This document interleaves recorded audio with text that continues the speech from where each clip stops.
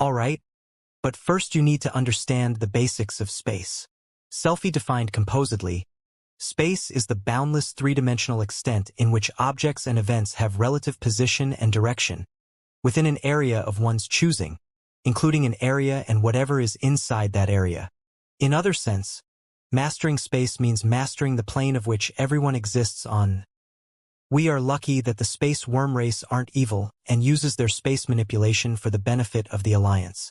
More likely, we are lucky that most of them worships money. Felix's eyelids twitched after recalling Botadai and his other interactions with space worm race's businesses. All of them wanted money and had no qualms with ripping people off with their services for it. They weren't nicknamed as wormpires for no reason. Speaking about that fatty, Felix had long since freed his exclusivity with Botadai, allowing him to start working as a delivery worm for his subordinates and his friends. After all, he couldn't leave him to starve to death when he started using Candace for his deliveries. Though Felix was still waiting for Botadai to pass the promotional exams and become a universal delivery worm. Too bad, that fatty was failing his yearly promotional exams even with all the help provided by Felix. In the case of teleportation, you will be able to teleport by depleting the space from point A to point B, simply choosing to occupy a different space. Selfie clarified, in other sense, your body will remain the same, but the space in those 2 points will change.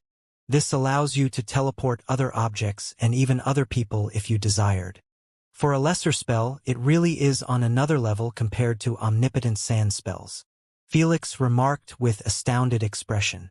Let's see if you can learn it then, Selfie said as she beamed a pencil. I want you to memorize all the runes and attempt to cast the spell on this pencil. You should know that you can modify the distance of the teleportation as well as other details. I understand. Without delay, Felix memorized 4 pages of the runes as well as their structure. Then, he closed his eyes and began reading each page, sentence by sentence, to thoroughly understand them. It's really like computer programming, Felix thought with an odd look. Each sentence is responsible over a role in manipulating the spatial particles. This sentence should be the one I need to modify for the teleportation distance. Soon, Felix found a runic sentence that was missing a word. Felix thought about it for a second and then wrote 3 meters while using the runic letters correspondent to the distance. Naturally, he also modified the direction of the teleportation and marked the 2 spots where it should occur to be exact. He understood that when it came to space spells or even manipulation, precise coordinates were required if he didn't want to lose the pen in a different dimension or such. Only after setting the parameters of the teleportation did Felix begin attempting to connect with the spatial runic particles around him. Well, that was quicker than I thought. He commentated with a surprised expression as he looked at the dense gray spatial runic particles stacked all over the place. He already got connected? Barely half a second passed. Even Selfie was taken back when she saw Felix's change of expression. She was already told by her mother that Felix's runic familiarity to space/time rivaled her. Still, she always had doubts about it, finding it hard to believe that a human would possess such a high familiarity to both rare elements. I was called a freak by everyone due to my high-time runic familiarity, Selfie thought to herself as she observed Felix. What does that make him? At the moment, Felix wasn't thinking about his extraordinary runic familiarity as he was struggling to copy and paste the 4 runic pages and activate the teleportation spell. God damn it! How is this so hard? Felix cursed as he kept failing to form a single page of runes. Every time he pulled it off and attempted to focus on the second page, the first one broke into chaotic letters again and mixed with chaos. The fact that his entire vision was covered with spatial particles runes made it extremely difficult for him to recover the broken page again. How the hell does Selfie do this in less than 0.01 second? The more Felix struggled to constitute a single page, the more awed and jealous he became of Selfie's talent. He realized that his high runic familiarity had simply given him the key to the door. He still needed to push it open. Sadly, no matter how hard he tried, the door refused to budge. 3 hours later, huff huff, Felix could be seen lying on his back while breathing ruggedly and having sweat cover his entire forehead. Selfie crouched next to him and smiled charmingly near his face, How was it? You really are a freak of nature, Felix expressed with an irritated look. He wasn't annoyed at Selfie but at himself for failing to construct barely 2 pages in the past 3 hours.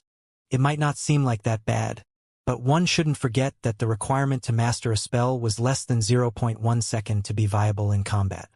In the case of Felix, he had to do it in less than 0.01 second while amidst a battle, so his channeling wouldn't be interrupted by his monstrous opponents. Come on, get up. Selfie giggled at his comment and helped him up. Then, she asked, how far did you go? Barely 2 runic pages. Felix sighed. It's hard to keep my focus on 2 pages at once while constructing a third one. That's where practice comes. Selfie said, if you are serious about mastering this spell, you need to spend at least 6 hours a day on repetitive construction of those runic pages until you start doing it in less than a second. I don't want you to even succeed in teleporting the pencil if it meant doing it after 6 hours or more. Selfie added. I understand. Felix nodded. There was no point on focusing on teleporting the pencil if the time was enough to get himself killed 1,000 times over. If this is the base difficulty of space spells, I can't imagine time spells. Felix asked as he looked at Selfie. Mind enlightening me? Nope. I am not a bad person to ruin your motivation like this. You should know me by now. Felix smirked. The more challenging it is, the more motivated I get. I am still not telling. Selfie chuckled and walked away from him. Keep practicing and call me when you are tired. You still need to learn many other techniques. Fine. Seeing that she exited the practice hall, Felix was certain that the difficulty should be bone-chilling since time spells are 1 grade above space spells. Yet, Selfie was already mastering greater spells and in merely a few years. Well, I might not be as talented as her, but I am the best at non-stop grinding. Felix cracked his neck and returned to his seated position. Without hesitation, he restarted constructing those pages, not allowing it to dishearten him from pursuing the runic system. That's because Felix was great at one thing, and it was responsible over making him excel all this time.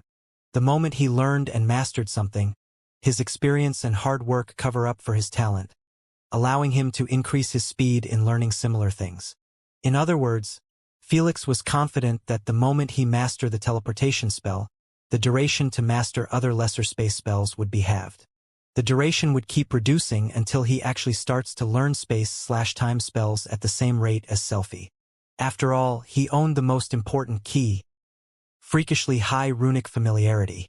After Felix finished with his practice, he exited the practice hall and returned to his room, not bothering to call Selfie to teach him other techniques. At the moment, his mind was consumed with learning teleportation spell. If Selfie was generous by giving me 4 years to master teleportation, then I really need to come up with something to step up my game. Felix pondered as he sat on his bed. I know that grinding as many hours as possible a day will probably help me master teleportation before the war starts, but I can't invest 24 hours on a single spell. Felix might be focusing primarily on runic spells at the moment, but it didn't mean that he had forgotten about his elemental abilities. He was still investing at least 3 hours a day to master the advanced ability lightning transmutation. So far, his development had helped him be able to transmute an entire arm into electricity. Thus, breaking his daily routine for the sake of one spell wasn't an ideal solution. I need a new way to facilitate the process. Felix thought out loud. Should I concoct potions to increase my concentration? That will help, but only temporarily. Lady Sphinx disclosed. You should be careful using such potions as your brain gets easily hooked on them, and when it builds an immunity to their effect, you won't be able to function as good as before. That's true. Felix sighed, knowing that potions were like drugs in this aspect. So, he decided to stay natural and keep thinking of other methods to assist him. After spending a few minutes suggesting ideas and shooting them down, Felix finally came up with one that made his expression lit up. How about I split my consciousness into a dozen and connect them with Queen AI with their own AP bracelets? Won't that allow me to at least grind the teleportation spell and reduce the time I construct the 4 pages? Well, it might work since you are doing it in the UVR, and it's mostly a mental training instead of practicing to connect with the runic particles. Lady Sphinx nodded in agreement. Felix hadn't thought about this before since training in the UVR was useless compared to doing in the real world when it comes to matters related to elemental particles. However, Felix's current practice was mostly focused on enhancing his concentration to construct 4 runic pages as quickly as possible. It required none other than repetitiveness until it was burned into his subconsciousness. This process would work just as better in the UVR since Felix didn't suffer from the main issue of most elves: increasing bad runic familiarity. The UVR was unable to help anyone with this since it required elves or Felix to connect with the runic particles in the real world to get more familiar with them. But Felix's runic familiarity to space/time was already extremely freakish, helping him skip straight to the grind. There is only one way to find out. Eager, Felix swiftly beamed a box filled with N-generation AP bracelets capable of morphing into anything. Then, he turned most of them into jewelry such as a necklace, earrings, and mostly rings. Since he wasn't a fan of jewelry, he made them basic and mature. Then, he used his passive to split his consciousness into a dozen wisps and place them inside his mind with his tenants. Next, he connected each one with an AP bracelet and made them log in to the UVR. After grouping them in his UVR's private room, all of them knew their purpose and started practicing right away while sitting in a long line in front of Felix. When Felix joined them, he couldn't help but grin from ear to ear at the sight of spatial runic sentences being formed line by line in front of each copy of his. Felix was excited because he knew that the moment he absorbed those wisps back to his main consciousness, all of their experiences would become his. This translated to the success of the experiment. "It's really like an industrial factory," Asna commentated with a soft chuckle. "You might master teleportation spell in less than 6 months if you only did this. The best part is that I can use my time efficiently on other matters as well." Felix laughed in excitement, feeling like he had discovered the greatest hack to runic mastery. He knew that this method wouldn't have worked on his elemental manipulations or abilities creation since they require him to truly be connected with the real elemental particles instead of virtual ones. On the other hand, the runic system required that only in the initial connection establishment, which he had no problem with. "You should have done this years ago," Candace remarked in his mind. "I believe you would have learned many more sand spells." "Not really." Felix shook his head. "My sand runic familiarity is miles away from my space/time familiarity. So, I was going to be forced to keep practicing in the real world to enhance it for each spell I master. So, it would have helped just a little for each spell." Felix still berated himself. "What you should have said is that this method would have helped me with potion concoction at the fair least." This was the only regret that Felix had, as he could have spent those past years having a copy of himself concocting potions in the UVR since Queen AI could imitate even the dark reaction. The best part? He could leave Lady Sphinx to teach his copy everything in the UVR. When he absorbed his wisp back on, all the experience would transform to him again. So, Felix was quite dissatisfied with himself for not figuring this out much sooner. "I believe you can even learn scrolls inscriptions and talisman inscriptions using this method," Asna suggested. Felix stopped moping about himself instantly after hearing her proposal. "You're right. Scrolls inscriptions and talismans inscriptions are more or less the same as the elves' magic system." Felix's eyes widened the more he spoke. "As long as I can learn how to inscribe living runes on scrolls or talismans, the grindy repetition process can be outsourced to my factory in the UVR." Felix understood that scrolls and talismans inscriptions relied on another different system that require understanding of something called living runes. However, he was never scared of learning about it. The only reason he refused to learn scrolls and talismans was because he knew that his time would be stretched far too much when he started practicing inscriptions. He asked Arthur about them a long time ago, and he was told that each engraved spell on a scroll required a painful process of repetition to succeed in making just one. So, he gave up on them at that moment. But, if the repetition issue could be solved with his copies in the UVR, then he could become a great inscriptor. Moreover, he possessed freakish familiarity to space/time elements, so he could create scrolls with their spells and give/sell them to anyone he wanted for utilization. The universe will really go mad if a space/time inscriptor have emerged, Asna remarked. Even the primogenitors will desire to buy scrolls capable of casting such a high-leveled spells. That's true, Fenrir nodded. Even I will want to get my hands on scrolls with greater time spells. A scroll to turn time back will be godly for anyone. Ha ha ha. I can't wait to start ripping them off. Felix laughed loudly, feeling immensely excited by the future prospects. Just a single idea had opened tens of gates before him. Unfortunately, before he could get too hippie about this, Lady Sphinx had to bring him back to reality. You still need to learn how to conjure living runes, inscribe, and seal them in scrolls in the real world. I suggest that you leave this until you at least mastered a couple of space spells first. This will help you greatly when you attempt to inscribe them into scrolls, Lady Sphinx advised. You're right. When Felix thought about it, he realized that Lady Sphinx was talking sense as always. If he decided to learn runic inscription right now, he would be required to invest an extensive amount of time in the real world. When he learned it and begin to inscribe spells, he would be able to work with only the mastered spells in his possession. That's because it would be immensely much easier than doing it with a new unfamiliar spell. Even the time required for practice would be reduced drastically. If so, it was best to bolster his arsenal with space/time spells first before becoming an inscriber. This would be the most efficient use of his time and resources. After all, those copies weren't permanent and infinite since they require mental energy, and it was a finite resource that was hard to recover. He was still not at the same level as Lady Sphinx, who could have hundreds of wisps of her consciousness placed permanently in perfect copies of herself. So, the plan forward is this. Felix noted down, use one wisp for my potion concoction.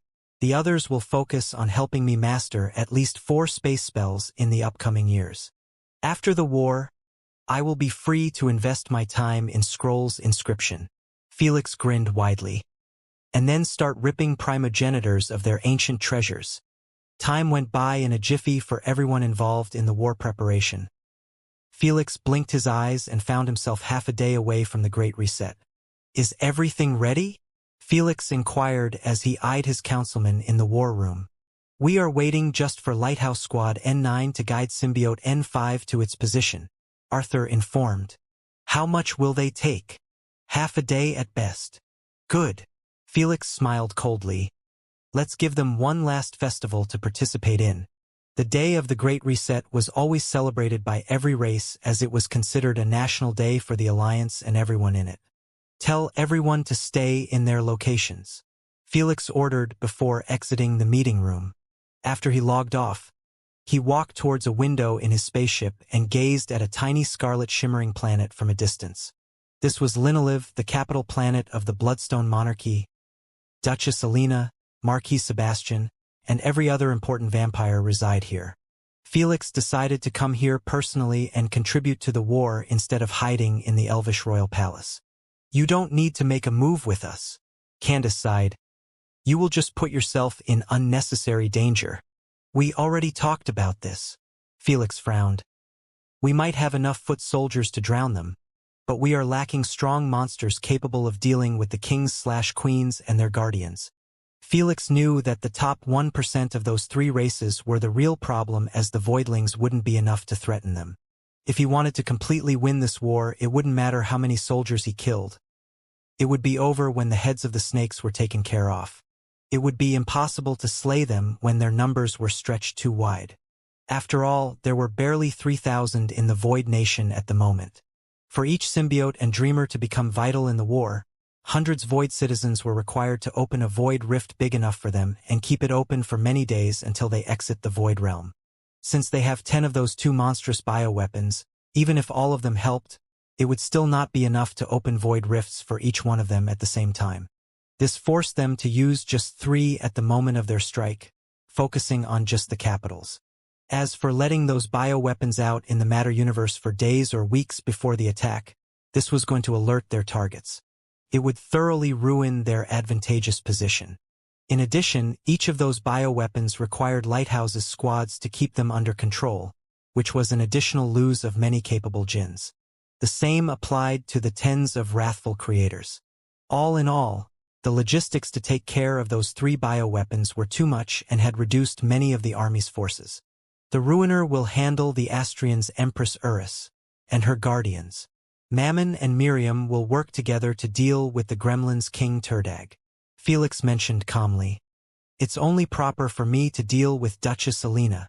Although Duchess Alina was rank 12 on the Empyrean rank, Felix wasn't as scared of her as before. He might not be confident in dominating her, but he had a firm belief that he could assassinate her successfully. With his hack to the runic system, he had learned much more than anyone could anticipate in the past 2 years. Midnight, the atmosphere throughout most cities in the UVR was lively and bustling with festivities. Fireworks exploded in the sky continuously with different congratulation wishes. The greatest festivities were held in the Milky Way as everyone was celebrating their new rank in the Alliance. It was finally secured that their rank would be 25 for the next decade and receive the appropriate benefits of such high rank. It was quite understandable for everyone to be happy since taxes would be reduced on the commoners while the big shots would earn even more money from the Alliance. So no one was bitter at all. Since Felix was single-handedly responsible over this, his name was being chanted and cheered throughout every city. Toasts were done on his name, and many kids born from this celebration would definitely be named after him. Yet, Felix wasn't participating in any party, even the one held by his own Earthling team. How could he celebrate when he was just about to launch the biggest war in the Alliance's history? I'm glad they are having fun. Felix smiled as he watched a live stream of his team's party in Earth. Felix! Asna couldn't help but feel a bit saddened at the sight of her lover. She knew that he might seem cool about it, but deep down, he must feel exhausted. Everyone was celebrating his hard work to level up his race's rank. Yet, instead of joining them, he was still working hard to protect them. Sure, the primogenitors only eyed his race and wanted its extinction because of him, but he still took it upon him to do everything possible to protect them. Felix, Lighthouse Squad N9 have reached its position. Candace suddenly informed, "Do you want us to group up with them?" Felix kept eyeing the live stream for a few more seconds before he waved the hologram away with a stoic, indifferent expression. "Let's go." Candace opened a void rift and they both jumped inside with Nimmo. The moment Felix faced the direction of Linoliv, he saw only an astronomical blob of gooey substance. It was at least 100 bigger than Linoliv.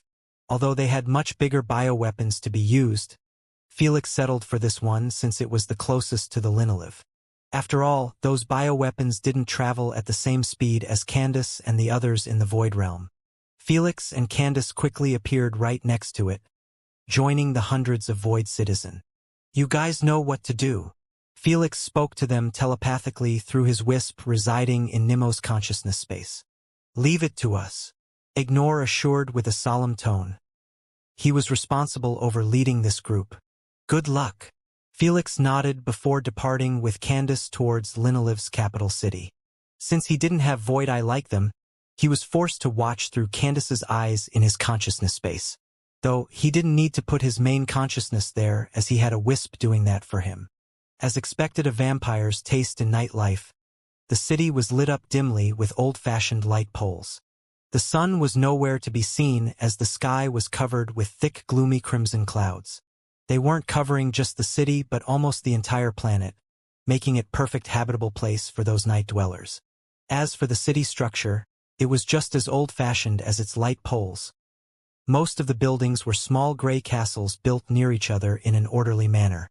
The streets were paved with flat blocks of stones arranged beautifully. There was a vast plaza in the center of the city with an artistic fountain that was spilling blood in the sky. After Felix reached this plaza, he noticed that it was packed to the brim with vampires. All of them seemed to be happy as they celebrated their race managing to rank above the werewolves in this cycle. For them, this was the biggest joy ever. When Felix saw families walking with their children in the plaza and buying them candy and stuff, he felt like someone had gripped his heart tightly. "Don't falter, Felix. Don't falter." He murmured to himself as those families overlapped with the image of human families being murdered and chased out of their homes. He knew that there was no other solution to this but war. The only thing he could do was either be active and start it here or remain passive and see the war explode in his own galaxy. When Felix's anger had been pacified after learning about the war for the first time, he also started to have doubts if this was the way forward. He even started to think that it was best to just take control over the Void Nation and not retaliate against the primogenitors. But, when his rationality took over, he understood that he was dealing with three merciless monsters, who wouldn't hesitate to continue what they started even if the Void Nation turned against them. They might not do it right away, but they could just as easily make their move on his race if he suddenly died. If he died, they wouldn't have any reason to fear Lord Cows anymore. He was certain that they would vent their anger on his race and cause its extinction just like they did to half-serpents and avions. If they had no shame to do it for his masters, why would they think twice against him? So, Felix hardened his humanely emotions and continued on his plan to get rid of their descendants. Still, he wasn't as demonic as them and knew when to draw the line. Looks like everyone have their targets locked, Felix commentated after spotting many annihilation fiends, void succubi, and imitators situated throughout key positions in the city while staying in the void realm. Most annihilation fiends were clustered near the plaza. To be exact, on a castle's porch which was facing the plaza and everyone in it. There were 10 royal chairs arranged in a single line on this porch. At the center of the line, a single throne stood out with its magnificent kingly design. All the chairs were empty, yet Felix's soldiers were floating behind each one of them with stoic expression, making them resemble executioners. Only the throne had no one behind it. It didn't stay like that for long as Felix and Candace situated themselves near it. Just like they were waiting for them, the moment they took their positions, the high-profiled vampire nobility began to enter the porch while wearing formal attires. The crowd cheered and applauded each time a noble appeared on the porch. Soon, the handsome Marquis Sebastian appeared while waving his hand with a faint smile. As the right hand of Duchess Alina, he sat on the right chair next to the throne. If only he knew that Felix was breathing down his neck from a different dimension, he would have wiped that smile off his face and escaped as far as possible. Clap, clap, clap.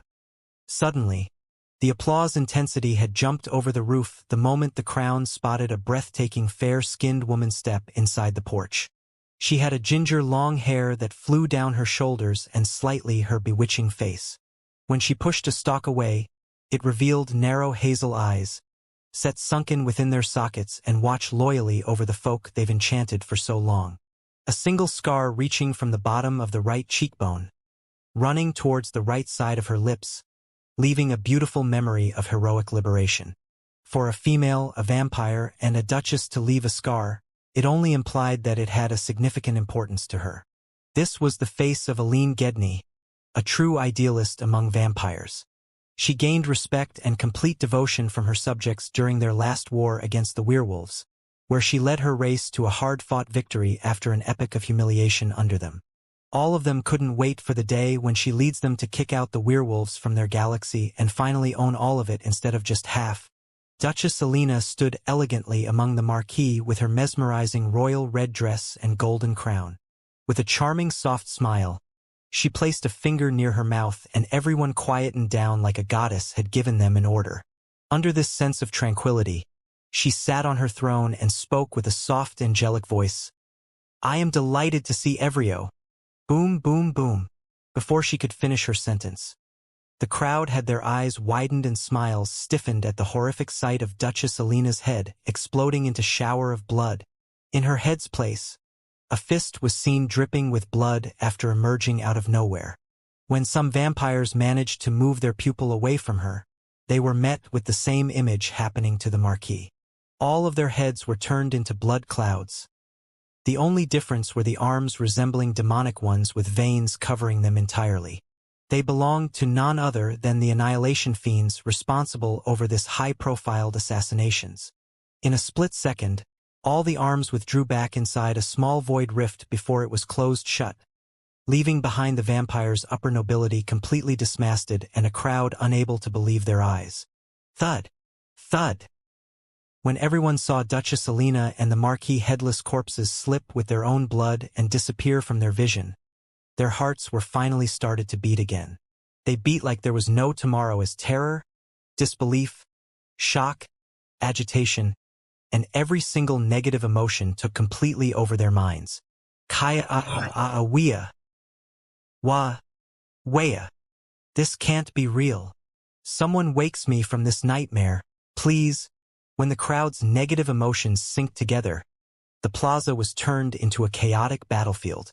Female vampires screamed at the top of their lungs while children cried their eyes out at such a traumatic sight.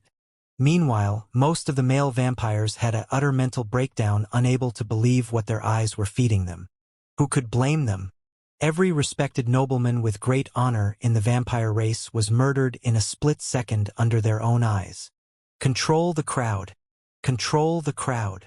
A bearded giant green orc wearing an armor kept shouting thunderously the guards in the plaza. He was also scared shitless by what just happened, but as an orc, his heart wasn't hit as hard as the vampires, allowing him to regain control over his emotions quickly. Since most of the guards were outsourced from other races, they also managed to control themselves and start doing their jobs. Haha. No one can defend against our assassinations. An annihilation fiend laughed evilly while watching the city fall under complete chaos with Felix and the rest. The imitators and void succubi might not have participated in the main assassination, but they had also killed off many other important figures around the city simultaneously. All of this to ensure that no leadership would emerge after the chaos and help the vampires control the situation. While Candace and the others were speaking with each other excitedly at their success, Felix was showing a skeptical expression. Wasn't it a bit too easy? He wondered. Even Duchess Alina didn't react in time to my strike. Well, you can't force out complications. Asna said, you have boosted your strength to almost 320 kbf in the past 2 years. In addition, Duchess Alina had no reason to be on alert. Last but not least, they were still just vampires, not dragons. So, it's not too peculiar that the assassination went smoother than you expected. You make sense, but I don't know. Felix rubbed his eyelids. I guess I was making this too difficult than it should be. Should we move on with the plan? Candace asked. Yes. Tell Ignore to make his move. Felix smiled coldly. It's time to make this planet disappear. Without hesitation, Candace gave Ignore the go signal. The moment he received it, Ignore created a void rift thousands of kilometers away from the planet's exosphere and commanded his army to expand it. What in the hell is that? Oh God! Is that a void rift? Quickly informs the Duchess. Before long, the void rift was big enough it was spotted by soldiers on the security fleets and even the people on the space stations. Everyone felt like their legs turned into jelly when the void rift surpassed the size of the planet and still kept growing bigger and bigger. When fear started to settle in at the sight of this dreadful cosmic void rift, none of them dared to continue their journey to Linoliv. They scrambled with terrified expressions towards their spaceships and speed away from Linoliv, not daring to look behind them. Commander Robinket, we just received news that upper nobility has been assassinated. A soldier gulped a mouthful as he relayed the news. Even Duchess Alina? What do you mean everyone is dead? Commander Robinket shouted furiously. Instead of repeating it again, the soldier displayed a holographic screen, showing the horrible death Duchess Alina and the Marquis. It's real. Commander Robinket went as quiet as mum, feeling like his soul was sucked out of his mouth at the notion that the vampire race had lost all of their authoritative figures simultaneously. Yet, what scared him the most was the sight of the ever-expanding void rift that was now big enough to cover the sun completely from Linoliv, putting it under a veil of pure darkness. This had caused almost everyone to halt and look above them after the sky turned black from red. They were fortunate enough that the clouds had hindered their vision from the void rift. If they ever saw it, almost everyone would have most likely passed out in fright at such apocalyptic scene. Shit! What the hell am I supposed to do? Commander Robinket felt completely lost, as not even his extensive experience was enough to help him face this kind of situation. Before he could make any idiotic decisions, a void rift suddenly opened near him. Candace walked out of it with an alluring smile on her face as usual. Little guy, You have 5 days to evacuate the planet before it gets devoured by my friend. You better act fast. Candace winked at him and the soldiers before retreating to the Void Realm. 5 days devoured? Who is she and why the fuck are we being attacked? Just like Candace responded to his inquiries, countless long, humongous pitch-black tentacles emerged from the void rift and kept stretching towards the planet. When the commander and the soldiers saw them, they all spoke under their breath while their faces got contorted from pure bone-chilling fear. The World Eater, one of the most fearsome and nightmarish cosmic creature in the universe, was merely thousands of kilometers away from their planet. Calm. Commander, what do we do? His subordinates stuttered with clear panic in his voice as he eyed those dreadful tentacles keep pushing outside the void rift. Fire. Fire everything at it. Commander Robinket shouted loudly, trying his best to hide his agitation and fear from showing up. He was appointed commander of Linolive security for any extraterritorial attacks for more than 5 millennia now. Yet, never in his life was he put in front such an impossible challenge. The subordinates delivered his orders to the rest of the security fleet, causing everyone to come in front of the void rift and create a formation with thousands of N-generation warships. All of them pointed their plasma cannons at the cosmic nightmarish tentacles and fired at will. Before anyone could blink their eyes, countless mini-suns emerged on the symbiote's tentacles, making it almost impossible to see anything. Yet, the destructiveness force of the combined red and white plasma weapons made every soldier feel hopeful about the end result, believing that the symbiote would have its tentacles cut off and scared away. Alas, their hopes and wishes were dashed away at the unforgiving, horrifying sight before them. Instead of the tentacles blowing up, they absorbed the plasma energy and grew even bigger. The security fleet's most powerful attacks were treated as mere snack by the symbiote. Haha, of course it's able to absorb even plasma energy. We're actually doomed. Our planet is doomed. My daughter. I have to get my daughter away from the planet. Commander Robinket could only watch with a dazed expression as his subordinates and soldiers lose their shit, having no clue what to say to gain control over them. No one could understand his situation and feelings at the moment. In the blink of an eye, he was the sole person responsible over the safety of the entire planet and everyone in it. In fact, he was already certain that the only reason he was still alive was an act of mercy, so he could evacuate at least the civilians. Now that his most powerful retaliation failed to produce any positive results, he knew deep down that only one choice was left. I can't believe I will be the leader of the vampire's racefall.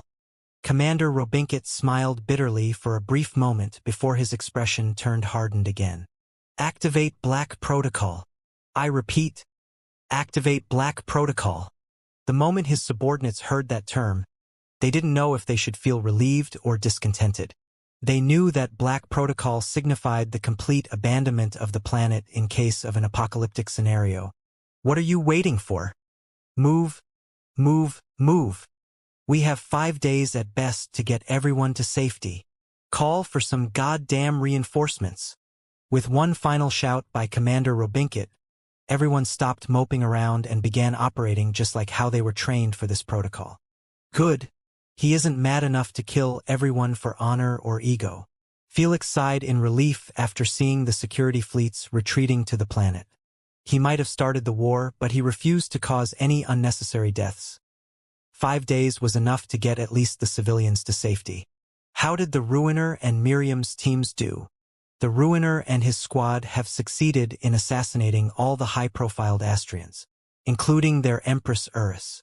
Right now, they are threatening the last remaining authority figure to order an exodus for his civilians with the Dreamer N3. Candace reported. As expected of the Ruiner, Felix was greatly satisfied by the Ruiner's performance. He knew that assassinating Empress Urus was actually much more difficult than his mission. After all, the Astrian Empress should always have a passive gravity field protecting her from anything. Yet, the Ruiner got rid of her nevertheless. It wasn't really that surprising.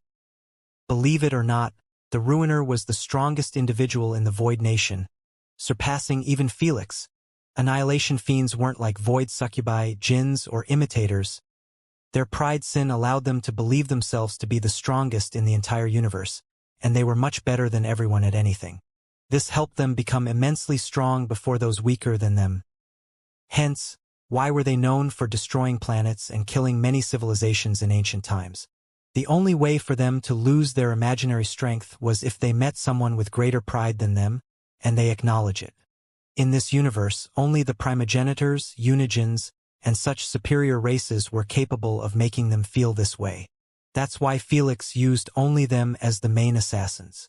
Unfortunately, Mammon and Miriam's team failed to assassinate King Turdag.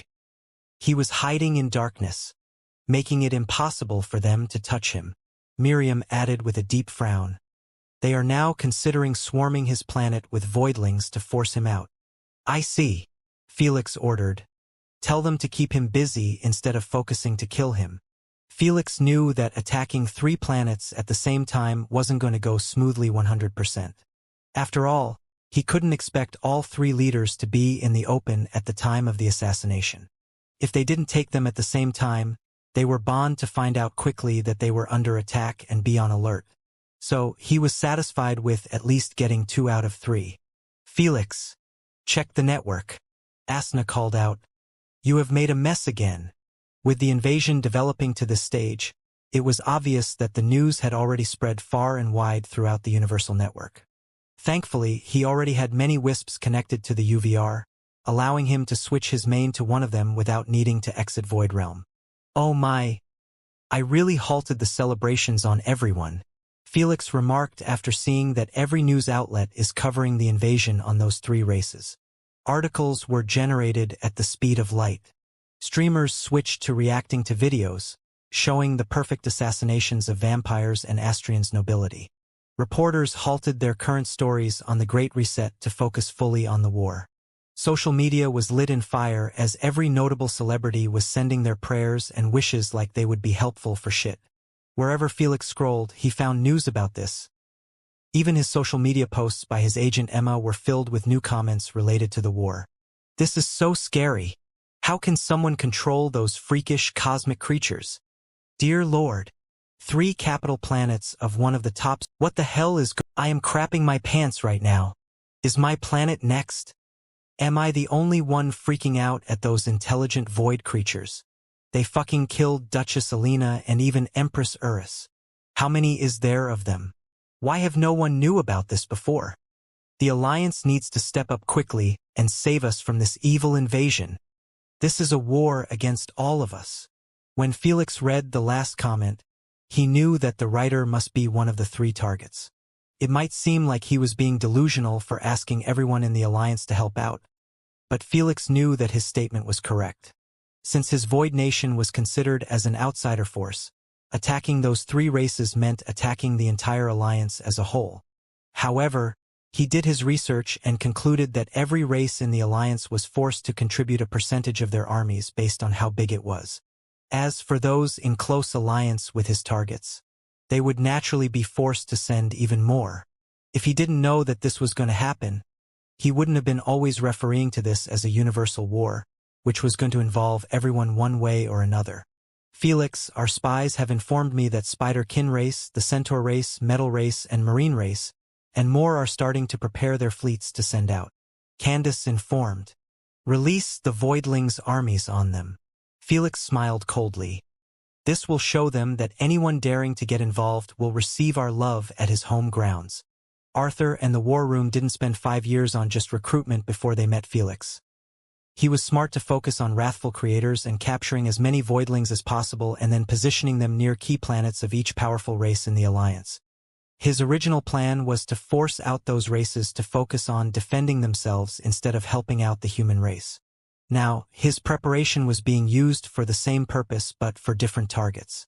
With a single order, tens of gigantic void rifts were opened near each capital planet of those races, finally allowing the ocean of gathered voidlings to seek out food. Under the stunned eyes of the authoritative figures of those races, tens of millions of voidlings surged akin to water from a broken dam and started traveling towards their planets. The prepared fleets meant for providing assistance were all forced to halt in their place at this sudden terrifying invasion. When the news reported this, Everyone felt chills course on their spines after a horrific realization had finally hit them. No one was fucking safe from the Void invasion throughout the entire Alliance's territory. While the war was in the process of picking up its speed, the Darkin faction primogenitors didn't have an ounce of happiness in their expressions as they watched live streams of the chaos ongoing in their descendants' galaxies. Obviously, Felix hadn't attacked just the capital planets alone, but most of the important territories for his enemies. The only difference was that he sent his Voidlings' armies to those planets, causing them to focus all of their fleets on destroying the Voidlings to keep them as separated as possible. I don't understand how did this fucker convince the Void race to turn against us when we have forced them to swear an oath on their paragon to never betray our side. Saurus gritted his teeth in anger as he watched his descendants fighting for their lives against the Voidlings. In addition to maintaining secrecy on the war, the oath naturally involved a non-betrayal clause. If it wasn't for it, those three wouldn't have been so laid back when dealing with the Void race. Felix might have not shown himself, but the three of them knew that he was the mastermind behind this since no one in the Void race had such big balls to attack their descendants blatantly like this. It can't be Lord Cows. He would never bother to put himself in such fights unless he was forced. Wendigo frowned. Even if he did, he shouldn't have enough authority to free them from the Paragon's oath penalties. Only the Paragon can do that. When he said so, Saurus and Mananangal eyed each other with a hint of dread in their expression, both reaching the same conclusion. Don't tell me he woke up from his slumber and regained leadership over his toys? Well, the Void race does seem too organized in their attack, like they have a legit kingly figure. Wendigo shared. They knew that those proud, unique Void creatures would never actually respect Arthur and listen to all of his orders. In their minds, they were fine with them making as much mayhem while killing Felix in the process. This can't be right. Something else must be the answer. Saurus shook his head vehemently. The Paragon of Sins is one of the most mysterious figures in the universe. He can't just wake up and start interfering in this war. Mananangal and Wendigo nodded in agreement, knowing that the Paragon desired chaos throughout the universe, and he wasn't concerned about its origin. So, there was no need for him to change their original plan and switch the Void race's enmity to them. No need to waste time discussing this. The truth will come clear when we interrogate that little shit. He must be crazy if he thought that he can launch a universal war affecting the entire alliance and get away with it unscathed. Saurus smiled coldly. The death of my favorite descendants is a small fee to pay for his execution. Fortunately, only your descendants drew the short end of the stick from this trade. Wendigo turned to look at Mananangal before asking, "How is the revival going?" "Let me check." Mananangal replied while having a bit of his focus transfer to one of his wisps. When his vision became clear, it reflected 10 black medical pods in the shape of coffins arranged in a single line. The windows nearby showed the darkness of the cosmos as well as Linolive, appearing as small as a grain of rice near a black hole with devilish tentacles protruding from it. Mananangal ignored this sight and eyed the 10 coffins with an expressionless look. The coffins might not show a single thing, but his eyes reflected 10 pools of blood inside of them. Small humanoid embryos were seen shaping up at a noticeable speed in those blood pools. They have entered embryo stage. Mananangal informed his companions. That's good. In less than a day, they will grow into adults again. Saurus commentated. If Felix heard so, he would honestly be too dumbfounded to react. It turned out, Asna's assumption was right and that Felix had succeeded in assassinating the real Duchess Alina with the rest of the nobility. However, he had no clue that Mananangal was capable of reviving them back to their peak forms as long as he owned a large quantity of their fresh blood. Even Felix's masters didn't know that Mananangal had upgraded his ultimate ability to allow him to revive even his descendants if proper conditions were met. The only thing they knew was that his ultimate ability, true immortality, allowed him to revive from a single drop of blood automatically. Though Mananangal could only use his ultimate ability on his descendants, who shared a heavy percentage of his bloodline, since it helped him control it like it was his own.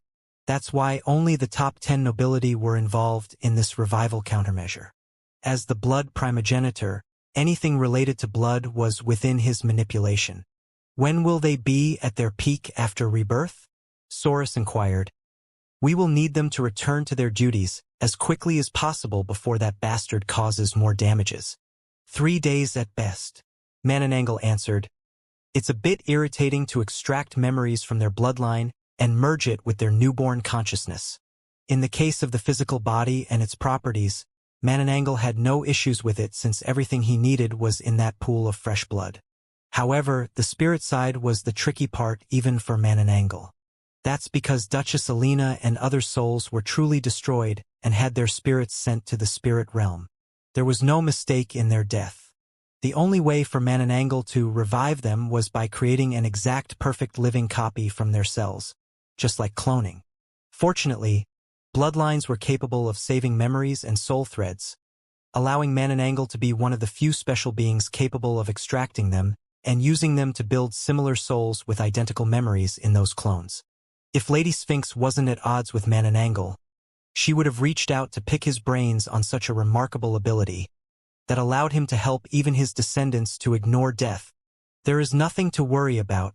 We can force him to stop the war easily with the Council's backing. If he doesn't, Wendigo smiled coldly. It's been a while since I stomped on someone. But what if he used those 4 traitors as key witnesses? Mananangle frowned. They must have recorded our first conversation with them. We can just threaten them beforehand. Saurus suggested with a frigid tone. They already betrayed us, but if we promise them that all will be forgiven if they kept their mouths shut, they will take the bite. Otherwise, they will truly become mortal enemies with us for the rest of their lives. There was a huge difference between making a threat and actually making a move themselves. Arthur, Miriam, Agnor, and the Ruiner would never be at peace if they knew that those 3 primogenitors were actually coming for them. Neither Felix nor his masters could protect them since they really asked for it by publishing a private conversation with them and even betraying them. So, Saurus didn't hesitate to reach out to them to give them one final chance of redeeming themselves. Virar. After a couple of rings, the call was picked up, which pleased Saurus and the other 2. However, before they could speak, a familiar voice and face forced them to wipe out their smiles. I am afraid to tell you that all of your calls are forwarded to me. Felix spoke while staring at them with an unfazed expression. You have no place to contact my subordinates ever again. You little shit. Saurus immediately snapped at Felix. You have no idea who you are fucking with. If you think that your dog's hit masters and Lord Cows are keeping us away from touching you, then you are hugely mistaken. Felix knew that he wasn't making empty threats. The only reason they weren't making a move personally was more out of respect to Lord Cows than fear. If they were pushed too much, they wouldn't hesitate to delete Felix and deal with Lord Cows and his masters after the deed. I am only showing you what happens when you push me to a corner. Felix narrowed his eyes coldly. You think I will remain standing as you scheme to erase my race and kill me in the process?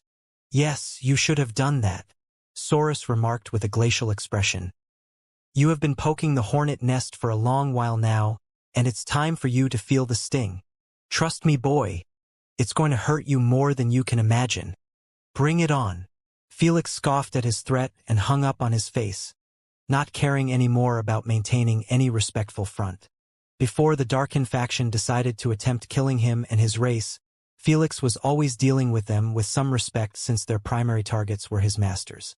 But now, he would never show a weak or submissive side before them, even if that was going to piss them off. This little... Saurus gritted his teeth furiously. I am going to fucking skin him alive. Are you confident this is the smartest decision to make? Asna asked as she eyed Felix.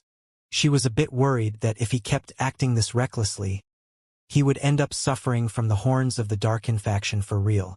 Before Felix could reply, Fenrir spoke indifferently. Kid, you don't have to bow your head to them in fear. If they dared get involved in this personally, they will have to go through me first. Thank you, Elder. Felix replied with an appreciative smile. He also knew that his latest actions were basically forcing the Darkin faction to attack him. Still, he really didn't want to buckle up against their pressure even when they kept making schemes to kill him left and right. I dislike fighting greatly, but if they want to mess with my favorite student, I will be left with no choice but to show them what sand is capable of. Lady Sphinx added with a stony look. Lady Sphinx's remark had taken off everyone by surprise, as they never expected such a fierce statement would come out of the most intellectual primogenitor in the universe. Master! Even Felix felt his heart start to pacify again after directly challenging 3 primogenitors. Lord Cows might be silent, but Felix understood that he also had his back. With 3 alive primogenitors in his side, he had no reason to feel afraid anymore, allowing to hold his head high when dealing with those bastards. I may not be useful in battles at the moment, but I got your back when it comes to fronting. Thor smirked. Let's see if their heat will remain the same after I talk to them in the council. With your trash talking, I think you will just worsen it. Jormungandr chided. Let me do the talking. Just as Thor wanted to retort back, Lady Sphinx interjected. Aspidocalone has invited us to the council to discuss this war. It's expected most primogenitors will be there. It was only normal for Aspidocalone and the other primogenitors to group up and talk about this war. They had no clue about anything related to it, and since the Void Nation was attacking most races simultaneously, it affected them as well. Are you prepared? They will be grueling you on plenty of things related to the Void Nation. Lady Sphinx addressed Felix with a serious tone. I am ready. Felix nodded. Sometime later, in the Primogenitors' Council Hall. Thank you everyone for attending on a short notice. Aspidocalone smiled kindly as he looked at his peers sitting throughout the circular hall in a disorderly fashion. The attendance was off the charts, as more than 15 primogenitors were here. Even Elemental Lord Cows and Lord Dune have accepted the invitation. Damn it, he really came. Saurus cursed as he glanced at Lord Cows. Is he here to keep us in check? Must be. Wendigo knitted his eyebrows. He rarely bothers to participate in those meetings. Well, it's hard to ignore your invitation when our little children are being invaded by the Void Forces. Joragumo replied. Everyone nodded in agreement. Does anyone know why is this happening? Erebus frowned. I am starting to think that the Paragon of Sins has awakened and launched this invasion. Before the others could discuss his statement, Saurus interjected with an irritated tone. There is no such a thing. Seeing that the Void race have targeted your descendants fervently, I had a feeling that the 3 of you are involved in this. Kumuho giggled as she pointed at the Darkin faction members. Everyone eyed at them with intrigued expressions, feeling like they were always in the center of trouble and drama in the past years. Don't look at us like that, Wendigo said. We are the victims here. The student of those bastards was responsible over this chaotic war. Saurus supported by pointing his finger at Thor and the rest of Felix's masters with a livid expression. Is this true? Cyclope asked. He attended this meeting only because he had a feeling that Felix must have a role in it. Kumaho and the rest refrained from speaking, but their curious eyes clearly stated that they were just as eager to hear the truth. Yes, Lady Sphinx confirmed it bluntly, leaving everyone in a state of astonishment at such a revelation. You're telling me this massive Void invasion is that little punk's doing? How did he make the Void race submit to him? Those leeches refuse to submit to each other. Lord Cows, do you have any hand in this? Everyone gazed at Lord Cows, believing that he must have forced them to submit to Felix since he also had control over them. After all, they were made out of Void energy in essence, and as the Void primogenitor, he could easily enslave them. That's why he was the most feared by the Void race in the entire primogenitor circle. I have nothing to do with this, Lord Cows replied expressionlessly. This is getting interesting, Siren remarked. Everyone believed that Lord Cows was telling the truth, as he never bothered himself to lie. If he wanted to avoid answering, he just remained quiet. Since he was useless in this discussion, everyone turned to Felix's masters. Mind telling us what's going on? Erebus stated. I believe we are owed an explanation.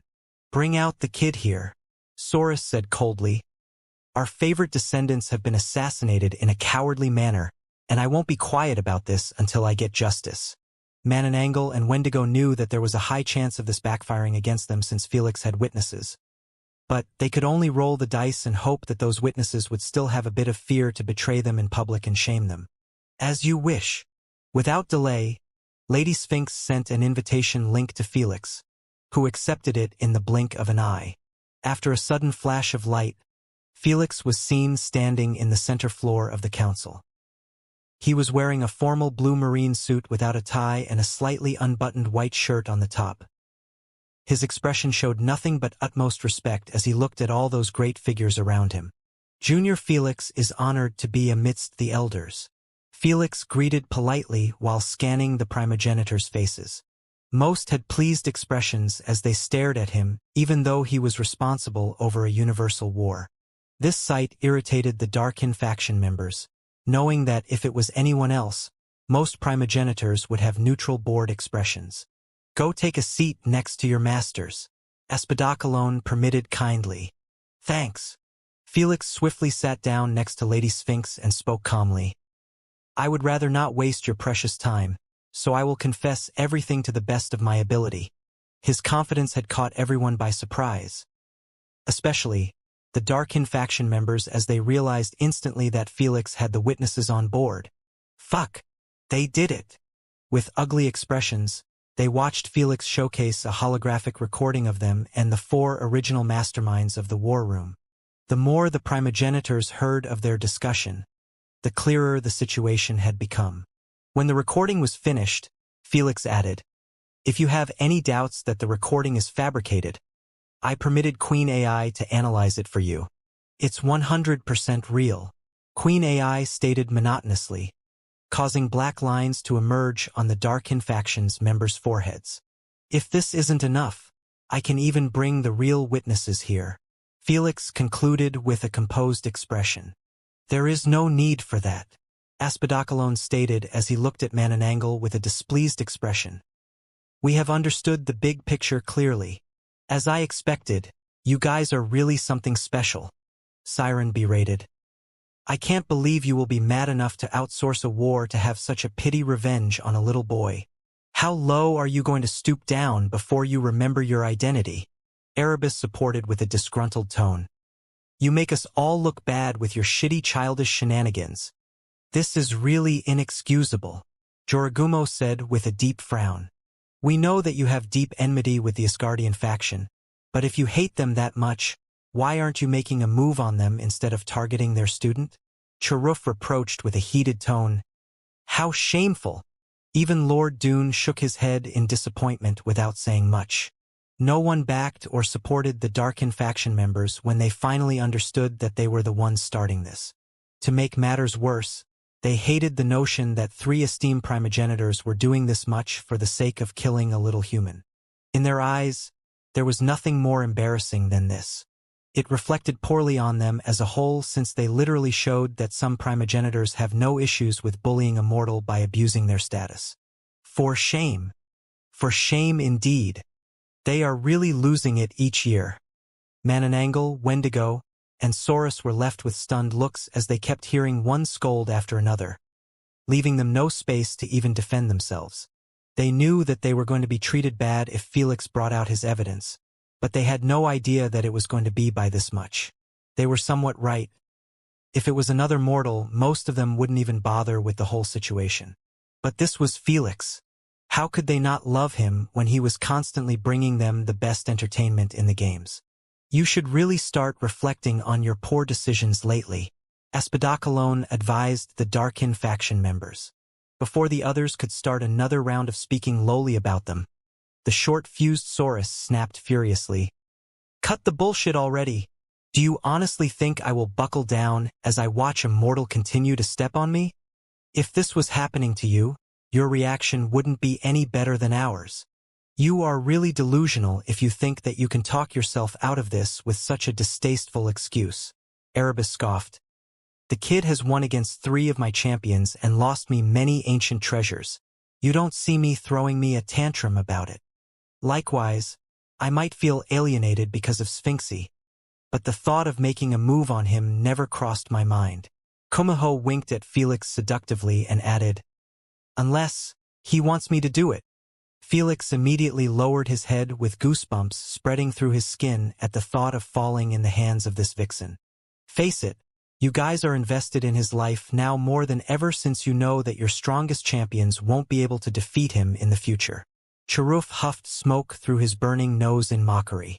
For the other primogenitors, this really didn't affect them that much as they merely desired entertainment from any source possible. However, the Darkin faction would take it as a heavy lose against the Asgardian faction, which they couldn't allow to happen. Everyone here was able to reach this conclusion, so nothing they said was going to change their opinion on this matter and paint them as the victims. Stop talking.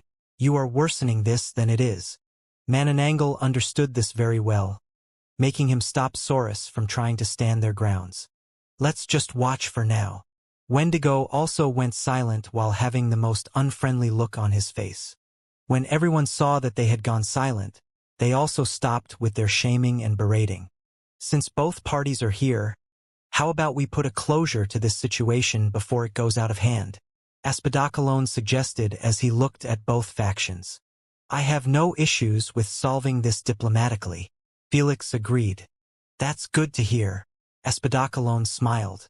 Manananggal and the other two might not have responded, but everyone knew that they were interested in doing this as well. After all, they might not care too much about their races, but it wouldn't feel good if they ended up getting weakened to the point they became an embarrassment in the alliance.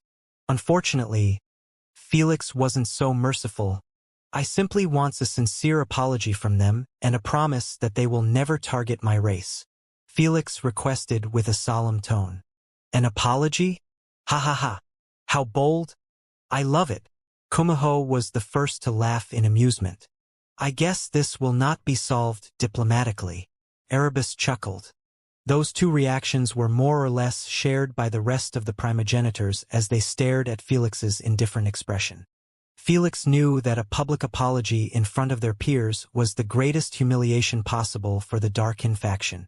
If they agreed to it, there was no need to massacre their descendants since their pride meant 100 times more than their extinction. Before the primogenitors could voice their input on the matter, Saurus released a haunting crackle from the depth of his soul and said, You must be really over your mind to assume that you are worthy to receive an apology from us. Gods don't apologize to mortals. Manananggal added with a faint kind smile like he was teaching Felix a basic lesson. Is that so? Felix smiled kindly back and suggested, I am fine with an apology to my masters then. This stiffened Manananggal's smile as he didn't expect Felix to swiftly give up on his rights like this. Felix didn't give a shit about the apology itself but just humiliating those bastards as a punishment.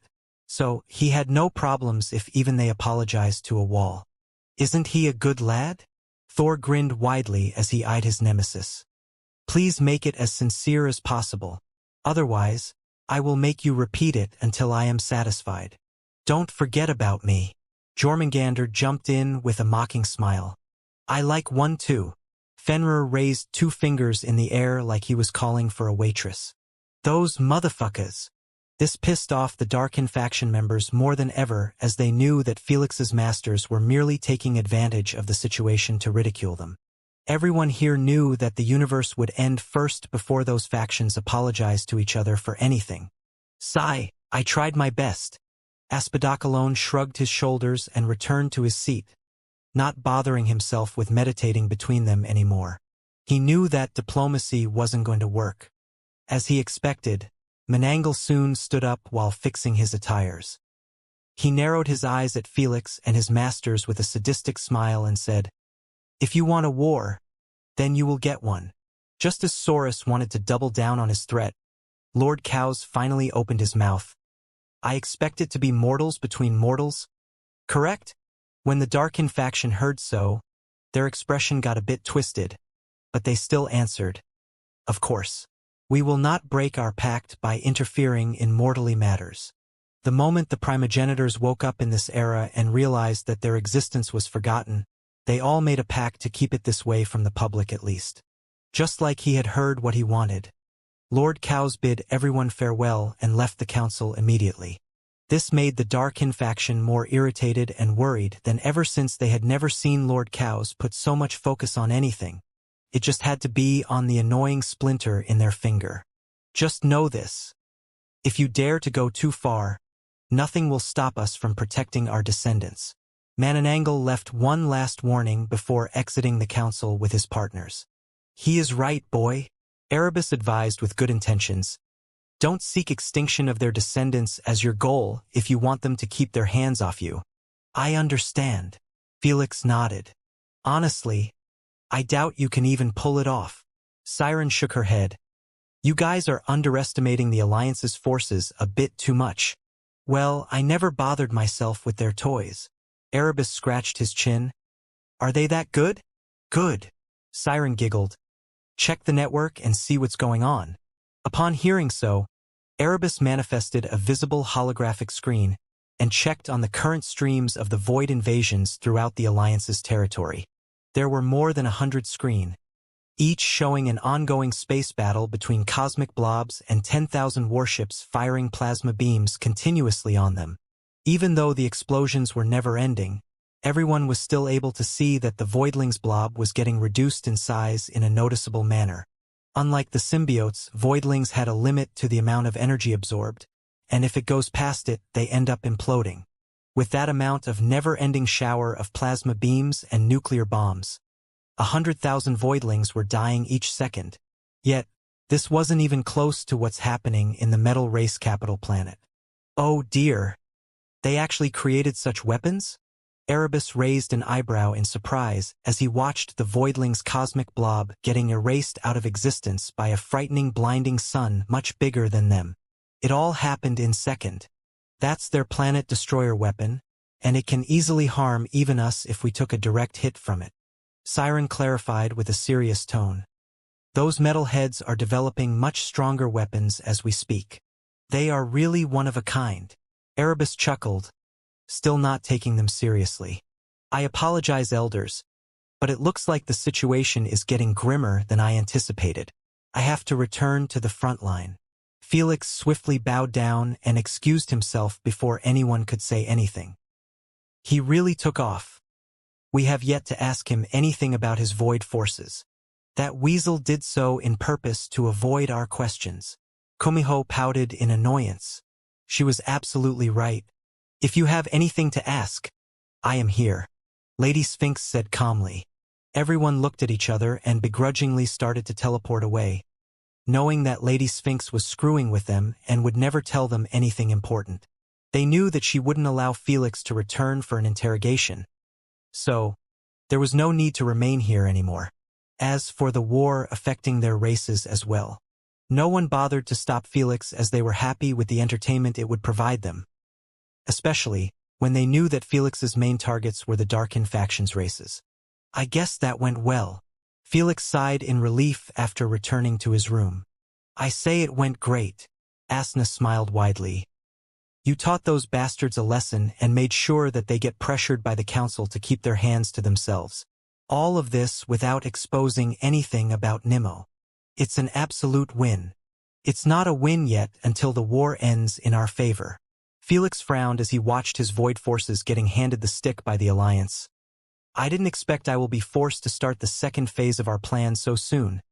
The SG Alliance really have some deep pockets. Felix had sent his Voidlings armies to hold down all the top 10 races, even the witches, elves, and sages.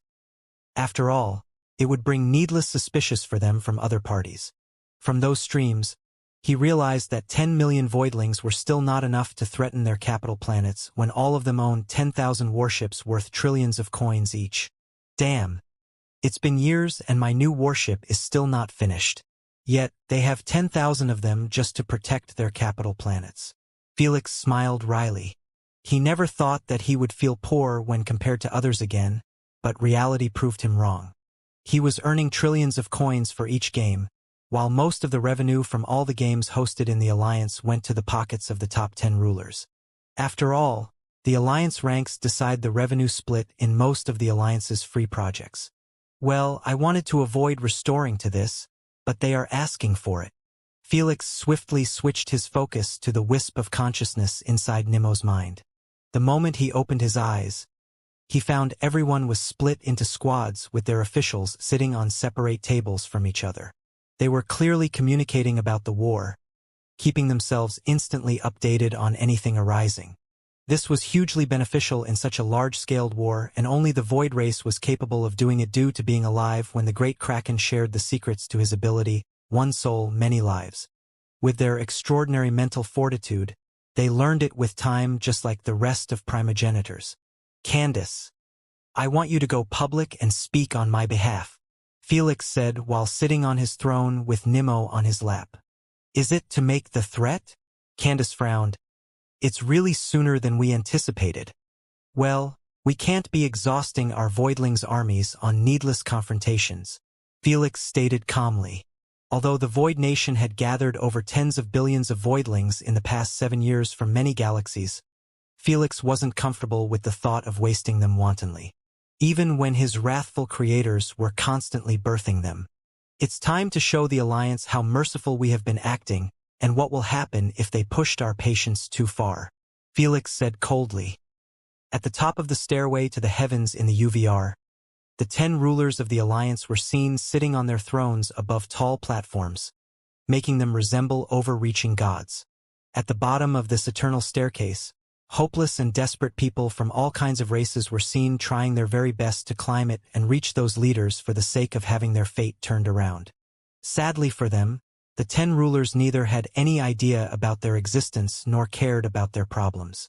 They had hot issues on their plate to discuss, and the current Alliance invasion was at the top. This is the first universal invasion we are facing from an outsider race. They are coming at us strong. High Chieftain Lokaka spoke with a sonorous voice while coiling around his chair akin to a serpent capturing a prey. I always knew that there were many intelligent void creatures among us, but I had no idea they were this many. Emperor Local frowned. This is really concerning.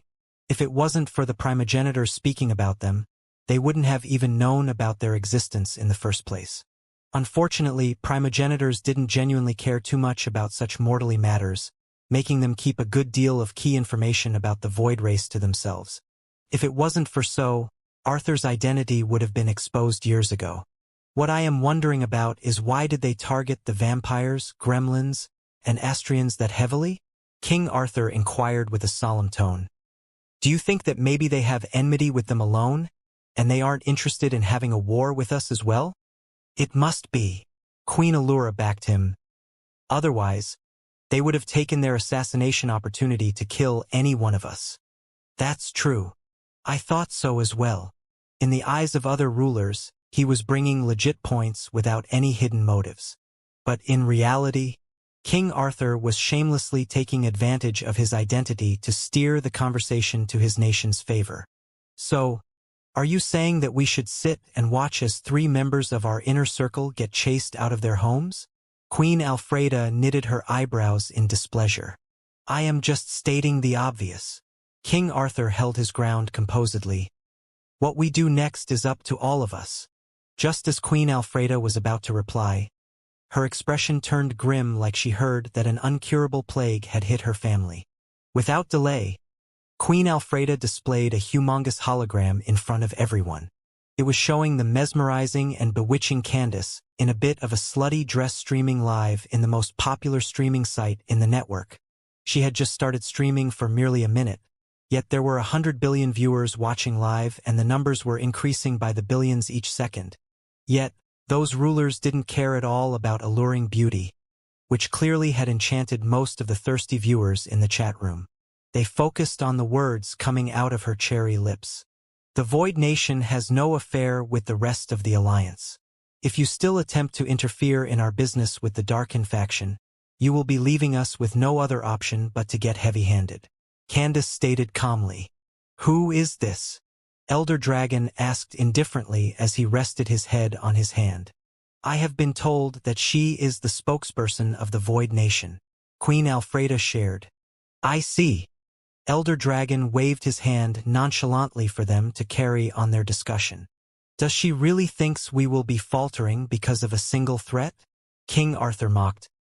No matter how many voidlings they have, they can't stop all of our forces. They can't, but they can still paralyze our forces if they decided to flood their voidlings' armies from within our planets. Empress Emily reasoned monotonously. As the Empress of the metal race, she probably already analyzed all possible scenarios before she even opened her mouth. You might consider us to be monsters, but we are extremely merciful. If we were as diabolical as most of you believe, we would have started the war like this. Before anyone could react to Empress Emily's chilling conclusion, Candace proved her point with a simple virtual demonstration. It showed peaceful, lively cities with tons of citizens populating them. Then, out of nowhere, hundreds of gigantic void rifts opened in the streets, in buildings, in the sky, and even under the streets. Next, millions of nightmarish void creatures flooded those cities from every single direction, spreading terror throughout every single corner. Every single viewer went completely silent as they watched those nightmarish void creatures devouring men, women, children, buildings, and anything with a hint of substance to it. The scariest part? The soldiers and other defensive countermeasures couldn't be used against them since those void creatures were mixed in with the people. It was simply a free-for-all feast for those voidlings, and no one could do anything about it without endangering the lives of the citizens. This traumatizing sight made even the backs of some of those leaders to feel damp and cold, finally receiving a wake-up call at the true danger of the Void Nation. See? Aren't we good people? Candace smiled kindly. We gave you a warning when we sent our armies outside your planets, when we can easily bypass all of your defenses anytime we desire. So, are you going to test our patience and kindness? Or are you going to sit this one out and let us handle our business with our enemies? Candace tapped her AP bracelet and displayed her contact information. You have 24 hours to make a decision. Call me if you have any questions. Bye-bye. Candace stayed true to her nature and blew a bewitching kiss at the camera before signing off. Only this time, even the thirsty viewers merely felt their blood turn cold at her playfulness after realizing that their lives were at the hands of this woman. If our leaders ignored her threat, doesn't this mean a void creature can emerge right next to my bed at any second? Fuck this. I am leaving with my family to hide in less populated planet. Oh God. Oh God. Oh God. This is so scary. How did we even make such enemies? I ain't putting my life in the hands of those greedy bastards. I'm getting as far as possible from my home. Even though the stream was shut down, the chat rooms were exploding with negative comments. Everyone was scared shitless when they were finally reminded that the Void Nation could easily kill them whenever they desired. When this stream went even more viral and started popping off on everyone's feed for the next couple of minutes, a new level of hysteria and chaos was created in even untargeted planets. Almost everyone dropped whatever they were doing and started packing their stuff to completely ditch their planets or just their cities. When it came to life and death decisions, it was only natural to feel more safe with your own decision than allowing a government handle it. Especially when you never trusted them with anything in the first place. God damn it! How can we salvage this situation and turn it to our favor? King Arthur cursed furiously as he displayed many holographic streams of the ongoing chaos in his empire's cities. Good. Good. Good. Feel even more hopeless and falter to our pressure. He grinned widely with his own main consciousness as he watched his peers' faces turn a bit ugly at the chaotic sight in his cities. He was really a master when it comes to emotions, as he was feeling completely two opposite emotions with two different consciousnesses, making it impossible for Queen AI to find out about his truth. We have to call her for negotiation, Queen Alfreda stated with a solemn tone. They have given us an entire day to come up with a decision because they knew that the longer we prolong this, the more chaos will arise in our cities. In the end, they won't even need to do anything and let our citizens fight each other over escaping the planet. Her reasoning was spot on. Felix understood that in war, it was much easier to turn the people on their governments if the right conditions were met. By giving them an entire day, everyone would be pressuring their own governments and monarchies to give up on participating in this war for the sake of saving themselves. After all, the safety of those three races meant absolutely nothing to them when their own safety was put in the crossfire. I refuse to bow down to anyone, Elder Dragon declared coldly. I dare them to release those voidlings in my cities. Easier for you to say when most of your cities are populated by slaves and workers. Queen Allura narrowed her eyes. Clearly, you have no issues with sacrificing them for your pride. It was quite true since all dragons were capable of taking care of themselves in case of an internal void invasion. Since all of them couldn't care less about the lives of their workers and slaves, the Void Nation's threat fell on deaf ears.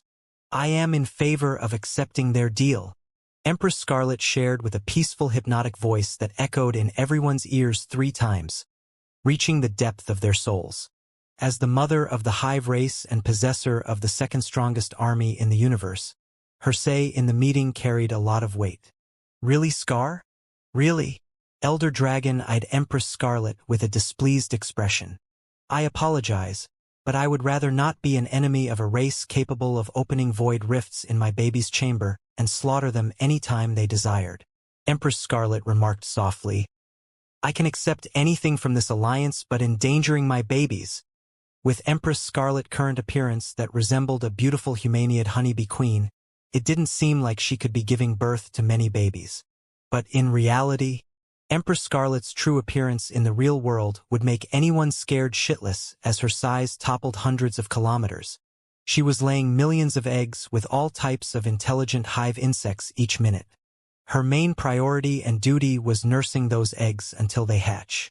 So, her motherly instincts forbid her from doing anything that would endanger her eggs, which would in turn endanger the longevity of her race. After all, the Hive race had the shortest lifespan compared to most races. Just as Elder Dragon was going to add another input, King Arthur swiftly interjected. How about we reach out to them first before making any rash decisions? Since they haven't started killing anyone wantonly, it implies that they might have interest to join the alliance as their end goal. When they heard so, everyone had a slight change of expression. It was a positive change. You might be right, Queen Allura asserted. If we get them to join us, it will be a massive boost to our strength as an alliance. Don't forget their abilities to travel through the Void Realm. Emperor Local rubbed his beard. They will be a great addition in the transportation system. It's not really the worst idea. Even Queen Alfreda thought about it carefully.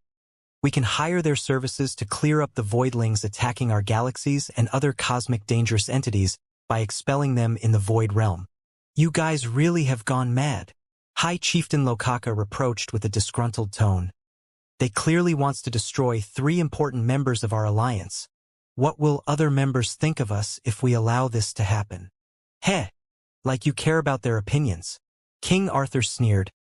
You are just opposing this because you're afraid that your race will lose monopoly on the transportation system if they joined us. How dare you accuse me of such thing? High Chieftain Lokaka fumed. Unfortunately, the other rulers were smart enough to reach the same conclusion as King Arthur. So, they didn't take his morally stance seriously.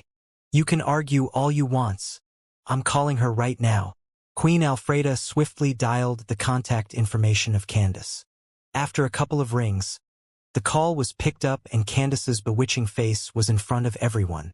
Greetings, leaders of the free universe. Looks like those old fogies aren't interested in taking part in this? Candace smiled charmingly as she scanned the faces of all 9 rulers. There is no need for them to get involved in such a small matter. Minister Aquirus replied with a gruff, stern tone. Unlike most heavenly turtles that Felix had met, Minister Aquirus had real signs of aging on his face, making him resemble an aged turtle who experienced myriad of events in his life. Small matter or big matter will be decided after 24 hours. Candace stressed casually. Is that so? High Chieftain Lokaka growled from the depth of his throat while giving Candace a death stare.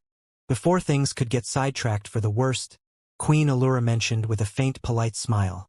You said that you are the spokesperson of the Void Nation. Doesn't that mean you have a leader? Why isn't he the one talking to us? He is on a sick leave. Candace brushed off her question and asked, Do you have any other questions? Since she didn't seem interested in talking about the leader, the rulers could only move on even though this didn't please them one bit. Especially Elder Dragon as he felt his pride pinched by the thought of being forced to address the spokesperson instead of the leader. But he kept his displeasure within and listened to their discussion with a cold stare. I want to know, why are you targeting the vampires, Astrians, and gremlins? Queen Alfreda inquired. Let's say they have wronged us. Candace answered without giving any explicit details. This irritated the rulers since they couldn't reach out to those races' leaders and get the real truth. After all, the three races had all of their upper authority figures wiped out, leaving only the Gremlins' king alive.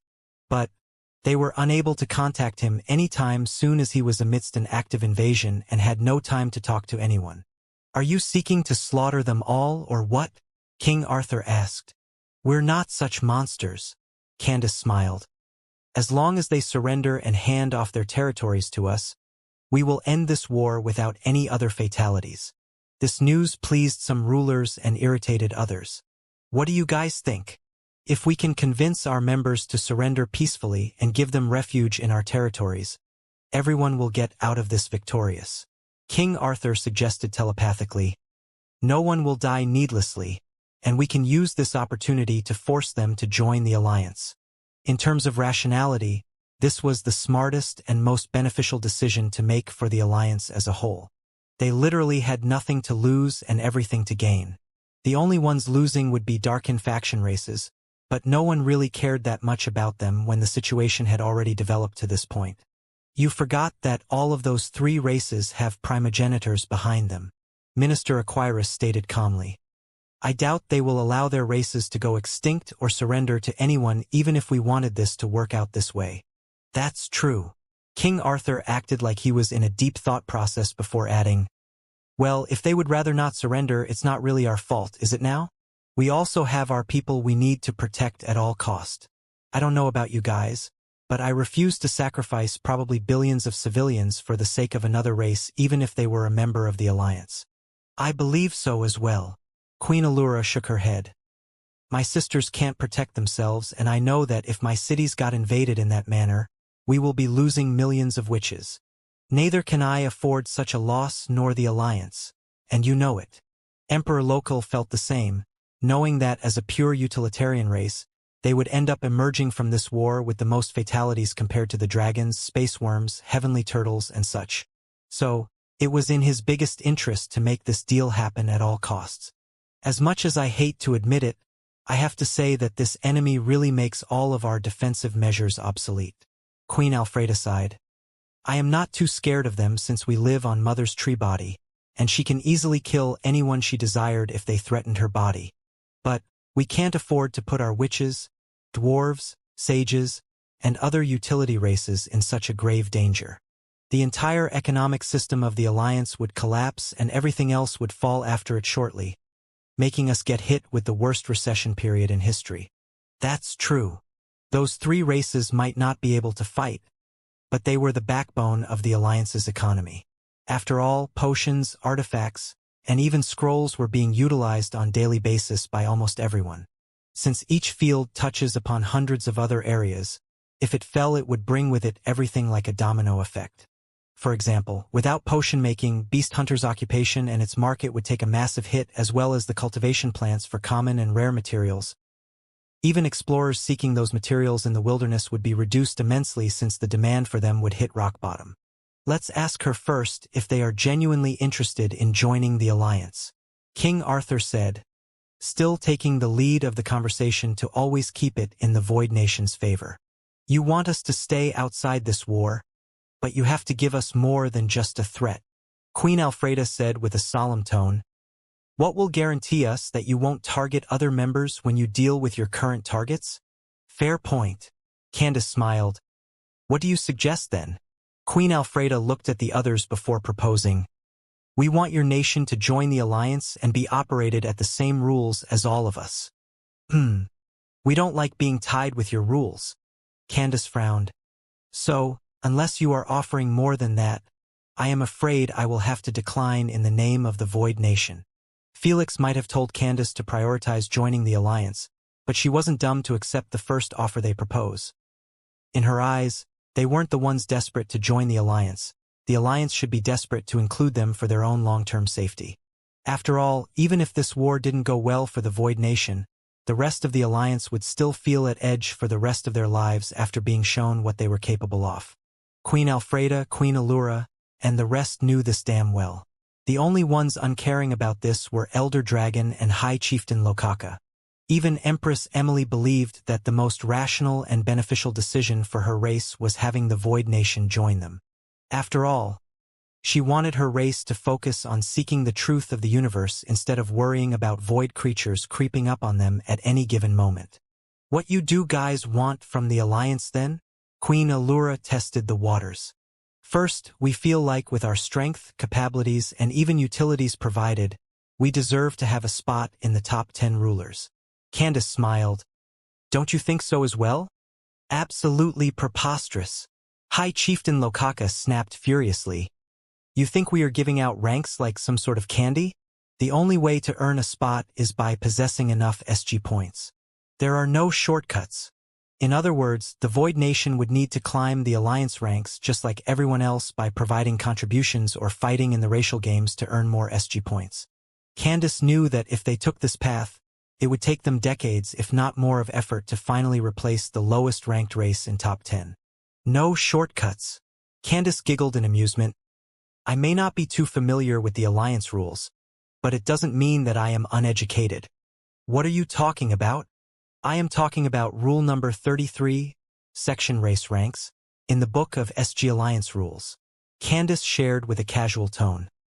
It states that in case of an approved war breaking out between two or more races in the Alliance, the winner will be promoted to the highest rank between the parties involved. Since the vampires are ranked in top 19, gremlins in top 23, and lastly Astrians in top 13, my nation would replace the Astrians. Candace blinked. Isn't that a shortcut? High Chieftain Lokaka might have a worm face with just antennas and a mouth, but it still got twisted in resentment after his bluff got called out. Still, he swiftly got control over his emotions and fired back. Unless you are blind, the rule clearly state that parties involved needs to be in the Alliance for it to be applied. I know. That's why you will be having a motion to reform that rule to include also parties not in the Alliance. Candace smiled. I believe such rules can be changed if the majority of the races in the inner circle of the Alliance voted in favor. High Chieftain Lokaka was left tongue-tied at the realization that Candace wasn't here to fuck around. No matter how slutty she looked, Felix didn't choose her as the spokesperson just due to his trust. He knew that she was a serious person, who absolutely disliked being taken advantage of. So, she had already read and gone through everything to ensure that the Void Nation would come out of this meeting without being ripped off. Convincing the inner circle to make such amends for the race attacking 3 of their peers isn't going to easy. Queen Alfreda mentioned. Oh, just tell them that whoever didn't approve will be paid a visit by us. Candace smiled kindly. I believe that none of them will rebel against the decision anymore. Well, she has a point. If they truly took down those 3 races simultaneously, no one in the inner circle will be brave enough to offer themselves next even if they were disgruntled. King Arthur supported. That's true. Plus, giving them 13 rank isn't so bad. How isn't it bad?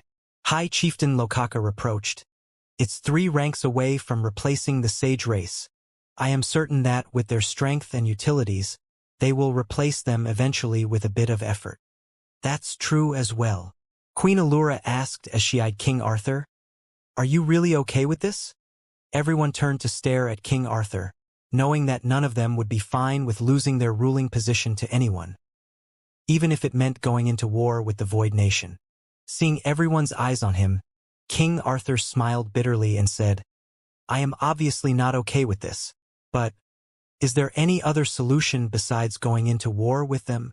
No one said anything. If it was any other enemy, I wouldn't have batted an eye to suggest we fight to the death. But King Arthur sighed helplessly. Their ability to bypass all of our defensive measures and kill anyone they desire is already scary enough for me. Don't even mention their ability to flood our cities with their monsters. So, if the only way to protect my race and everyone else from those abominations is by risking my ruling position, I am fine with it. I really am, King Arthur reassured with a soft smile, appearing like a soldier about to sacrifice himself for his squad. This snake is really on another level. Asna couldn't help but roll her eyes as she watched this meeting with Felix through Candace's consciousness link. That's why he is the councilman of the imitators. Felix chuckled. Not even Elder Dragon can find a single ounce of deceit in his face or tone. He is that good. I never thought you will be this sensible. Queen Alfreda smiled as she eyed King Arthur. I might have misjudged you. I am just doing what any of you would have done. King Arthur answered. Everyone glanced at each other before agreeing fervently to his statement, knowing damn well that none of them would be as accepting as him. He even tried to guilt-trip them.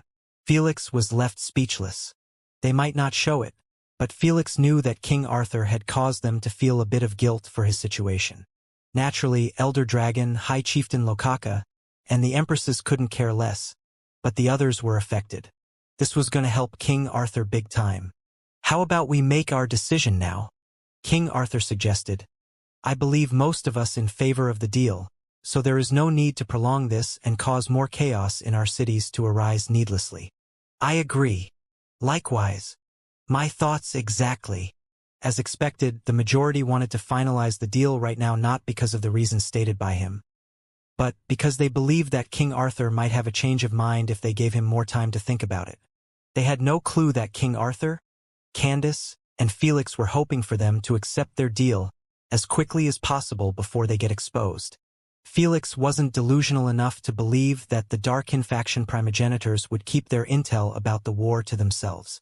However, since they couldn't interfere in mortally matters at all, they weren't able to rat on Felix to the 10 rulers. They were bound to be found out by the rest of the primogenitors when their descendants would come to ask for their confirmation. This would shatter their already broken reputation in the Primogenitors' Council. Felix knew that the only method for them to be helpful was if their descendants released the information to the 10 rulers, and they backed it up. Unfortunately, Felix had taken down all the authoritative figures and pressured the others so hard with the invasion, they wouldn't have time to even scratch their ass. That's why Miriam, Mammon, and a couple of annihilation fiends were doing their very best to keep Gremlin's King Turdag from touching his AP bracelet. How distasteful! Elder Dragon sneered coldly. Why bother have such an alliance if we will roll over at the first enemy we meet? We have no time to garner to your wounded pride or repeat our reasons for taking this deal. Queen Alfreda asserted calmly. Voice your vote and beat it. Elder Dragon might be the strongest in the alliance and considered as the big boss by the public, but in this council, no one really feared him or respected him with the authority of having 2 votes. After all, he couldn't even care about his own race when his pride was on the line. Why would he care about other races? So, most of the decisions he made were always on the selfish side.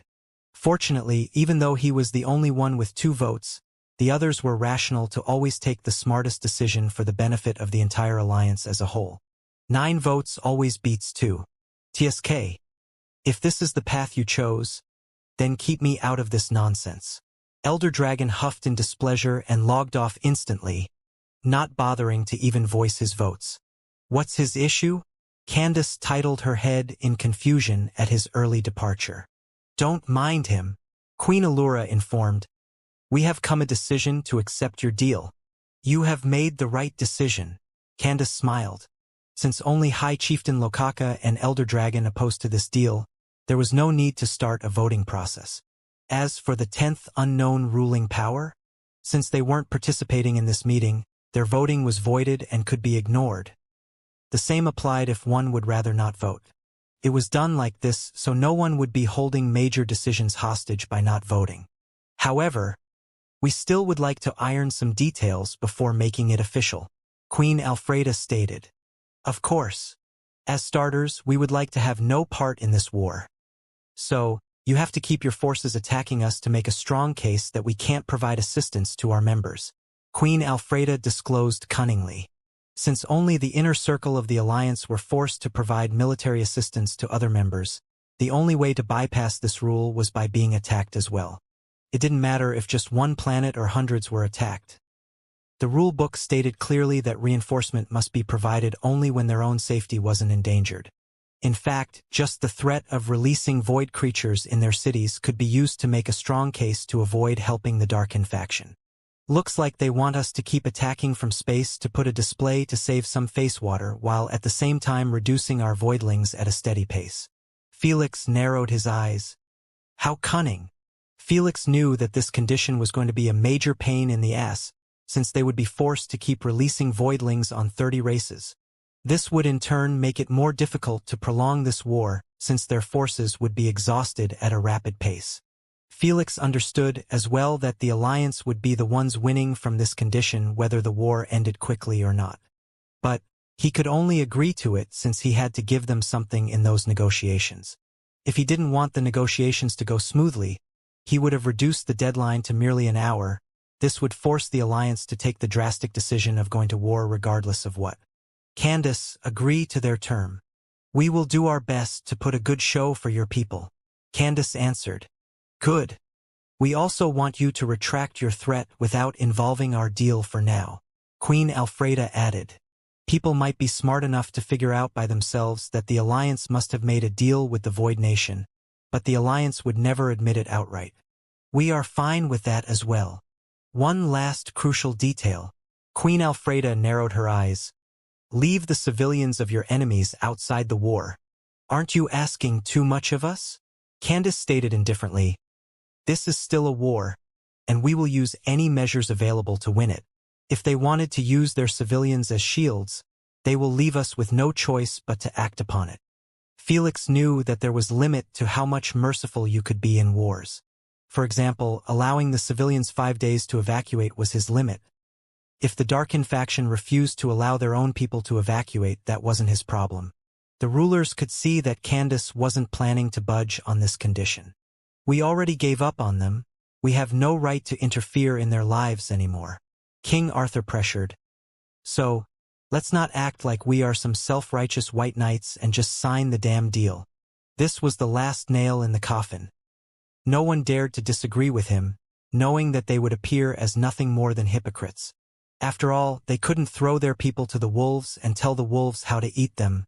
So, they could only drop this condition and voice their final approval of the deal. Great. How do you like to proceed? Candace inquired. Since we can't be signing any major contracts with an outsider without including the entire inner circle in the decision, how about we take ancestral oaths for a temporal deal? Queen Allura suggested. It will work on us, but how can we trust that it will work on them? We aren't even addressing the real leader. High Chieftain Lokaka grumbled.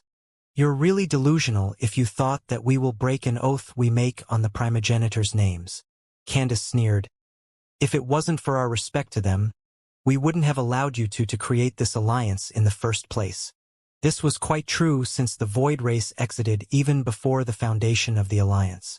If it wasn't for them fearing and respecting the primogenitors, they would have already owned the universe and everyone on it eons ago.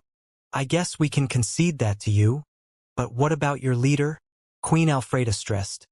We aren't going with this deal unless he took the oath before us. We thought you will say that. Candace smiled and displayed a pre-made video, showing a Humania dark misty figure with merely 3 purplish eyes on his face. With a sonorous voice that seemed to have come from the depth of an abyss, the figure made a bold statement. I swear on the names of the primogenitors that as the king of the Void Nation to accept the agreed upon conditions of the deal between my nation and the alliance until we sign a contract to join forces for good. The moment he finished with the oath, the pre-recorded video stopped playing. Your turn. Candace smiled charmingly. The rulers glanced at each other for a few moments at the end of the video, seeming like they all shared the same thought. Did he record this video just now or before the start of the war?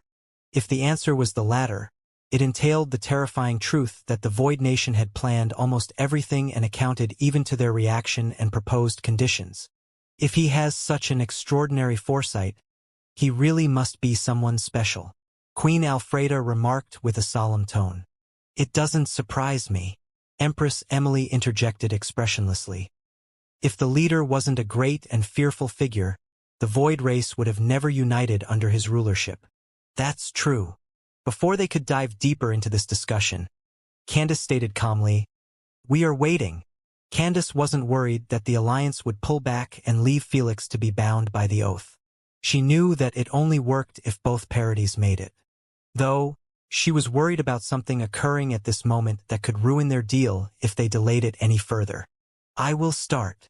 King Arthur swiftly took the same oath as Felix before his partners could say anything. When he was done, the others were left with no choice but to stay to their word and do the same. Even High Chieftain Lokaka took the oath while he was still displeased by this cooperation. Good. How about the remaining two? Candace asked with a satisfied smile. You don't have to worry about neither of them. Queen Alfreda clarified. The Watchers aren't interested in such matters, while Elder Dragon had stated that he wouldn't be bothering himself anymore with this war. He always stays to his word.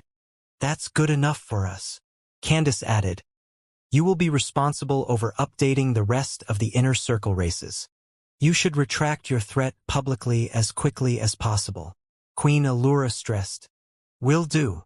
Candace winked at everyone and wished. Let's work hard for a better future. I really wish you weren't saying this while amidst a war with our members. King Arthur smiled wryly. Well, there can never be a perfect situation. Bye-bye. Candace blew a kiss to King Arthur and hung up the call. After she left, High Chieftain Lokaka remarked with an annoyed tone. I am still against this, and I have a firm belief that you will regret this decision in the future. Without waiting for their response, he exited the council. The others didn't mind his words much, knowing that what's done was done. There was no point in thinking too much about what this decision would lead to in the future when their hands were pretty much tied to accept it either ways. They are at least somewhat sincere in their actions. Queen Allura murmured as she displayed a new stream of Candace. This time, the moment she went live, almost 10 trillion viewers received notification and joined the stream instantly. Without an ounce of hesitation, Candace stated with her usual charming smile.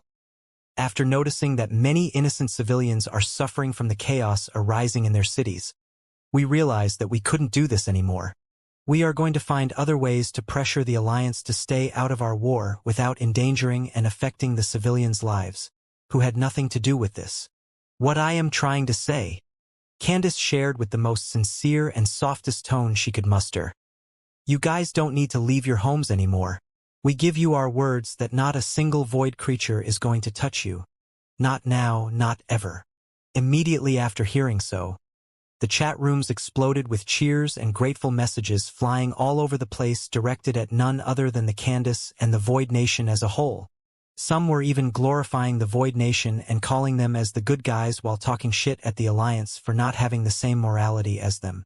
Who could blame them for feeling this way? Just a short while ago, they were feeling like there was a judgment sword placed right beside their neck at every moment. They were just immensely grateful that it was lifted off, not caring in the slightest that it was from the ones putting it in the first place. When most rulers saw this, their eyebrows couldn't help but twitch in irritation. Those bastards really made themselves look like saints while painting us as the villains.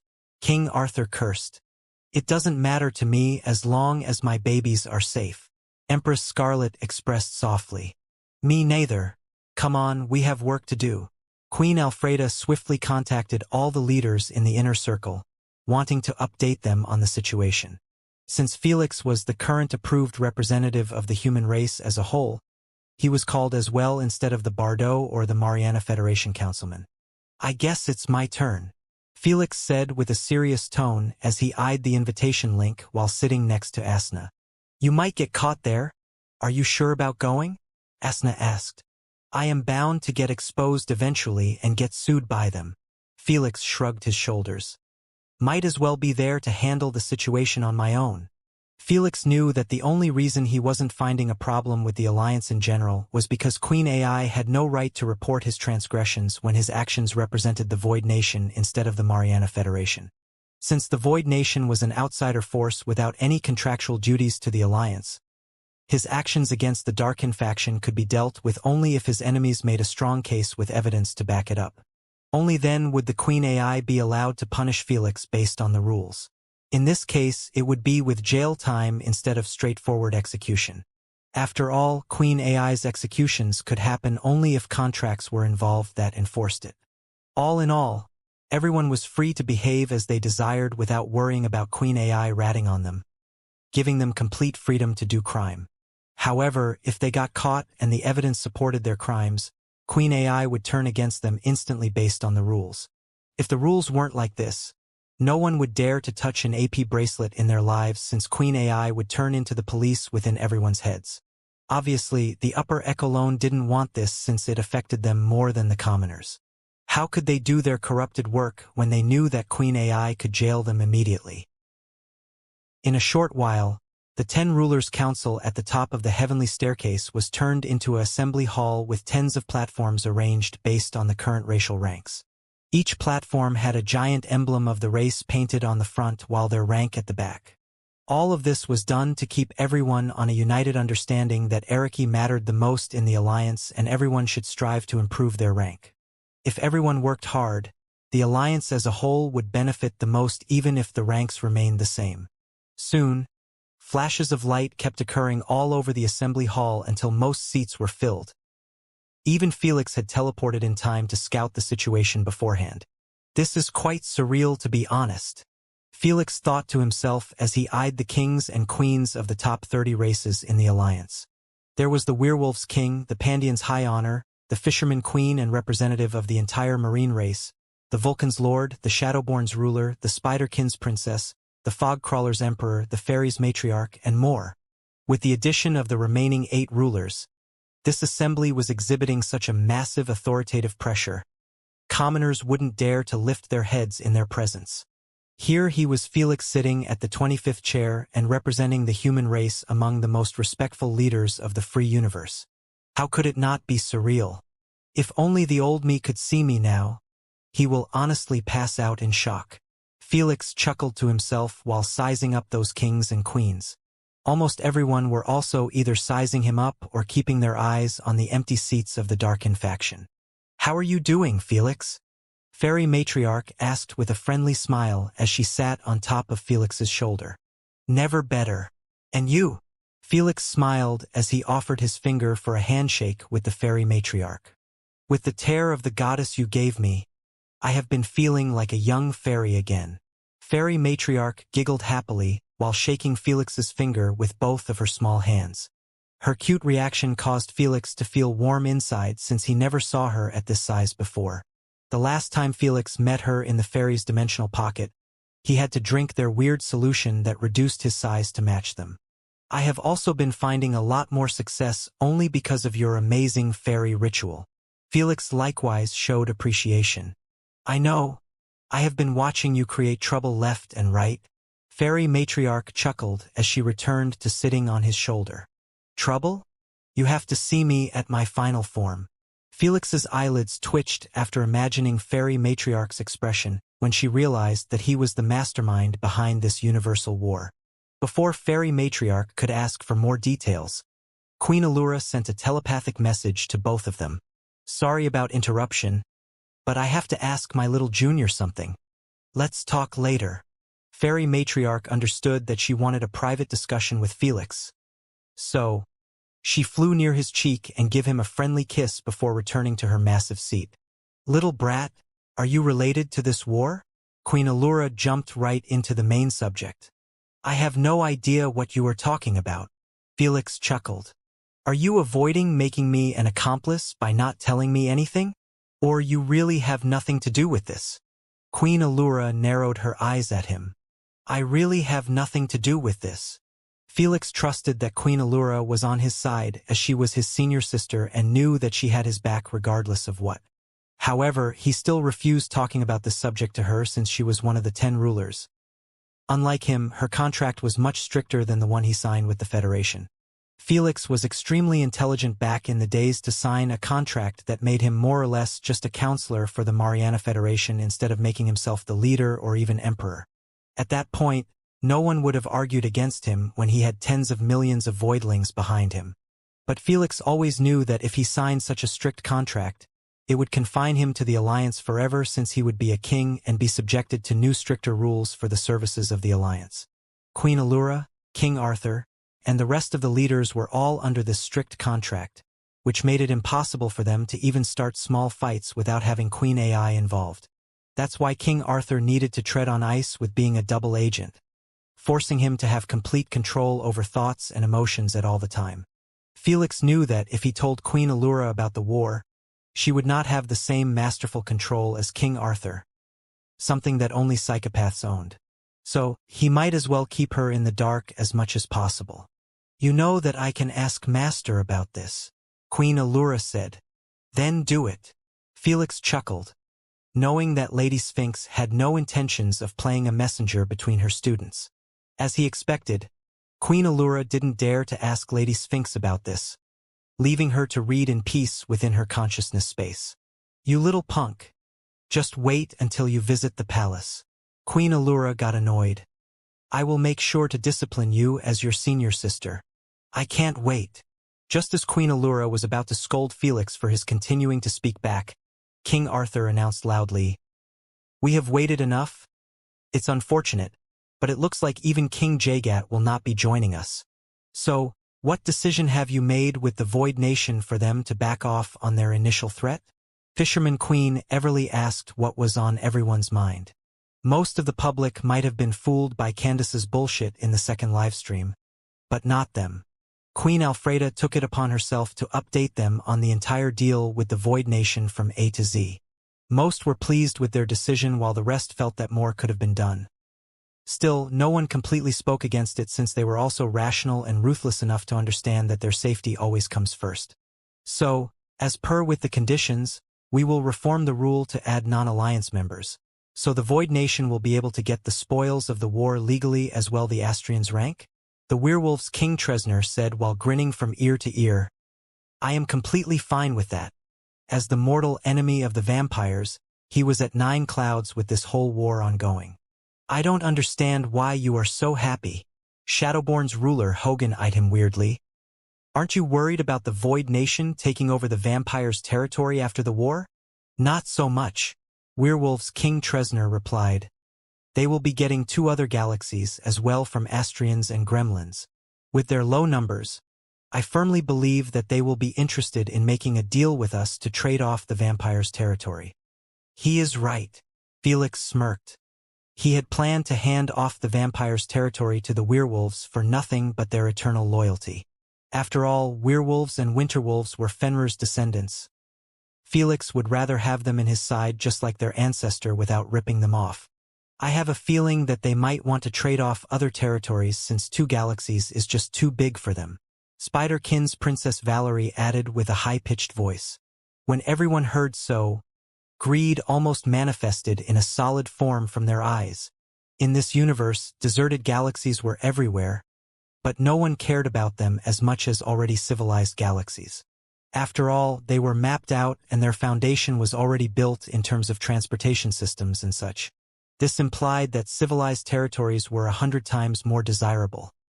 Don't even mention territories of such high-ranked races. Just as everyone was about to start a heated discussion on ripping off territories from the Void Nation, a sudden flash of light forced them to quieten down. Everyone's first reaction was to glance at Gremlin's seat, believing that it was King Jagat.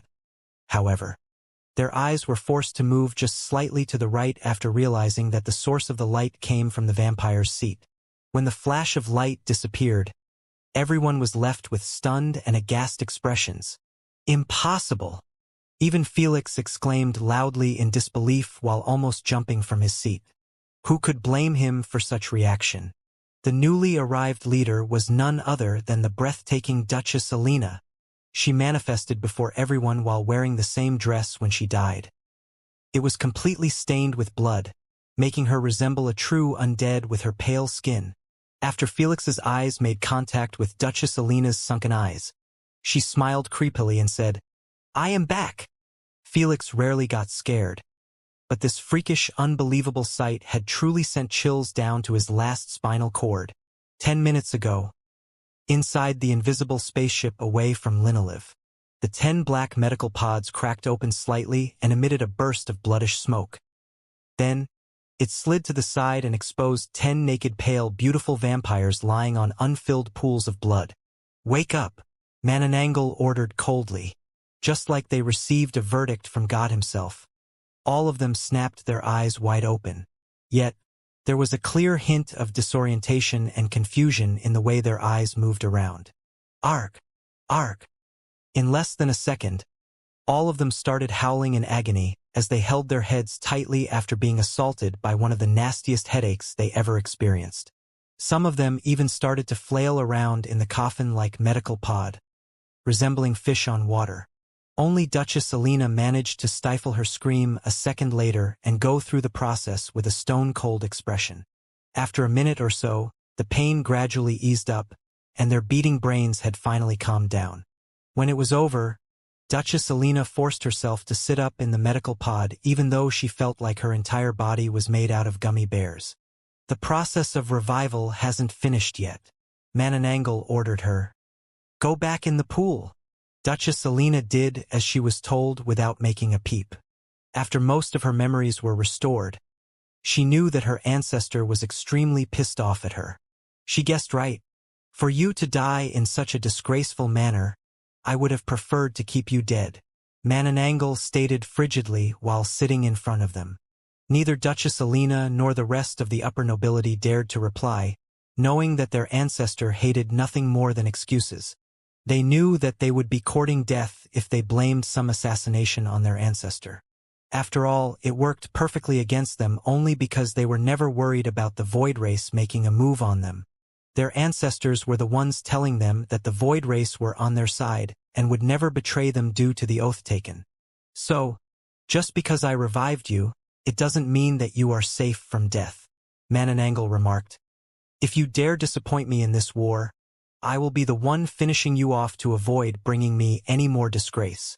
Understood. Yes.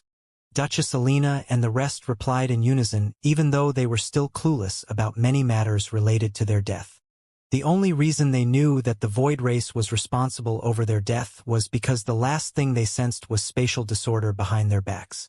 Since space worms couldn't have attacked them, nothing much was left for imagination.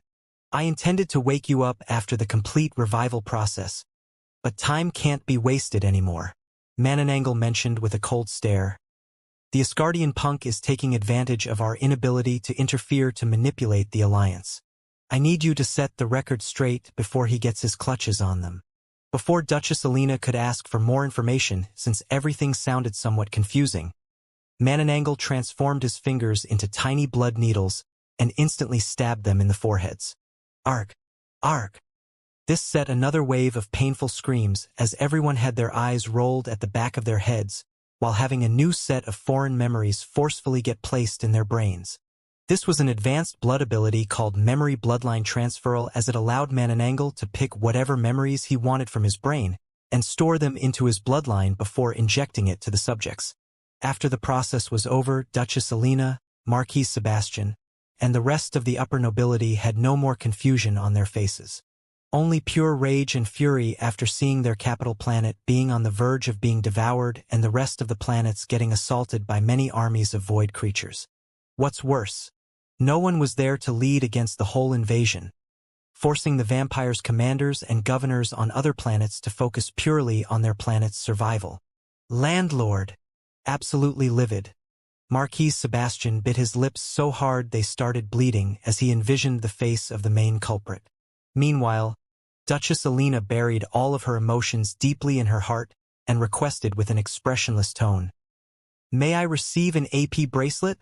Manananggal threw 10 AP bracelets inside the coffins and returned to his seat, not bothering to say anything else.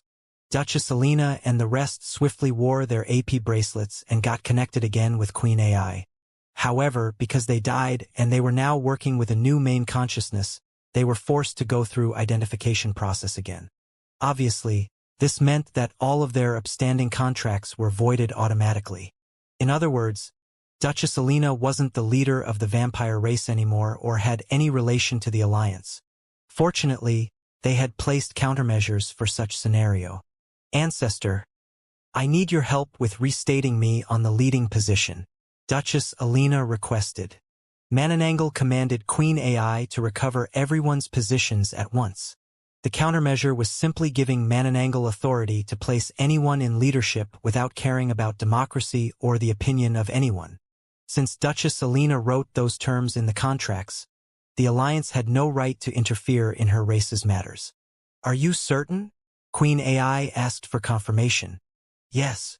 Without an ounce of hesitation, Queen AI manifested the same contracts, which Duchess Alina and the others had signed before their deaths. They signed it instantly, the moment they returned to their posts. All the reports of what's happening in their territories started popping in front of them, akin to mushroom in the wild.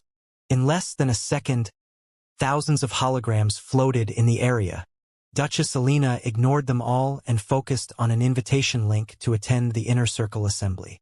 This is held only when major decisions have been taken by the 10 rulers. Duchess Alina knitted her eyebrows as she eyed the link, having a very, very bad feeling. Without letting emotions affect her, Duchess Alina started laying down orders. Sebastian, I want you to oversee the evacuation of the capital and see if there is any way to save it. Alfred, I need you to oversee damage control over Constellation Galicia. Donald, you will handle the Constellation Mora. The rest focus on leading our forces to save the remaining constellations. Make sure to keep your revival on the low in the process. Duchess Alina took a deep breath and stated, I will be joining the Inner Circle Assembly to get us as much help as possible from the Alliance. On it. Everyone nodded with serious expressions and began their work from within the UVR. After they departed, Duchess Alina was left alone with Mananangal. Solve this and know that surrender isn't an option. Mananangal left only one statement before putting his wisp into a dormant state to reduce the mental energy required to feed it. When he left, Duchess Alina kept eyeing the invitation link for more than 5 seconds before pressing it with a glacial expression as she envisioned Felix's face. I can also play dirty. Back to the present. Duchess, you're still alive. How? Fisherman Queen Everly exclaimed, sharing her reaction out loud with everyone. Even the 2 empresses were somewhat taken aback by her appearance. Unlike Felix, the 10 rulers instantly received news from Queen AI that confirmed Duchess Alina's death, the moment her consciousness markings were severed permanently from the database. So, her appearance was nothing short of a miracle for everyone's involved here. Duchess Alina had no plans to go into details, but she still fed them with a juicy statement. How can I die when I am the descendant of the true immortal? Everyone was left somewhat baffled by her proclamation as they had no clue if Duchess Alina managed to survive death on her own or her ancestor was involved. I knew everything was going too fucking smoothly. Felix narrowed his eyes coldly at Duchess Alina. If he had to guess, he had a strong feeling that Mananangal was responsible over Duchess Alina's return. It's him, Lady Sphinx said. That little girl will never be able to revive on her own. Doesn't it mean that bastard have advanced on his ultimate ability? Thor cursed hatefully. It shouldn't be surprising, Jormungandr said. They had way more time to work on their ultimate abilities. Before anyone could ask me anything, I only want to know one thing. Duchess Alina silenced everyone and suddenly pointed her finger at Arthur and at Felix. Then, she asked coldly, why have you invited an imitator and the leader of the Void Nation? Imitator? Leader of the Void Nation. What is she talking about? Is she really pointing at Arthur? Did she suffer from brain damage? Looks that way. From the 8 rulers to the rest of the leaders, every one of them was left bewildered by her insane accusation. They could understand her feeling that Felix must have something to do with this due to his past history with the Void creatures. But Arthur? No one could even process Arthur being part of the Void race when he was a vital member in the Alliance for eons. Fuck. Deny everything. You read my mind. Just as Arthur and Felix were about to deny her accusations and paint her as a lunatic, Duchess Alina made their attempts obsolete with a single statement. I am ready to swear an oath on all primogenitors that I am speaking the truth. Duchess Alina smiled coldly. Are you daring enough to do the same? This can't be. Are those 2 really involved this deeply with the Void race? Dear goodness. Her statement made everyone take a deep breath to calm their turmoil emotions. They understood one ironclad truth. That was if someone dared to make an oath on all primogenitors, It meant that he was 1000% certain that it wouldn't backfire on him. After all, he was involving the names of every single primogenitor, which entailed that if he got caught in his lie, only death awaited him. Fuck. She got us by the balls. Arthur's expression turned a bit ugly as he observed his allies' looks change from trust to absolute wariness. Even Felix could see that the situation was flipped on them as he was also receiving nasty glares. Still, he had no plans to go down without a fight. Are you guys for real? Felix narrowed his eyes coldly. This is the first time I attend Inner Circle Assembly and you guys show me this? Is this how you conduct your discussions and meetings? Instead of relying on evidence and hardcore facts, you use your ancestors' names in vain for any issue arising? Absolutely distasteful. I apologize, Sir Felix, for this unsightly parade by my peers. Arthur backed Felix the moment he hardened his emotions. I can attest that this never occurred before, and we always leave our ancestors out of such mortally matters.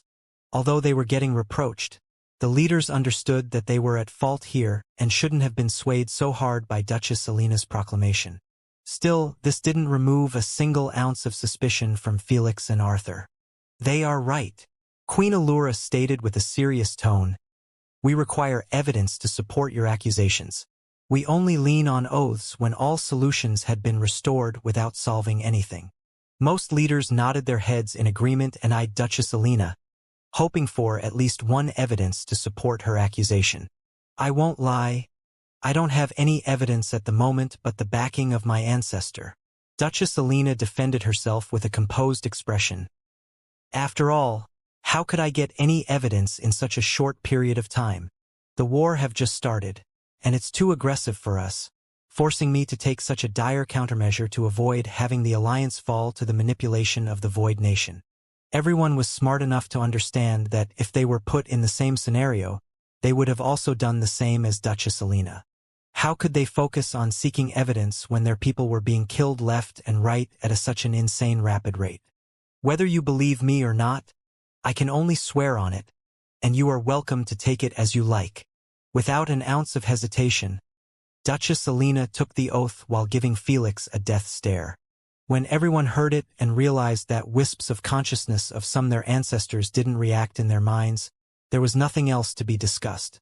They didn't even need Felix or Arthur to swear as well, knowing that they wouldn't dare go for it if they appreciated their lives. Arthur, you traitorous fucker. I can't believe we had a disgusting member of the Void race in the leadership. How did the 10 rulers allow this to happen? Are all of you guys imitators as well? This is really an upsetting matter that needs to be investigated thoroughly. The Inner Circle leaders completely bashed on Arthur with the worst known curses available, feeling revolted just by the thought that a disgusting void creature being chummy with them for countless years. The fact that he led an entire race didn't make their reaction any better. Arthur, how could you? Emperor Local sounded more hurt by Arthur's identity reveal than everyone else. Although they were almost always at each other's throats due to their rivalry, Emperor Local saw Arthur as one of his few equal friends. Even the remaining rulers felt like they had been betrayed. It wasn't that unusual when they spent numerous years working together. Only the two empresses stayed unreactive, unbothered by the whole situation. When Arthur noticed everyone's reaction to his exposure, he couldn't help but feel slightly hurt inside. He always knew that his exposure wasn't going to be pretty, but no matter how he prepared himself, it still stung him deeply. All of you feel betrayed. But what did I do? Arthur smiled bitterly. Have I ever done anything that would harm the Alliance's benefits? Even this deal with the Void Nation is going to benefit us in the long run. Everything I did is for the sake of the Alliance's progress, just like any one of you. So, just because I am an imitator, you forget all of my accomplishments and paint me as the big bad wolf? Arthur had absolutely no issues with being seen as a traitor due to his latest actions. He could understand that. However, he really felt his heart get punched by the thought of being seen as evil just because he was an imitator and part of the Void race. Who could blame him? Before this war even occurred and messed up his life, Arthur was responsible over the rise of his race to the top 10 positions in the Alliance and maintaining it for thousands of years. God knows it was extremely difficult to achieve that when the only thing his race could provide was scrolls. Never in his life did he consider harming the interest of his race or the Alliance, as he wished to live his life at the top like everyone else. Yet, just because he was an imitator, they turned a blind eye to all of those accomplishments and hard work over the years in a split second. No matter how perfect an imitation is, I guess it will always stay just an imitation. Arthur smiled softly as he leaned against his chair while still being showered by insults and curses. No one cared about what he said to defend himself. In their eyes, nothing would ever remove the stigma of being born as a void creature. Felix had absolutely no idea how to react when he saw that almost all the hate was directed at Arthur, even though he was exposed as the leader of the Void Nation. He always knew that void creatures were alienated, but he never thought that it would be by this much. Even when he busted his ass off for a race that doesn't belong to him, an alliance that doesn't welcome him, he still didn't receive a single comment on his side. Felix shook his head with a disappointed look as he listened to everyone's barrage on Arthur. Arthur did nothing but keep his head lowered and take it in silence. I guess there is no point in keeping up a front anymore. Felix suddenly switched to an apathetic and icy expression while crossing his arms on his chest.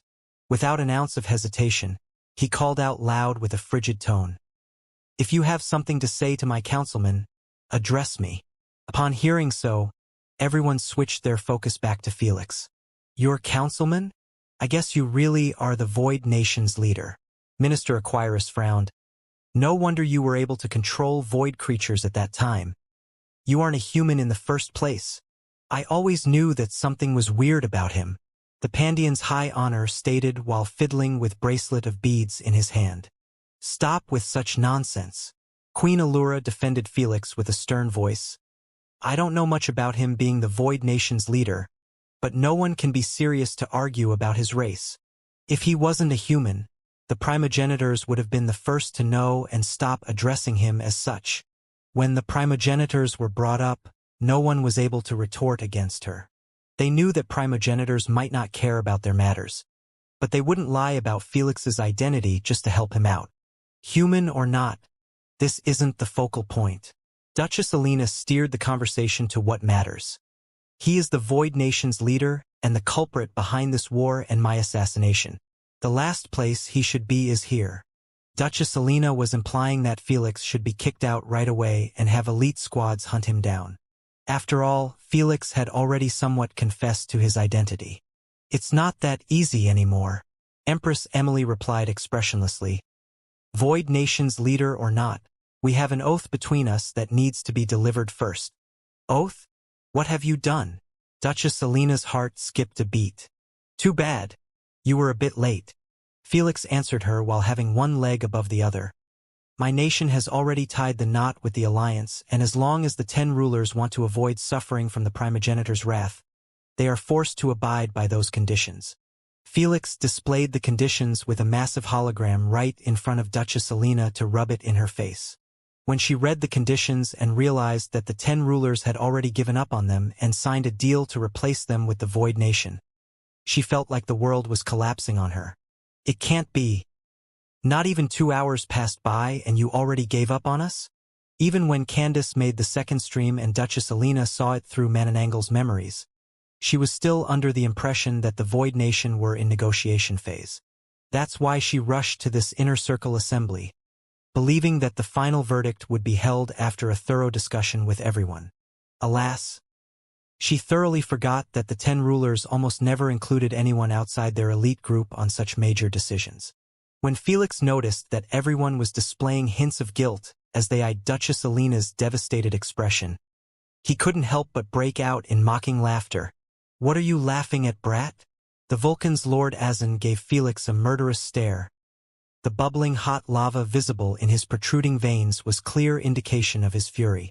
He wasn't the only one pissed off, as everyone felt like they had been played and yet still getting mocked for it. "You know that we haven't taken that oath," Fisherman Queen Everly remarked frigidly. "The 10 rulers are obliged to respect the deal because of it, but we are free to do as we please." When Duchess Alina heard so, she felt like her heart was pulled back from the abyss. She knew that the Darkin faction had lost the support of the 10 rulers since the oath applied for each race. That's why all the rulers had to take it. However, they couldn't use the oath to control the Alliance inner circle since there wasn't any contract between them. In other words, the remaining inner circle members could be merely convinced and persuaded whether to join or stay out of this war. Until this point, nothing was signed or swore upon in this assembly. So, unless you tell us what did you find so funny, you can be assured that my race will be involved in this war. Fisherman Queen Everly threatened.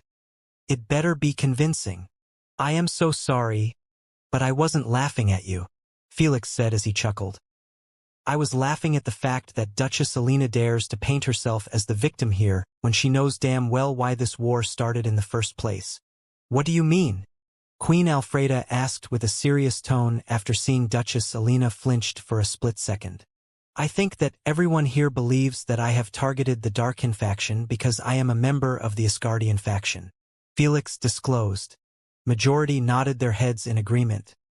The moment Felix was associated with this war, everyone here was sharp enough to assume that it was faction-related war. It made the most sense. Is that bastard going to show the recordings of our conversation with those traitors? Wendigo predicted as he watched the ongoing drama with his partners through a consciousness link from Mananangle's wisp. This is bad. Saurus frowned. If he exposed it to everyone, he will be giving them a strong reason to stay away from this war without an ounce of guilt. Bad for our descendants, but good for us. Mananangle smiled cunningly. If he dares show such private conversation with the public without our permission, we will have the right to make a move on him. You're right. Saurus now wished for Felix to pull the trigger and expose them. He didn't give a shit about his descendants getting massacred as long as he was provided an opportunity to get rid of Felix once and for all. You see, I have a recording that shows my faction wasn't the main instigator of this war. Felix spoke confidently. A recording showing that I am the actual victim, and all of this was just a defensive retaliation. Then, stop beating around the bush and display it. Duchess Alina provoked coldly. She was clearly ordered by her ancestor to do this. Wouldn't you like that? Felix sneered. Unfortunately, the recordings show primogenitors, and I am a respectful figure who would never dare humiliate such great figures in the open. If only there is a medal to bullshit, you will be a golden medalist champion. Duchess Alina ridiculed. It looked like even the leaders didn't believe in Felix. How could they when their trust level with him was on bare bottom?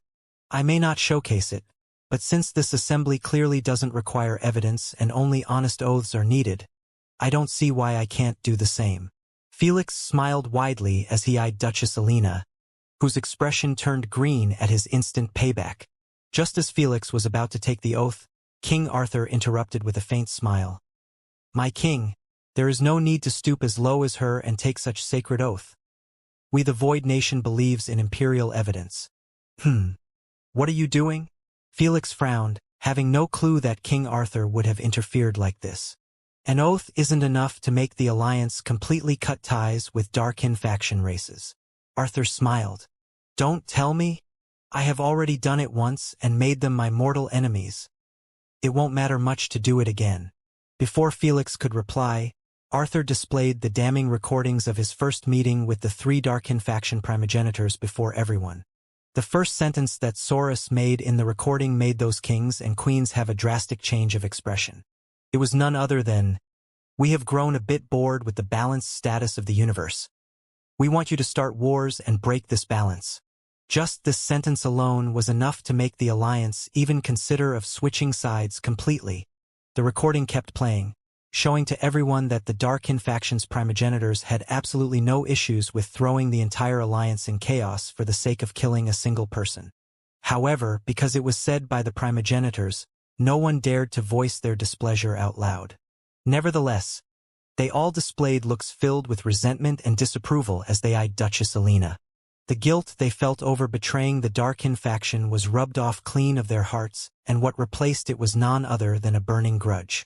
When the recording was over, black lines were seen covering Duchess Alina's forehead, as she gave both Felix and Arthur a murderous glare. You have done it. You really have done it. Duchess Alina stressed coldly as she eyed Felix. My ancestor will not forgive you for this. Why are you ogling my king? Arthur sneered. I went against his orders and displayed the recording on my volition. So, if they want to punish someone, I am waiting for them in the Void Realm. He dares to challenge us publicly now?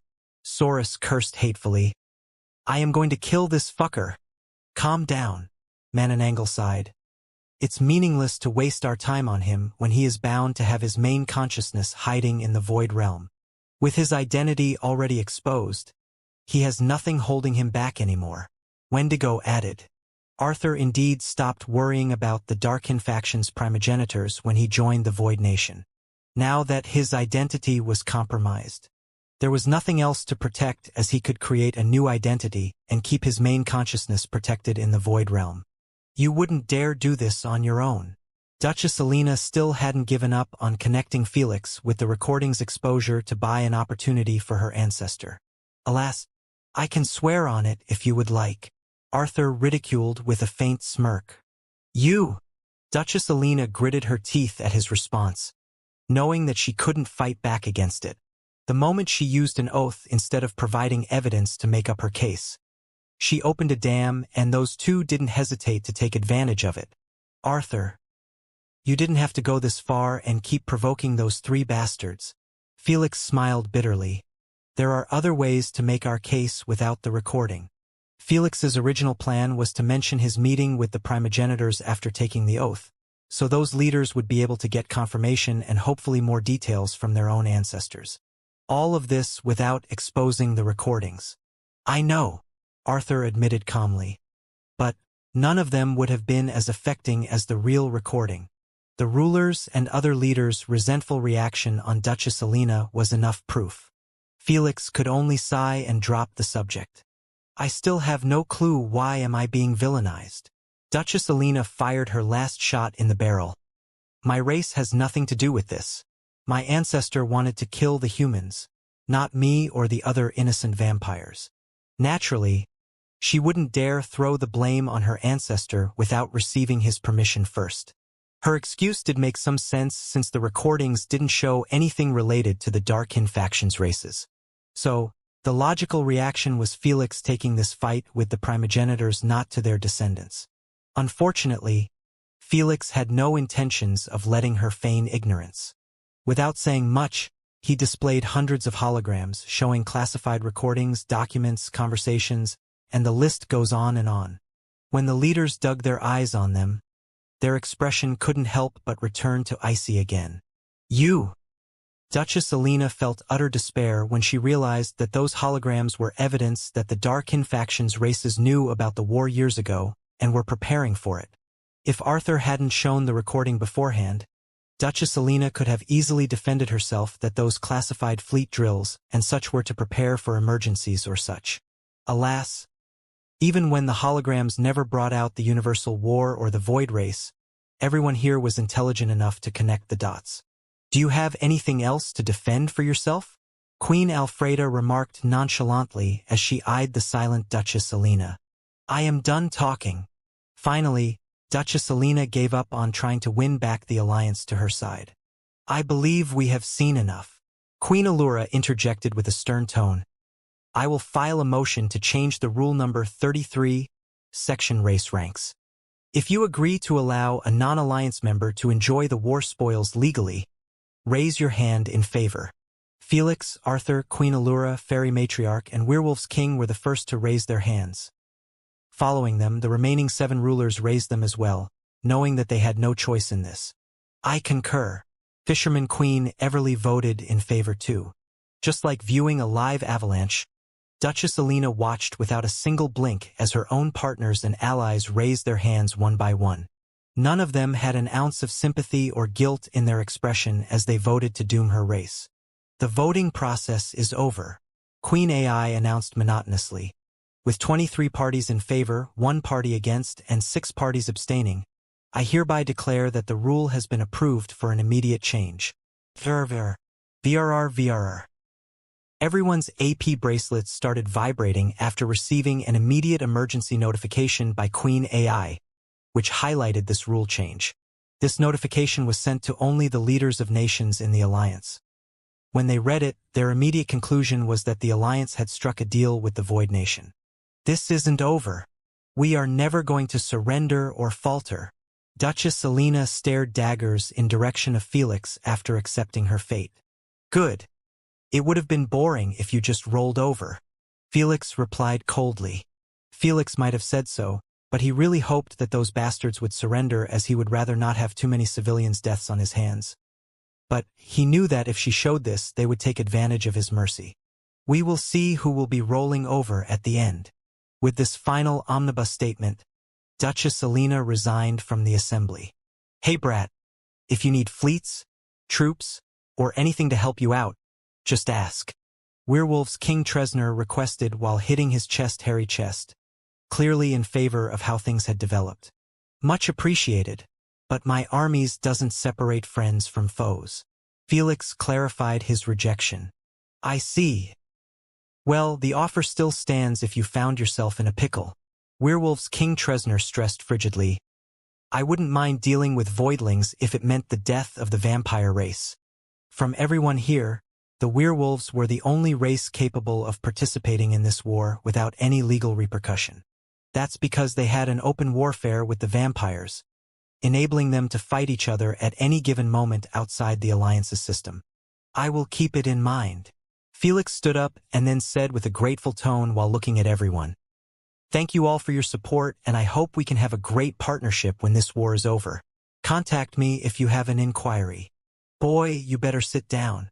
Queen Alfreda's eyelids twitched after realizing that Felix planned to escape. We have yet to discuss what we will do with your councilman, as well as your true relation with the Void Race. Arthur can handle himself. Felix smiled faintly. As for my relation to the Void Race, well, it's none of your business. Felix waved his hand politely at Fairy Matriarch and Queen Allura before resigning from the assembly, not caring about Queen Alfreda's displeased look. He got what he came for, and he had no plans of remaining there and get interrogated. He didn't even let primogenitors do that in their council. Now that my king has left, how do you want to solve my situation? Arthur smirked coldly. Just to let you know, your previous insults have hurt me deeply, and it has affected my judgment by a considerable degree. Upon hearing so, most leaders realized that Arthur might be an imitator, but he was still the Sage's king and had complete control over the scrolls market. Even with his identity being exposed, he still could cause major damages to the scrolls market and the Alliance's economy as a whole before the Alliance's squads get to him. After all, there was no explicit clause in his contract that removed his duties as the king if he was found to be an imitator. The methods to replace him was by either him giving up on his own volition or convincing the Sage's Council to replace him. Arthur, don't do anything foolish that you might regret, Minister Aqua Iris said sternly. Hand over your post to the second in line peacefully and walk away. Your actions reflect the Void Nation now more than ever, Queen Alfreda stated calmly. As you can see, no one really welcomes the Void Nation to join us. Don't make it any worse. Well, besides Felix's allies and the Werewolf's King, the rest really had their hands tied on the matter and were forced to choose the lesser evil. If it was really up to them, they would have kept things how it was before the war started. That's what I was planning to do before. As I have said, I always had the Alliance's best interest in heart and would never do anything to harm it. But after seeing your reaction to my identity, Arthur narrowed his eyes coldly. I have changed my mind. What are you planning to do? Seeing that everyone had their eyes on him, Arthur disclosed with a flat tone. You either keep me as the Sage's king and maintain things as it is, or I will make sure to sign as many non-beneficial contracts to your empires as possible before you can convince my people to replace me. Just to let you know. King Arthur smirked coldly. Unlike you guys, I doubt it will be easy to convince them that their beloved king is an outsider who meant harm to them. Everyone's expression turned for the worst after hearing his conditions. They knew that Arthur might not have enough authority to negate some serious contract with the Alliance, but he could easily make trading for scrolls a living hell. Naturally, this was going to affect the Sage race much worse, But since Arthur was already going to be disposed off either ways, he didn't give a shit. "Arthur, you are really playing with fire," Emperor Local warned with a solemn tone. "Am I?" Arthur rested a cheek on his backhand and mentioned casually, "How about this? Whoever approves of me remaining as the Sage's King will get 15% discount permanently on epic and legendary scrolls purchases." 15% permanent discount. Is he for real? I must have this. The moment he said so, everyone had a slight change of expression as hints of greed started manifesting in their pupils. 15% discount might not seem like much when buying a single article, but when was it applied on a whole trade and permanent nevertheless? It was priceless, especially when it was applied on something as expensive and important as epic/legendary scrolls. Just one legendary scroll could cost from 10 billion SC to 1 trillion SC depending on its effect. 15% discount on such single-use scrolls would save billions of coins on each scroll. Honestly, I prefer to have Arthur as the Sage's King. His true identity might have shocked me a little, but I don't really mind it that much when we will have an entire race of them joining us soon. The Spider-Kin's Princess Moralia shared with a faint smile. "How nice of you." Arthur's eyelids twitched after recalling that she had the nastiest curses thrown at him before. "I feel the same way. Arthur has been a vital member of the Alliance's leadership, and it will be a shame to replace him with someone unworthy of a ruler's position." Shadowborn's ruler Hogan supported with a flat tone, seeming like he was reading from a script. The other leaders started shimming in their own positive opinions on the matter as well, having a 180 degrees switch. For such politicians, when given the choice of either receiving benefits or receiving penalties, they would always pick the former. Still, there were some leaders with a better moral integrity. "How could you guys even approve of such matter?" Emperor Local reproached angrily. "Don't you have any sympathy or respect for the sage race? How would you feel if you knew that your king isn't even from the same race as you? I might be an imitator, but I have been a sage before some of you were even born." King Arthur defended himself. "Plus, I am the greatest scrolls inscriptor in this generation, with more than 20 legendary scrolls under my name. So, I dare you to bring a sage before me and find a single difference between us." Arthur challenged expressionlessly. "Nothing you say will change the fact that you were born as a void creature and not a sage." Emperor Local retorted, not swayed in the slightest by his points. "You are right." Arthur shrugged his shoulders and looked at everyone. Then, he asked, "If this point annoyed anyone, you are free to vote against me." When Emperor Local looked at everyone and noticed that the majority showed absolutely no signs of rejection, his expression couldn't help but turn green in disgust. "How can you give them such look, my friend?" Arthur tensed the term friend as he looked at Emperor Local. Then, he assaulted him with numerous heart-squeezing questions. "Aren't you fighting this just because your race does not require my scrolls? Isn't that crystal clear hypocrisy? Or, maybe your moral compass has finally been repaired after you through the Darkin factions to the wolves." Emperor Local's eyes kept turning frigid with each question fired at him. The worst part? He knew that he couldn't defend himself against them without turning himself into a laughingstock in front of his peers. After all, he was indeed one of the first advocates to give up on 3 Alliance's members when his empire's safety was threatened. Now that his race wasn't affected negatively too much by Arthur's threats like the rest, he wanted to use his moral compass. Arthur wasn't having it. Clearly, neither were the rest. That's why no one spoke in favor of Emperor Local's outburst and merely watched him without a change of expression. "I am voting in favor of keeping Arthur. I have been comfortable with him for a very long time, and I am certain that the sage race will keep prospering under his rulership." Queen Allura interjected before the atmosphere could turn much worse. "I am in favor as well," Empress Emily reasoned expressionlessly. "The sage race will be replaced in the next Great Reset by the Void Nation as one of the 10 rulers. Hence, the Void Nation will not have 2 votes in the Alliance and impact the decision-making process. In conclusion, keeping him as the leader has more benefits to the Alliance than negatives." Empress Emily could barely care about the scrolls discount since the metal race never utilized scrolls, potions, or even artifacts. Yet still, She agreed to keep Arthur, which played a considerable part in pushing the majority to commit to their decision. So, one by one they voted in favor of Arthur, leaving only Emperor Local to vote against it. The rest not participating in this meeting had their votes voided. This signified that Arthur's identity was saved. Well, at least for a while.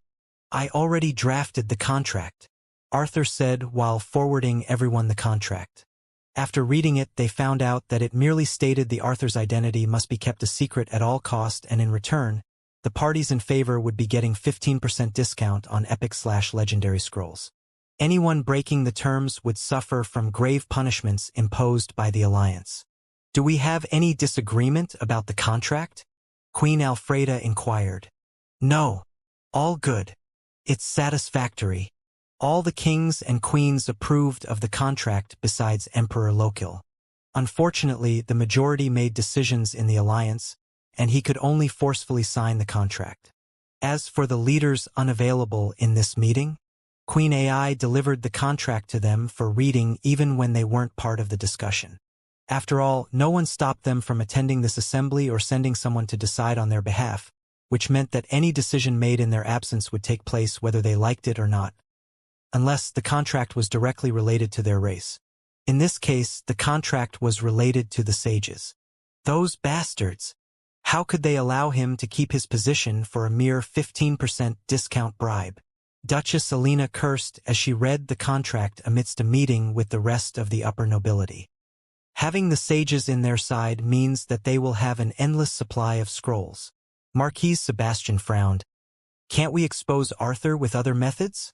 How can you expose him for being an imitator without having the backing of the entire Alliance or ironclad evidence? Duchess Alina replied with an irritated tone. He is too popular with his own citizens, and anything you accuse him of will merely be seen as an attack against their king. The only evidence available was the recording of the Inner Circle Assembly. Unfortunately, this couldn't be used since such assemblies' discussions were highly classified, making it against the rules to share it. Just as Marquis Sebastian was about to suggest another method, Duchess Alina warned, I have just signed the contract. Don't involve me in this anymore. Also, that bastard is the last concern in my mind right now. Duchess Alina narrowed her eyes in focus at a holographic screen, showing her beloved capital planet on the verge of being devoured. Have you found any method to save it?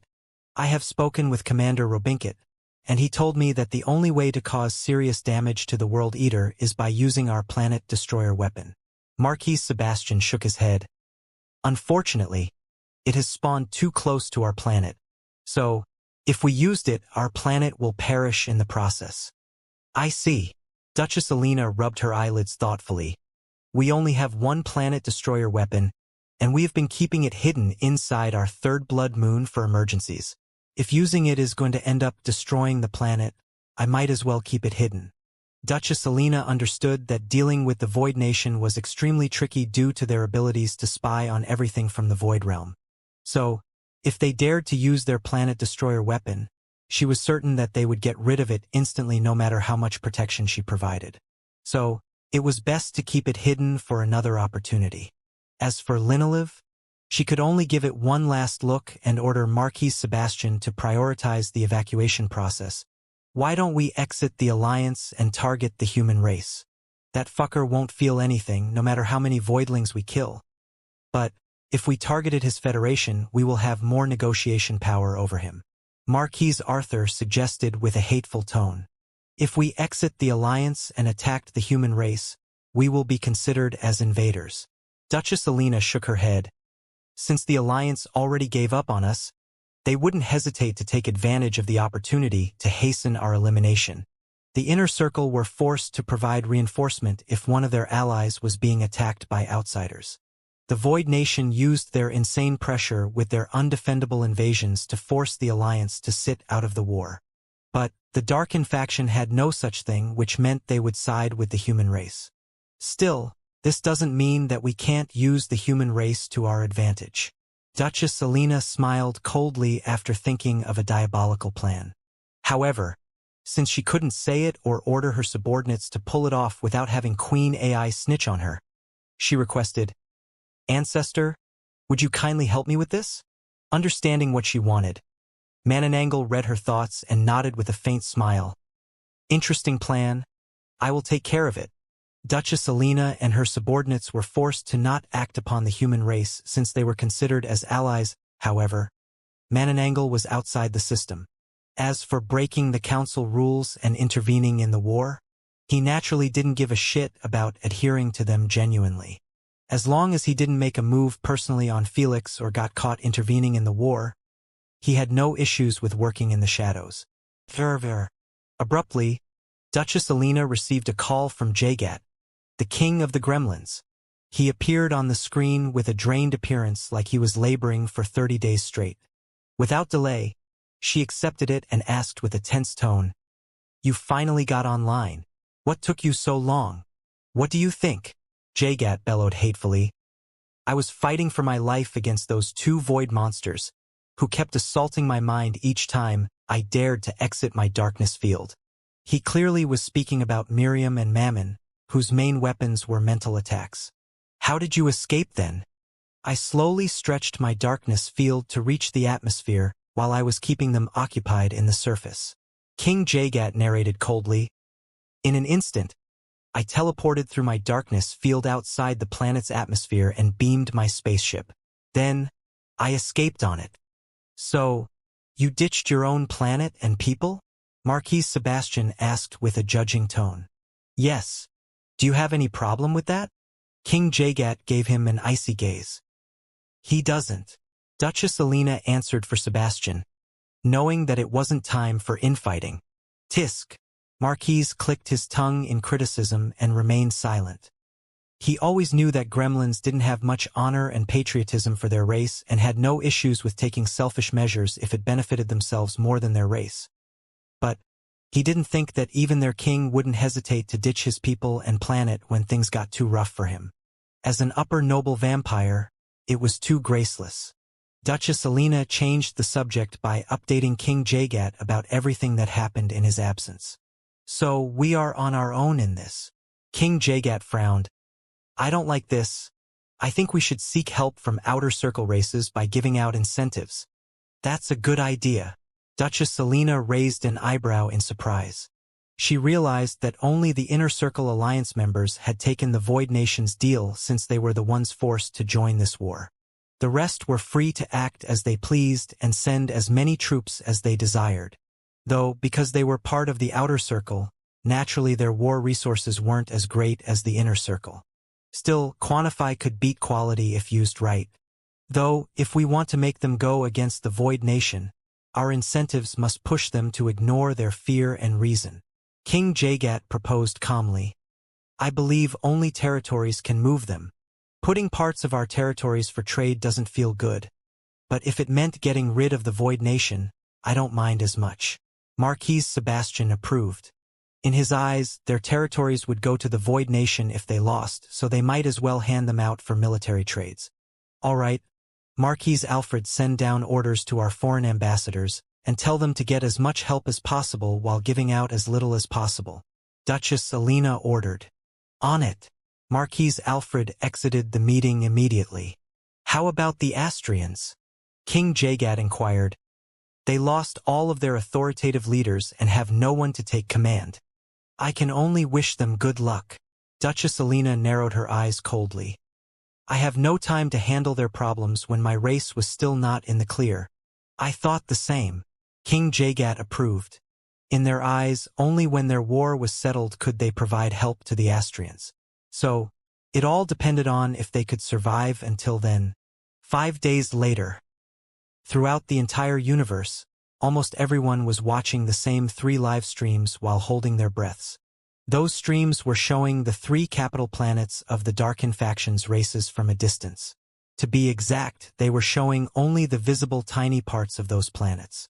What was dominate in the screen were none other than the 3 apocalyptic void abominations completely cover up those planets, resembling slimes devouring a piece of spherical candy.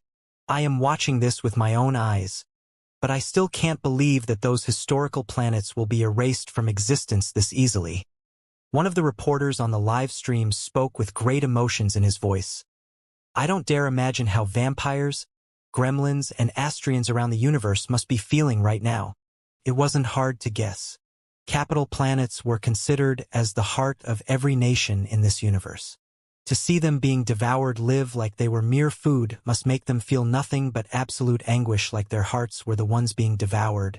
The only silver lining from this is that the last batch of citizens have been evacuated successfully yesterday. The reporter added with a bitter smile. Though, I have received news that some seniors refused to leave their homes and wanted to die in them. Everyone in the chat streams wrote F to pay respect for those stubborn geezers, who would rather die with their planet than ditch it. Don't you feel bad for them? Asna asked while chewing popcorn as she watched the same streams next to Felix on the couch. She saw that he had an indifferent expression after he heard the news. Feelings have no place in war, Felix remarked with a flat tone. They took their own choice to die with their planet, and I respect that. But it doesn't mean that I am feeling guilty of it. You are turning colder and colder. Asna smiled sadistically while giving Felix a loving look. I am proud of you, although only 5 days have passed. Felix had indeed turned colder. It ought to happen when he kept hearing reports of the death toll each day from his councilmen. In mere 5 days, the Void Nation had taken control over more than 35% territories of the Darkin faction's races. In the process, they had destroyed well over 100,000 fleets and killed off a significant number of soldiers, reaching up to 10 millions at minimum. They might be soldiers, but Felix knew that they had partners, children, friends, and families. With each death, he changed the lives of tens of people for the worst. The cherry at the top was forcing those families to escape from their planets after their armies fell under the Voidlings to avoid being eaten as well. As much as Felix wanted to not admit it, he knew that many of those families ended up getting caught by the Voidlings. After all, no one but Nimmo could control them, which meant they do not discriminate between soldiers and civilians. So, how could Felix's heart not die slowly and turn icy? He understood that he could either kill off those emotions or let them control him and end the war. Unfortunately, ending the war without the Void Nation's victory wasn't an option anymore. It's happening, Asna exclaimed with an excited tone as she pointed at Linoliv. When Felix switched his focus to it, he observed the planet getting completely hidden inside the World Eater's pitch-black body. Just like Felix's stone-cold expression, there was no explosion, no noise, not even a reaction from the World Eater. Just absolute dreadful silence as the pitch-black symbiote slowly sent its tentacles towards the 3 nearby blood moons. Such a sight made everyone feel uncomfortable as it resembled a monster wanting to eat the children after finishing their mother. Duchess Alina, Marquis Sebastian, and every single vampire throughout the entire universe shared the same reaction. Tears mixed with blood sliding down their cheeks as they watched this ongoing brutal scene with bloodshot eyes. All of them knew that this image was going to be burnt down in their memories until the day they die. I will make you feel the same pain. I swear on my soul I will make you feel the same pain. Duchess Alina kept repeating under her breath like some sort of mantra as she envisioned Felix's face next to the stream. She knew that the planet's death was going to affect her badly, but she never thought it would be by this much. This made her channel all of her grief and torment, then turn it into hatred pointed at no one but Felix. It had created enough hatred that would last for eternity. In less than 30 seconds, the other 2 planets had suffered from the same fate as Linoliv, causing the gremlins and Astrians to accompany the vampires in the anguish train. Though it was much worse for the Astrians since their planet was devoured by a dreamer. This made them watch their planet join thousands of other cosmic entities inside the pinkish translucent dreamer skin, and then get taken inside the void realm. It was like a daylight kidnapping happening right in front of their eyes, and they could do nothing but weep and scream. Our wishes and prayers goes to our brothers and sisters. The reporter sighed. No one deserves to go through this situation in his life. I really hope that the Void Nation won't do the same with the other planets. Turn it off, we have watched enough. Duchess Alina ordered frigidly. Tell me the updates. Marquis Alfred stood up and disclosed. I have convinced dragonlings, goblins, gnomes, catfolk, sylphs, and kobolds to join our cause. The rest have either completely rejected me or told me they will think about it. That's it. Duchess Alina frowned in displeasure. Were our ambassadors stingy with their trades, or are they just too scared of the Void Nation? It's the latter, Marquis Alfred added with a peculiar voice.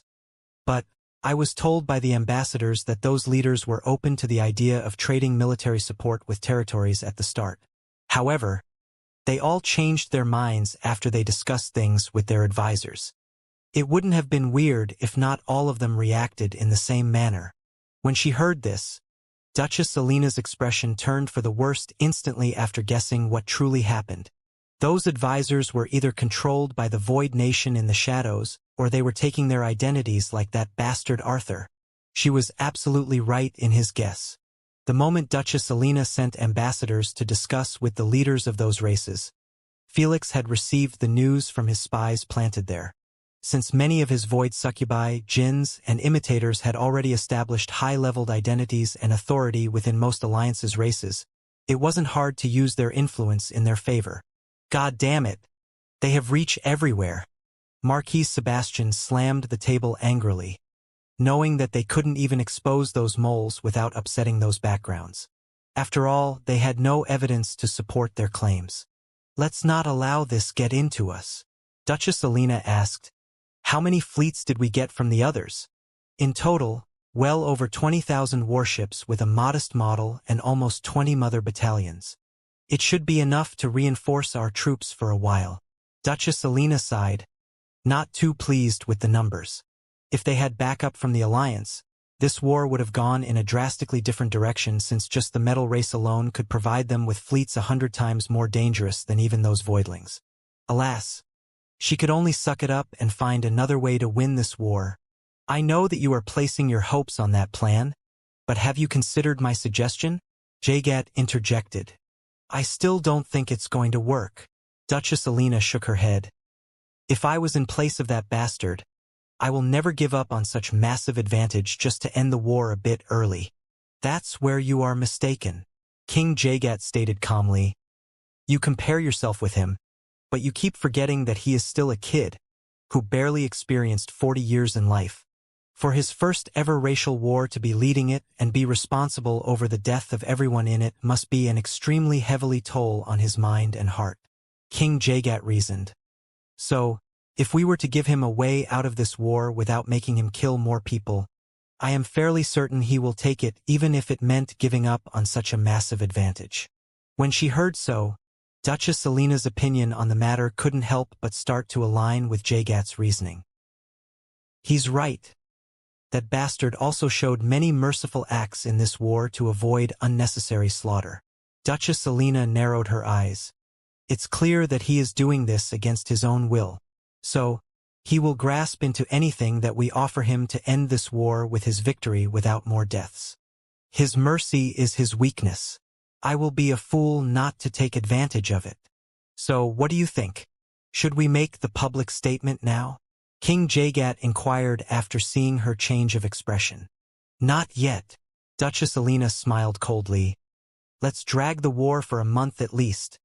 With more deaths in our side, the harder he will bite. Marquis Sebastian and Alfred couldn't help but feel chills course on their spine at Duchess Alina's diabolical suggestion. She had no issues with sacrificing millions more of vampires, Astrians, and gremlins for the sake of making this plan work. King Jagat couldn't be more right about Felix's assessment. He might be extremely intelligent and cunning, but when it came to making such merciless decisions, he could never amount to Duchess Alina. Speaking about Felix, he could be seen sitting in the throne hall inside Nemo's consciousness with the rest of the councilmen and Candace. How is our preparation to intercept their reinforcement? Felix inquired. 6 combat squads are waiting patiently near their interception point. Candace answered.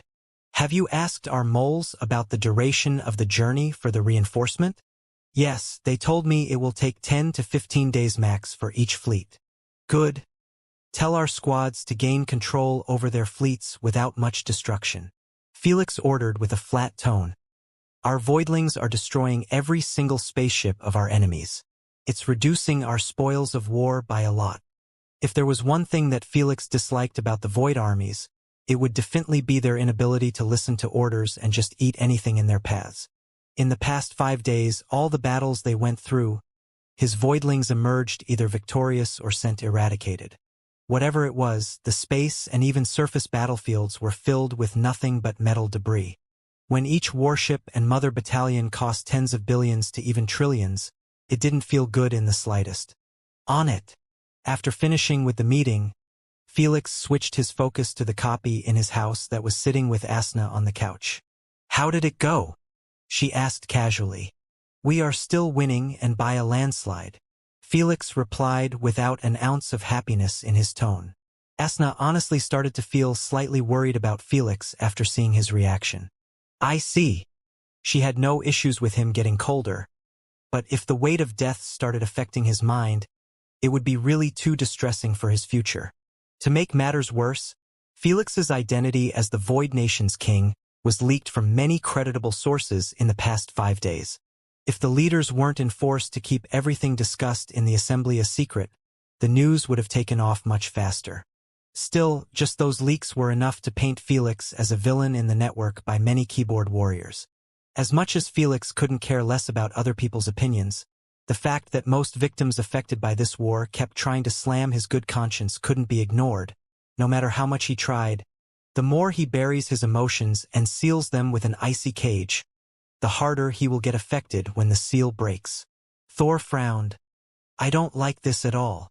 "Me neither," Jormungandr sighed. He wasn't ready to have this many innocent lives put on his conscience at once. Unlike Felix, every tenant in his mind were completely accustomed to random deaths happening because of them. In fact, even taking innocent lives had no effect on them as long as they believed that their deaths didn't go to waste. For example, Lady Sphinx had no problems with doing experiments on innocent subjects for the sake of knowledge and truth. It was wrong in the eyes of others, but not in hers. In the same breath, she wouldn't kill anyone without any good reason. This made it quite straightforward to not feel any sort of guilt when she finished with those experiments. In the case of Felix, even though the war was a necessity, and he knew deep down that if he backed out, the lives of his own people would be endangered, it still didn't relieve the guilt of innocent lives taken because of him. No matter how much he hangs around with you, he is still a human. Elder Kraken shared a bit of his wisdom. Humans' emotions are the hardest to control. This what makes them unique from each other. Almost every other race were born with specific emotions that define their personalities and lives. Dragons were known for being proud, overbearing, vengeful, selfish, and wrathful. Although they also possessed other emotions and desires, the mentioned above remains dominate in almost all of them. In the same breath, elves were known for being extremely loyal, obsessive, kind, gentle, and attuned with nature. They might act in different ways depending on the situation, but all of them behaved from birth under those mentioned prerogative. Meanwhile, humans were born like a slate sheet without a single emotion being dominate over the other. The environment and growth phase shape each human differently, making them able to have insane pride similar to dragons, greed similar to goblins, and ruthlessness similar to beasts. Right now, Felix was losing control over his emotions because of his guilty conscience beginning to dominate everything about him due to this new environment. The only solution he found was ignoring it and burying it deep in his heart, having no clue how to move forward otherwise. Let's just hope this doesn't scar him for life and overcome it to become a better version of himself. Carbuncle smiled wryly as he blew smoke rings, knowing exactly how it felt to have guilt control his entire life. "Can't we do anything to help him?" Asna asked with a worried tone, fearing that Felix might change forever because of this. "Unfortunately, he has to find his own way to handle it, so he can truly move forward," Elder Kraken shared. "Otherwise, he will be dependent on whoever helped him forever." Upon hearing so, Asna could only hold Felix's hand tightly and watch him analyze the holographic reports in front of him without an ounce of emotion on his face.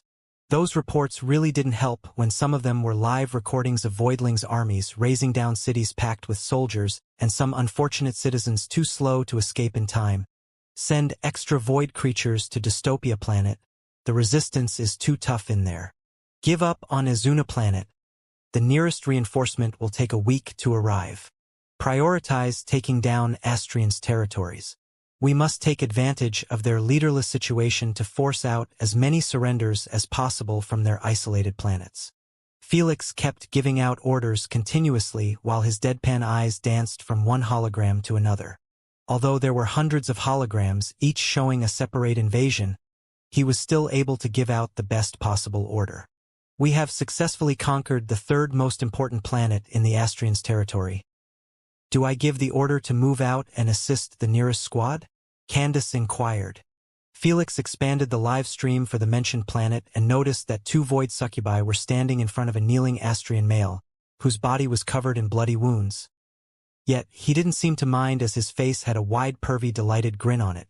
It seemed like he was out of it. His eyes were out of focus and cloudy. Good job. Tell them to go provide backup, Felix ordered. All right. Candace delivered his orders instantly, causing those 2 bewitching succubi to command their squads to gather the Voidlings' army and retreat. Felix had no worries about this planet falling again in the hands of the Astrians when its governor had fallen under those void succubi and became their sex slave. With both of them attacking his mind, it took merely a few days to break him apart instead of years of effort if they were alone. Now that he was on their side, and he became the sole responsible over his planets, he was given the right to surrender by Queen AI and relieve those poor soldiers from the war. Unfortunately, this could happen only with the Astrians since they had lost all of their authoritative figures. Planets' governors of the other 2 races could only fight until death even if it was a losing battle, unless Duchess Alina and King Jagat gave them the order to surrender. Obviously, this wasn't happening anytime soon. Days went by and then weeks. Before long, an entire month was concluded since the moment the war had started.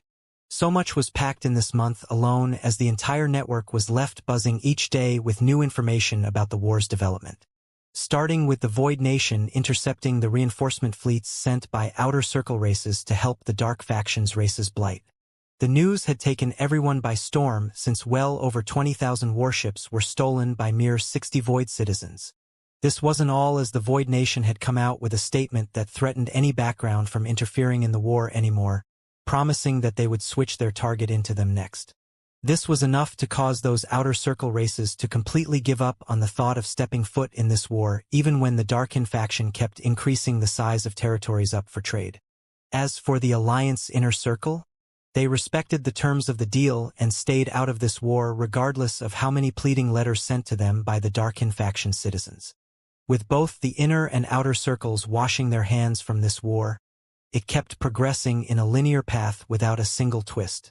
That path was nothing but absolute destruction of the Darkin faction without an ounce of resistance. The sides were so unevenly matched, the Astrian race territories ended up getting 99% conquered in less than 2 weeks. This forced the Astrians to either seek refuge in nearby galaxies or deserted planets inside their territories. Whatever they did, the Astrians' empire was considered as erased from existence, and only those spread out citizens throughout the universe were what remained of it. All of this happened in mere 2 weeks, which was a record on its own. Every racial war happening either in the Dark Ages era or this era always took decades if not centuries to conclude. With the Astrians' empire fall, everyone predicted that the vampires and gremlins would voice their surrender to avoid any unnecessary slaughter. After all, the Void Nation showed to everyone that they never carried on a single invasion after a surrender was voiced. Alas, day after day went by, and millions upon millions of deaths occurred on each of them. Yet, not a single governor of the invaded planets announced their surrender. It was so bad. Some planets ended up having everyone slaughtered to the last man because the leaders refused to stop the war. This backfired on no one but the vampires and gremlins leaders, as everyone on the network blamed them for any additional unnecessary death. After all, as leaders, they were responsible over the safety of their people, and if they couldn't protect them, they must admit defeat to save the rest at least. That was just common sense in any war. Sadly, Duchess Alina and King Jagat turned deaf ears to the pleas of their own people and others in the network. I think it's time to voice our challenge, King Jagat proposed calmly as he sat with Duchess Alina. You read my mind. Duchess Alina smiled coldly. We have already shown our conviction to die then surrender, so unless he has no issues with committing complete genocides on each planet, he has to accept it. You handle it. Without an ounce of hesitation, Duchess Alina started a live stream and used her connection to spread it far and wide throughout the entire universe. In less than 2 minutes, hundreds trillions of viewers jammed up the stream services. Is she finally going to announce her surrender? Asna expressed with a relieved tone as she watched the stream with Felix. The majority of the viewers tuned in with hopeful thoughts, wanting nothing more than to hear those magic words from Duchess Alina's lips to end this nightmare for everyone. It might have lasted for a mere month, but the videos and clips of the war in the network were too nightmarish due to the Voidlings' involvement. Who knows? Felix replied with a faint rough voice like he was trying to talk through a bad case of flu. His pale complexion and overall deathly zombie-like appearance didn't make it look any better. Felix! Asna smiled bitterly as she glanced at her man. Gone was Felix who used to laugh and joke around. Gone was Felix who used to smirk confidently, regardless of what situation he was put into. Gone was Felix who was always emitting an air of shameless and cunningness around him.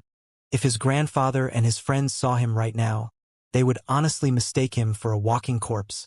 This month might have been heavy on everyone, but no one could even come close to what it was doing to Felix's mental health and Seven Hearts.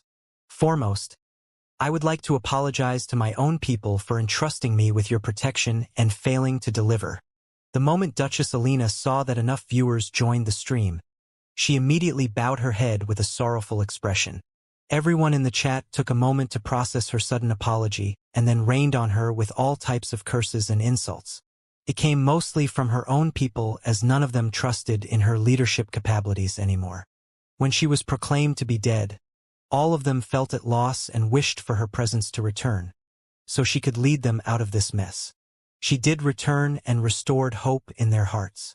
Alas, nothing changed with her revival and actually just made things much worse for those innocent civilians.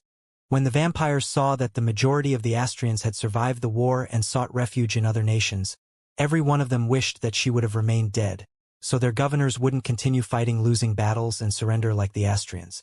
Naturally, this didn't mean that Felix or the Void Nation weren't hated anymore. All of them were still treated like the devils and prayed for their death by every vampire and gremlin. Their hate wasn't going to subdue even when centuries go by. When Duchess Alina read some of those nasty comments, she showed a bitter smile and said, "I deserve everything you throw at me. I have failed you. I have failed my ancestor, and I have failed my own race. If she is fishing for sympathy, it ain't working out." Asna giggled in amusement after seeing that the comment section was still as negative as ever. Felix gave a slight nonchalant head nod and continued watching the stream. Asna could only sigh in defeat and stop trying to lighten Felix's mood for now. God knows how much she tried on a daily basis to be supportive of Felix and uplift whenever something horrible happened in the war. Yet nothing worked. Still, Asna had no plans of leaving Felix on his own or stopping her attempts to cheer him up. I am a firm believer that surrendering won't accomplish anything and merely cause our race to end up homeless in the universe and targeted by everyone until we end up going extinct. Duchess Alina took a deep breath and said, "However, I realized that we will end up going extinct either ways if the war continued on this progression. Since we already lost most of our fleets and no one in the Alliance is helping us, I have decided to take matters on my own hands and end this once and for all." Before anyone could interpret her statement, Duchess Alina narrowed her eyes in focus and announced out loud, "As the vampire's 10th Duchess, I hereby declare that I am open to a fair death match with the Void Nation's king, and whoever won will be forced to raise the white flag for their nation." This news caught all the viewers by surprise, making them spam exclamation marks on the chat rooms. She dares. Asna gave a murderous glare at Duchess Alina, feeling her killing urges return. Who could blame her? She noticed Felix's corpse-like expression drastically change for the first time in the past month, finally moving some of his numbed facial muscles. From his expression alone, it was easy to recognize that he was more than open for the challenge. "I can end this war with my own hands. I just need to win the challenge and all of this will be over," Felix murmured with a bit of light restored into darkened pupils. "It will be finally over. Felix, it's danger. Asna, just don't." Thor shook his head after seeing that Asna was attempting to change his mind. But it's too dangerous and unnecessary. Asna bit her lips.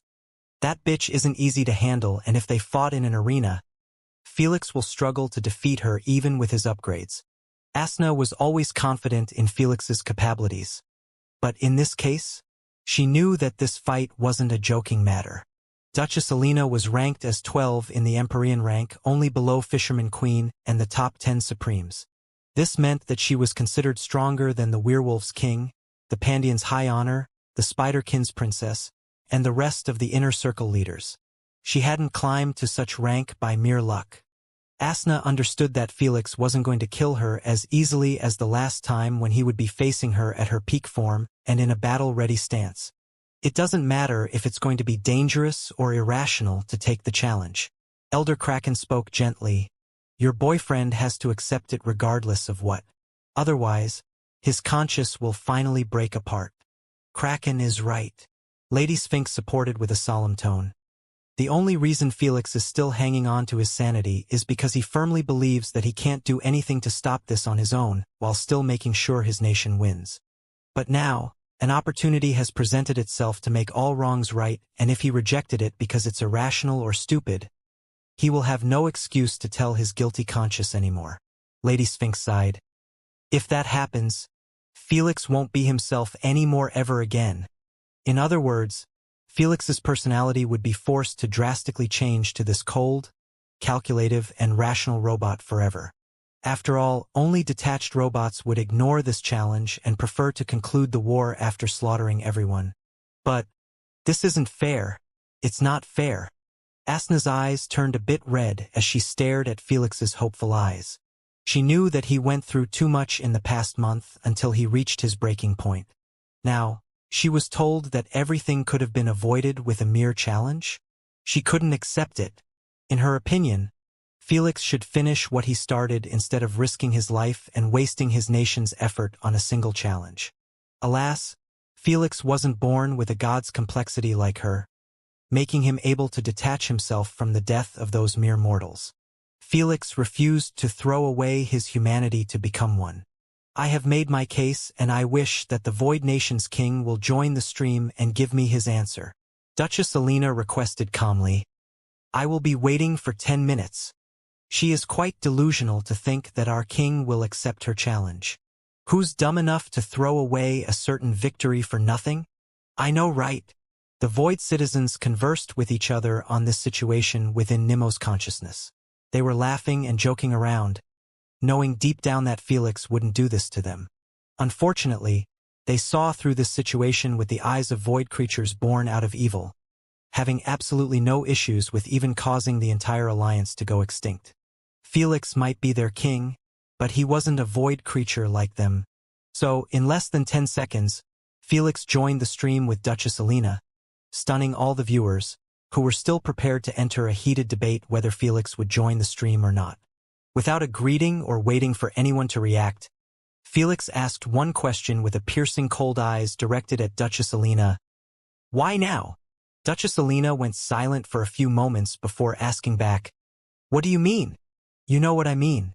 Everyone watching the stream knows what I mean. Felix stressed. Why are you proposing a challenge now instead of doing so at the start of the war or even in the middle? Why now? Based on discussions in the chat rooms, everyone wanted to know Duchess Alina's reasoning as well. In their eyes, the war went to shit for the vampires from the very start, and it was clear that no matter how much they struggled, they weren't going to win it. If so, why not propose this salvation challenge much earlier? Whether it worked or not, at least countless lives would have a bit of hope of being saved. I had to test out other options before resorting to this. Duchess Alina answered composedly, It's the last countermeasure since I don't know whether you are going to accept it or not. She somehow deflected the bullet with a logical response. Still, Felix wasn't planning on dropping this subject at all. I was going to accept it even if you proposed the challenge at the start of the war. Felix replied coldly. I merely sought the destruction of your empire, and if it meant achieving it with a simple death match without a continuing war, I would have taken it in a heartbeat. He is joking, right? I don't think he is. The hell is going on?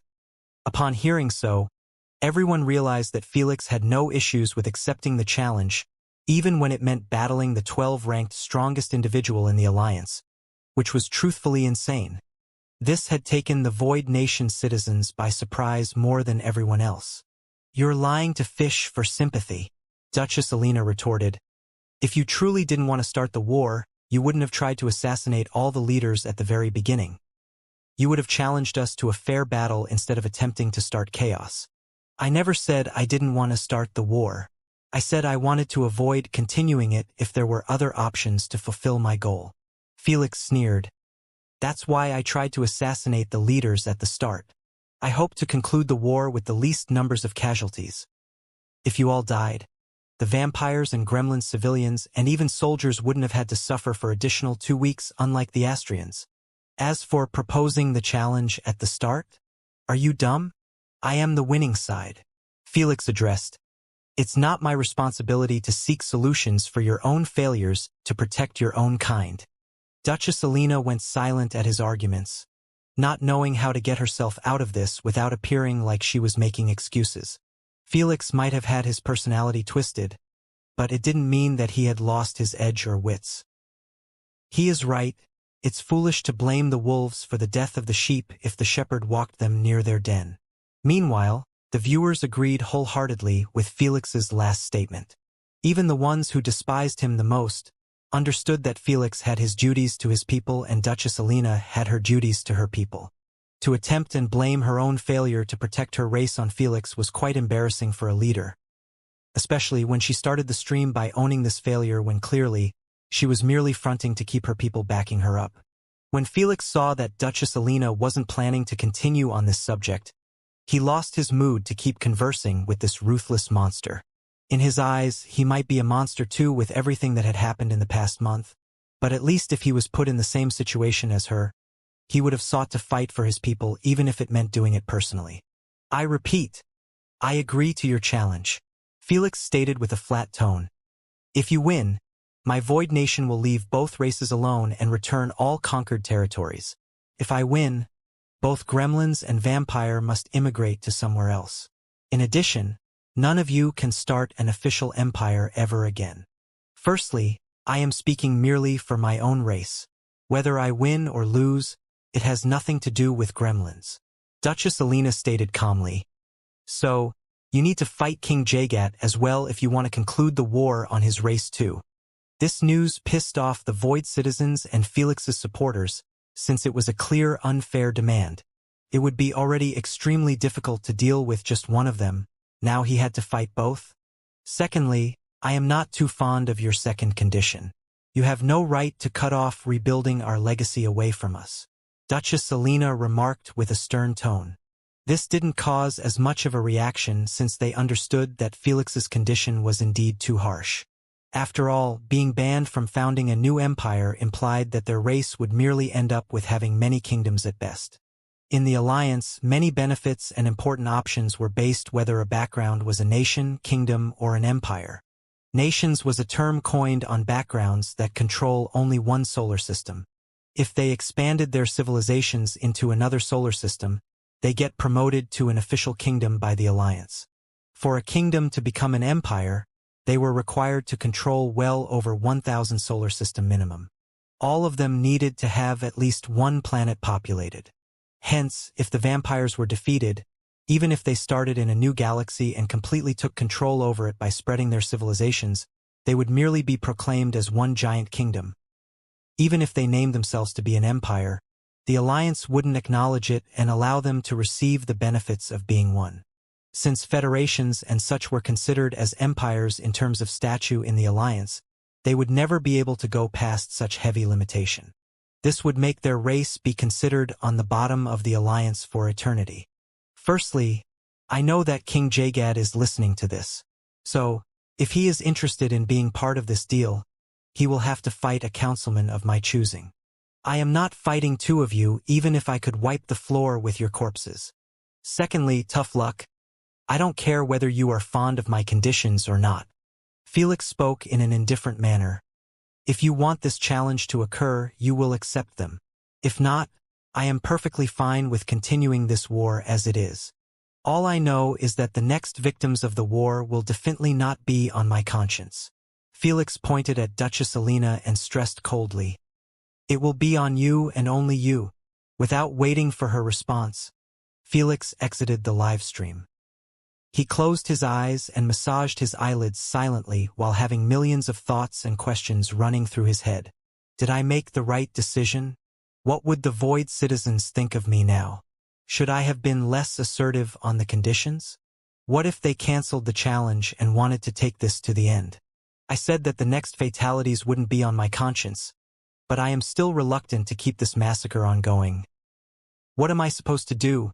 Just as Felix's mind was being flooded with doubts, hesitation, and uncertainty about the future, Asna reached out to his hands and put them away from his eyelids without saying anything. When Felix tried to speak, she shushed him with a finger and helped put his head gently on her lap. Then, she started to massage his temples gently while looking him directly in the eyes with a loving look. Felix, no matter what happens, I will always be by your side. Asna whispered. So, stop doubting your decisions and act on what your hearts tell you regardless of how wrong it seems.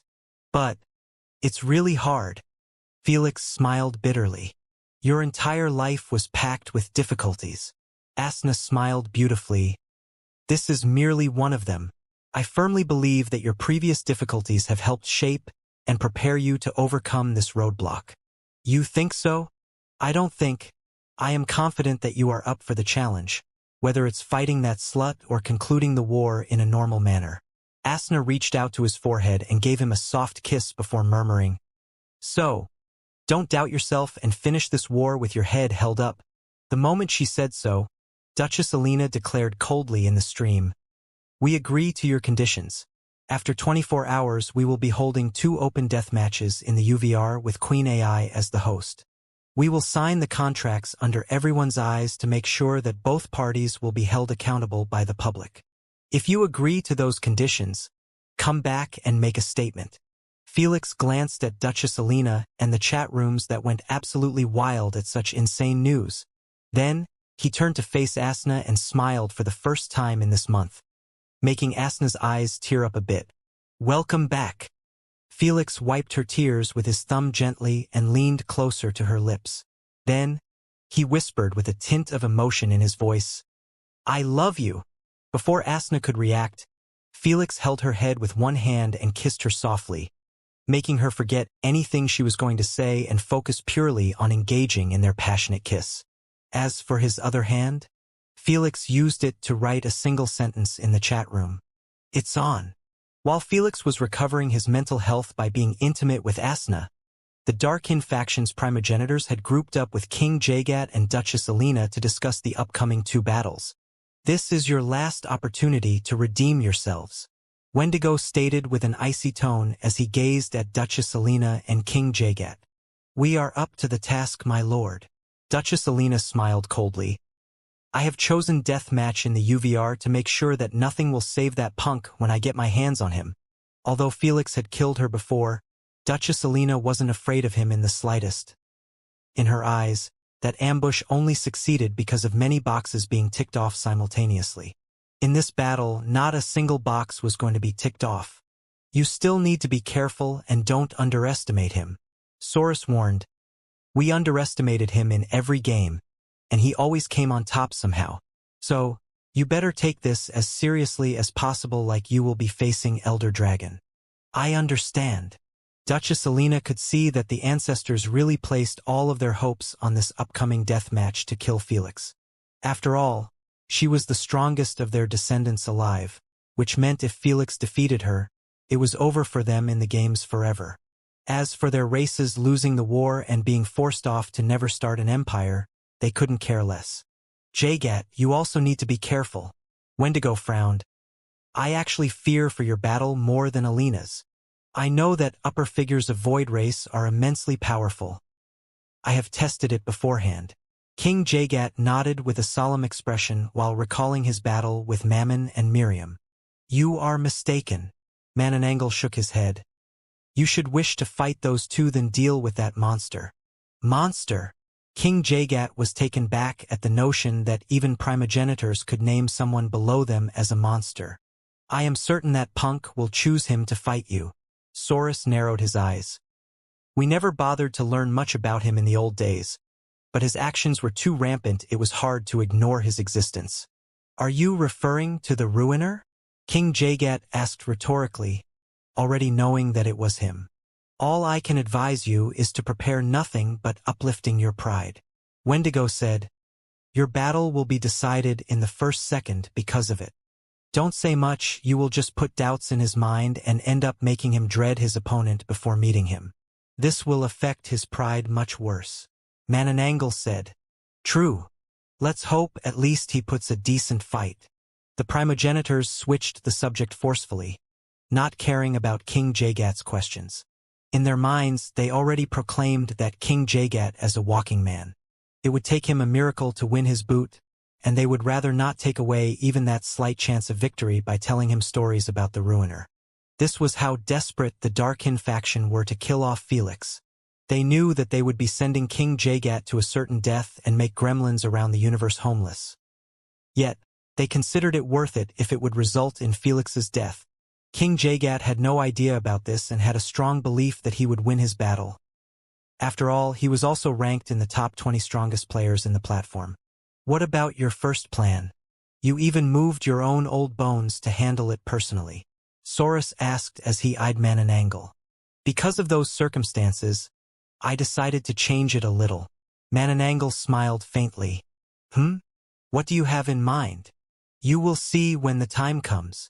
Duchess Alina showed a glacial smile after hearing so, knowing exactly what her ancestor intended to do.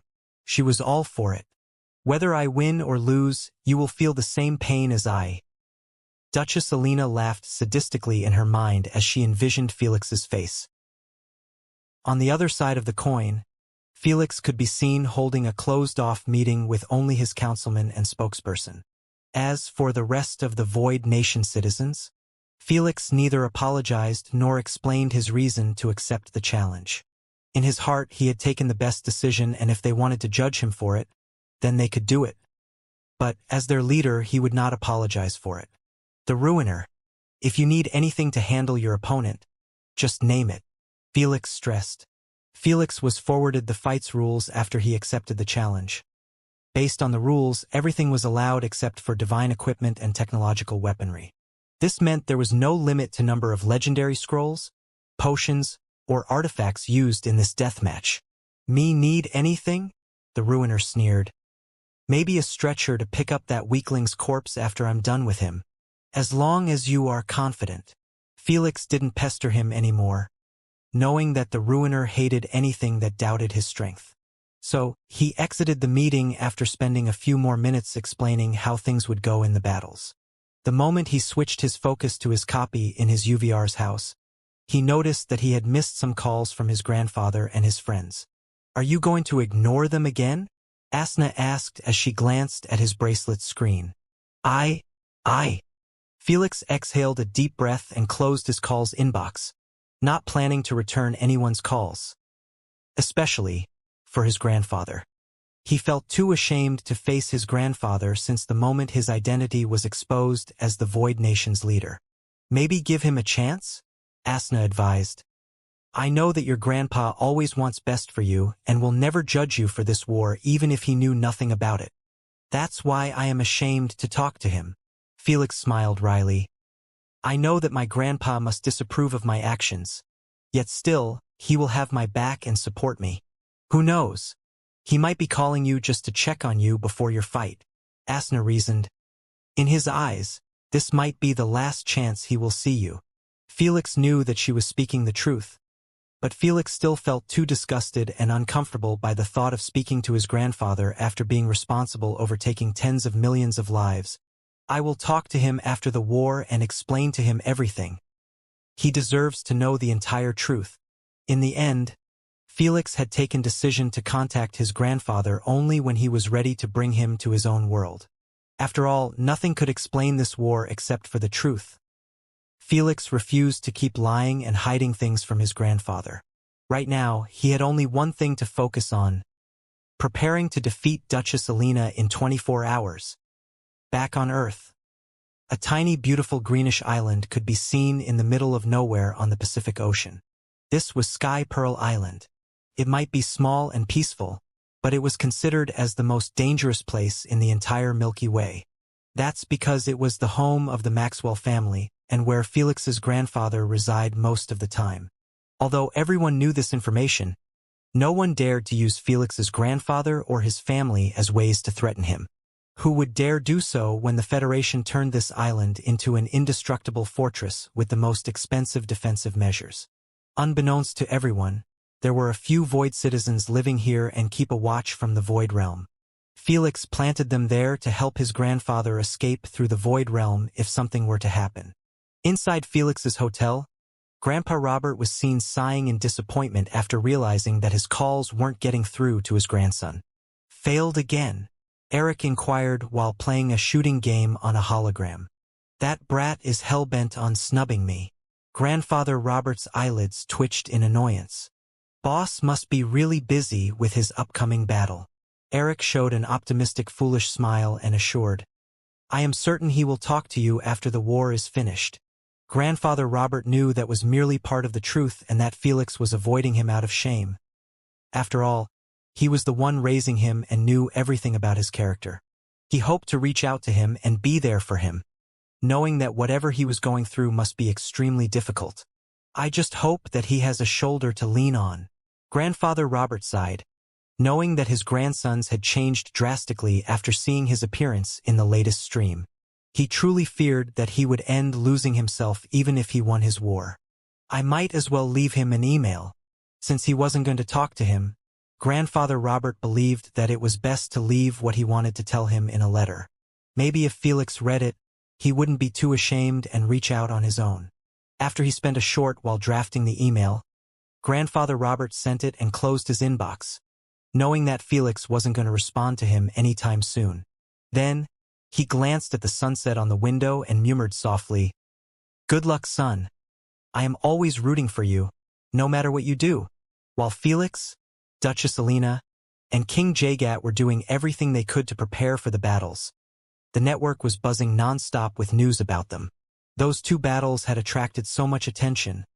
The SG committee had decided to postpone important games which were conflicting with the battle's date. They knew that hundreds trillions of viewers would be stolen from them. Since those two battles were streamed free of charge, no one was going to miss them even if it meant skipping on their idols' games.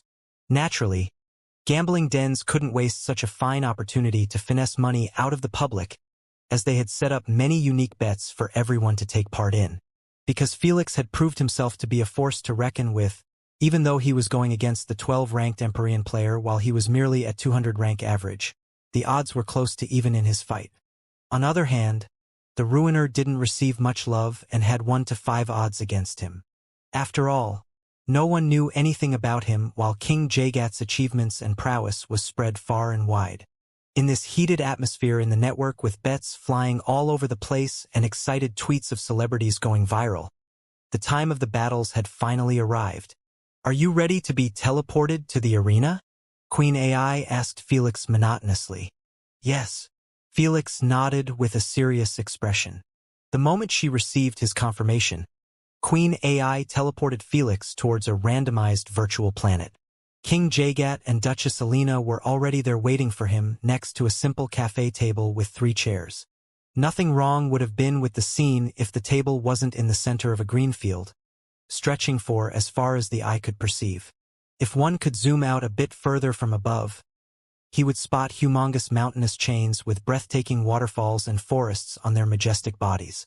Those mountainous chains were circling the green field and locking it down, making the entire scenery resemble an arena born out of nature. Landlord! Landlord! Landlord! Landlord! Felix was forced to ignore the view and lift his head after his name began chanting thunderously in the sky. The sight he saw was enough to overwhelm anyone as the entire sky was filled with stacked-up holographic chairs reaching to the exosphere. Without needing to count, Felix discerned that hundreds of trillions of spectators decided to watch the battles live. There would have been actually much more if the space wasn't filled up, forcing the rest of viewers to switch to watch the stream in the comfort of their homes or social areas. Still, all of Felix's friends and closed ones managed to attend due to being prioritized by Queen AI. Although Felix's name was echoing through the arena, causing even the grass blades to flutter chaotically like a helicopter was hovering above them, Felix's glacial expression didn't change even a bit. "Where is your councilman?" Duchess Alina asked calmly. Felix lowered his head slowly and stared directly into her eyes for a few moments before answering with a flat tone. "He will be here when his fight is due. I am not here for chit-chat. Let's sign the contracts." Without waiting for their response, Felix sat on his chair and picked up a holographic contract that was placed on the table. Seeing that Felix wasn't planning on engaging with them, Duchess Alina decided to be direct as well. "Queen AI, please read the important terms of our joined contract to the public," she requested while enlarging the holographic contract for everyone to see. Queen AI took a goddess-like giant holographic form and began reading with a stoic expression. "There is no surrender in the battles. They will end only when one party was proclaimed dead. If a party lost a battle, the nation represented will be forced to surrender in the war and will never target the winner party for the perpetuity of this contract." Naturally, Felix, Duchess Alina, and King Jagat had already met in private before the battles to make sure that the terms were approved of. Duchess Alina had placed her foot on the second term, so she would never need to worry about the Void Nation taking revenge on Felix when she killed him. Felix agreed to it, not caring too much about what the Void Nation would do if he died. Everything below legendary rank is allowed in those battles regardless of the quantity, as long the parties own those items in their spatial card in the real universe. Only technological weapons and products are banned. Since divine equipments were considered as secret knowledge, this condition was coined in this manner to avoid bringing them. Since quantity was specified to be infinite, both parties made sure to prepare as much as they could in their spatial cards in the real world before joining the games. There is no time limit to the battles, however. The combatants are banned from going beyond the mountainous chain. Everyone knew that if such measure wasn't implanted, the battles would last forever if the players were allowed freedom of moving through the entire planet. After all, they were allowed to carry with them as much energy stones and healing products as possible. "This is all," Queen AI requested. "Please sign the contracts if you are satisfied with the terms." Duchess Alina and Felix stared at each other for a few moments without a single blink taking place. Just as the atmosphere was about to get too intense, they signed the contract simultaneously and stood up. "I hope you have prepared enough." Duchess Alina smiled coldly. "I am not planning on simply killing you. I will make sure that you will go through the same torment you imposed on my people before I finish you off." Felix's fans and loved ones all felt chills course on their spines at her threat, knowing that she could do this without anyone being able to stop her. After all, there was no surrender on the table, and the battle would end only when one of the combatants die. When the viewers saw Felix open his mouth slightly, they all perked their ears in anticipation at his retort, knowing that he was the best at them. However, Felix ended up merely murmuring expressionlessly, "Good luck."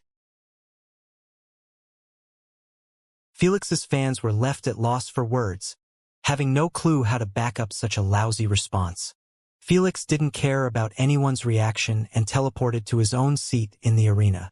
King Jagat and Duchess Alina also did the same with irritated looks, feeling like all of their plans to rattle Felix resulted in nothing. "The first battle will start in 2 minutes, Queen AI announced. "It will be between the Gremlins King, Jagat, and Void Nation's Councilman, the Ruiner." Queen AI might not be as great as MCs on hyping up the viewers, but she was still a good host. So, she didn't spend 2 minutes in silence but actually used them to introduce both fighters, starting with King Jagat. King Jagat is believed to be the strongest and most talented darkness elementalist to be born in this era.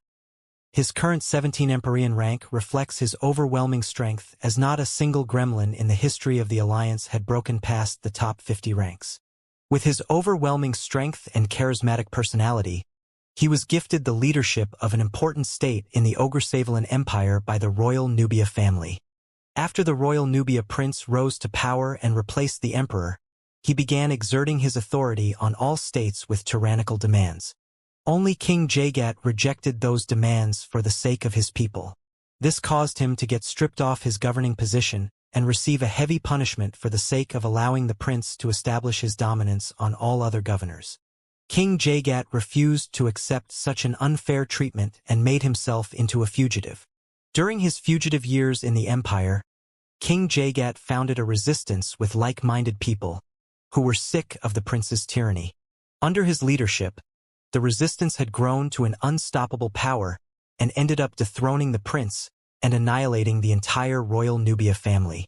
As the leader of the resistance, King Jagat had become the new emperor of the Ogresavelan Empire.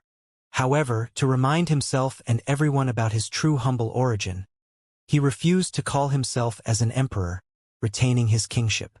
This has occurred 300,000 years ago.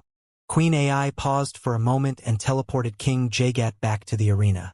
Then, she concluded her speech with the same emotionless tone. Now, King Jagat is here yet again to fight for his own people's freedom. King Jagat! King Jagat! King Jagat! Without needing to ask them to chant, the gremlins and many other viewers exploded in emotional cheering as they looked at King Jagat's stoic expression. Besides the viewers who cared about history, the rest had absolutely no clue that King Jagat's story was this interesting. The majority expected him to be born into royalty like the majority of leaders. Queen AI didn't care about the viewers' cheers and continued her introduction through the noise. On the opposite side, we have the Void Nation's councilman, the Ruiner.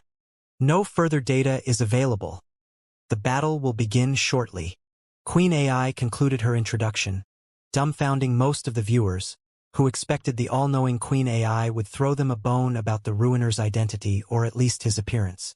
Fortunately, they didn't have to wait for long to see the Ruiner as the moment Queen AI ended the introduction. She teleported him in front of King Jagat against his will. He resembled a giant demonic creature born from the depth of hell itself with his two dark red horns on his forehead and long dark fangs protruding from his nightmarish mouth. His ungodly appearance scared most of the viewers into silence, feeling like the Ruiners would come get them if they cheered his opponent right in front of him. Under this unexpected silence, the Ruiner opened his mouth and spoke. "How dare you not ask for my permission?" The Ruiner narrowed his eyes murderously at Queen AI's holographic form. "Do you want to die, cunt?"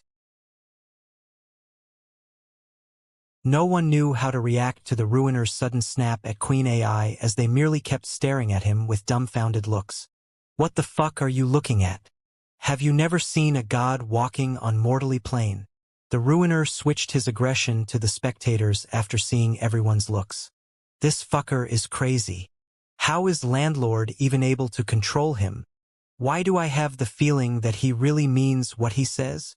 Everyone was forced to gulp a mouthful in fear and lower their gazes after they made contact with the Ruiner, seeming like they were trying to avoid getting targeted by this crazy demon. While some believed that he was merely putting a front, Felix and the rest of the Void Nation knew that he was as serious as he could get. Even when he threatened Queen AI, he would most definitely search for her servers and destroy them to prove his point. "This meathead really needs a beating." Candace facepalmed as she sat with the rest of the councilmen, feeling slightly embarrassed by having her race represented by him. They were already having a bad image in the public due to their voidlings. Now even the councilman was acting like a madman. "Well, keep wishing," Arthur chuckled. "As long as the primogenitors doesn't make a move personally on him, he can act as wild as he wants." "Eyes down here, you vulgar imbecile," King Jagat said with an indifferent look, not affected in the slightest by the Ruiner's appearance or his persona. "Vulgar imbecile?" The Ruiner slowly lowered his head and turned to face King Jagat with a creepy wide smile.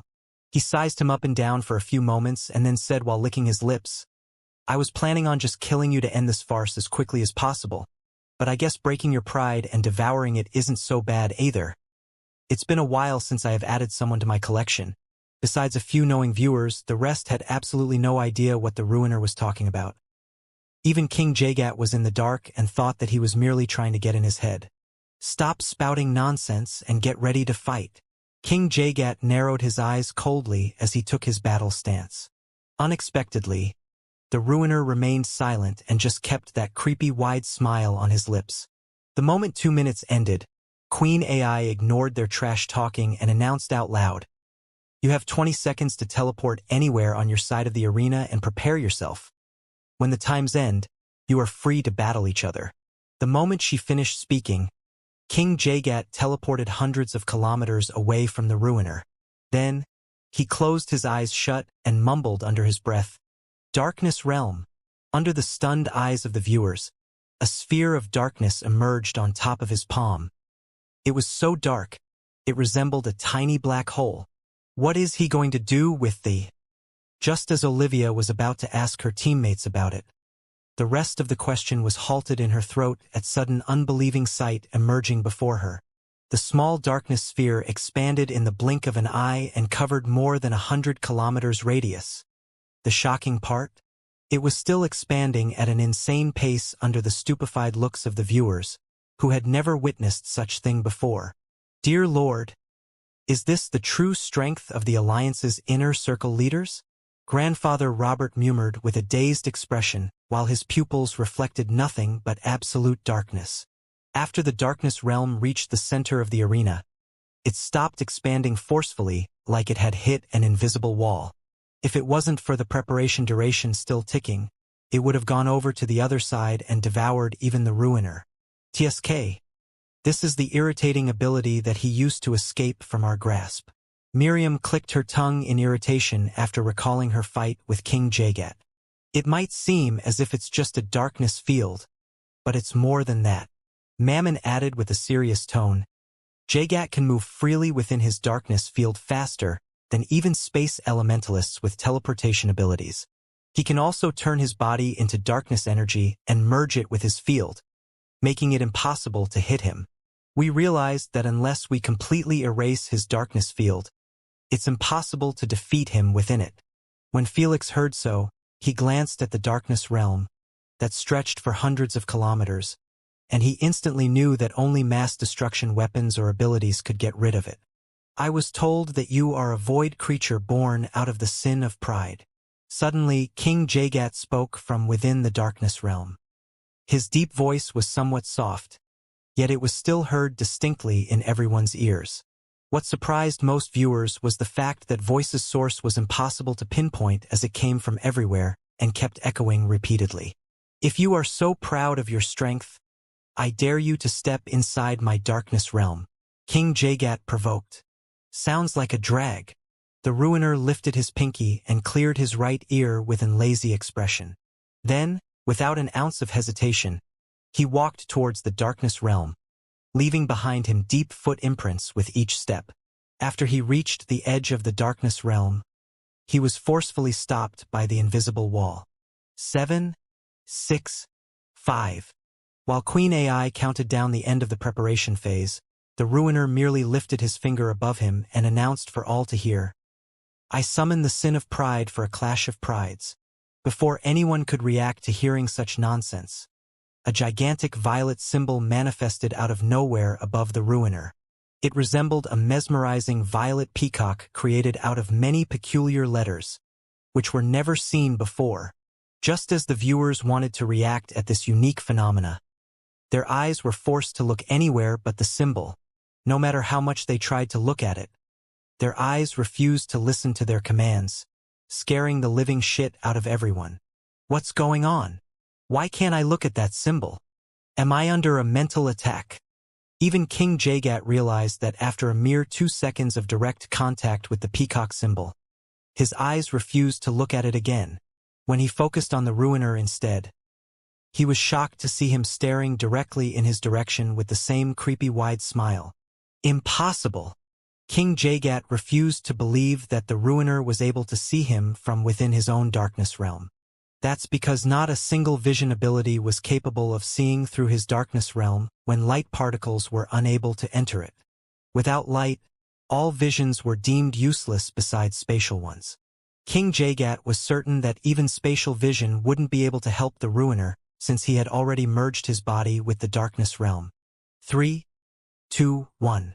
Queen AI ignored everything ongoing and announced monotonously, Fight! The instant the invisible wall was removed, King Jagat dropped all of his doubts at once and pushed the darkness realm to engulf the Ruiner.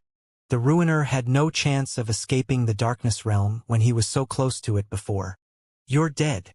King Jagat smiled coldly while eyeing the Ruiner standing nonchalantly inside his own world. Even the Inner Circle leaders believed that the Ruiner was in a pinch, knowing the entering King Jagat's darkness realm was a death sentence. Unless he escapes through the Void Realm, it will be over for that idiot, Fisherman Queen Everly remarked. "He is too proud to escape," Queen Alfreda stated calmly. "Let's see then what he does to free him." Just as Minister Aquairis was about to join the conversation, the Ruiner lifted his arm above his head while having his palm as straight as an arrow. Then, he brought it down swiftly until it reached the ground in a single motion. It might have been fast, but it was nothing extraordinary as even commoners managed to see his movement. The Ruiner retracted his demonic arm back into a crossing position while still having that nonchalant look on his face even when nothing resulted from his action. "Ha ha! That's it? Ha ha ha ha!" Just as the viewers were about to break into mocking laughter, the Ruiner uttered a single word. "Split." Then, there was no then. The arena, the mountainous chain, the darkness realm, and even the clouds were split apart like mosses splitting the sea for his people to pass through. Whether they were Inner Circle leaders or commoners, everyone was left with widened, horrified eyes at this unimaginable scene, making them feel like they were in the presence of a true god. Crash! Boom!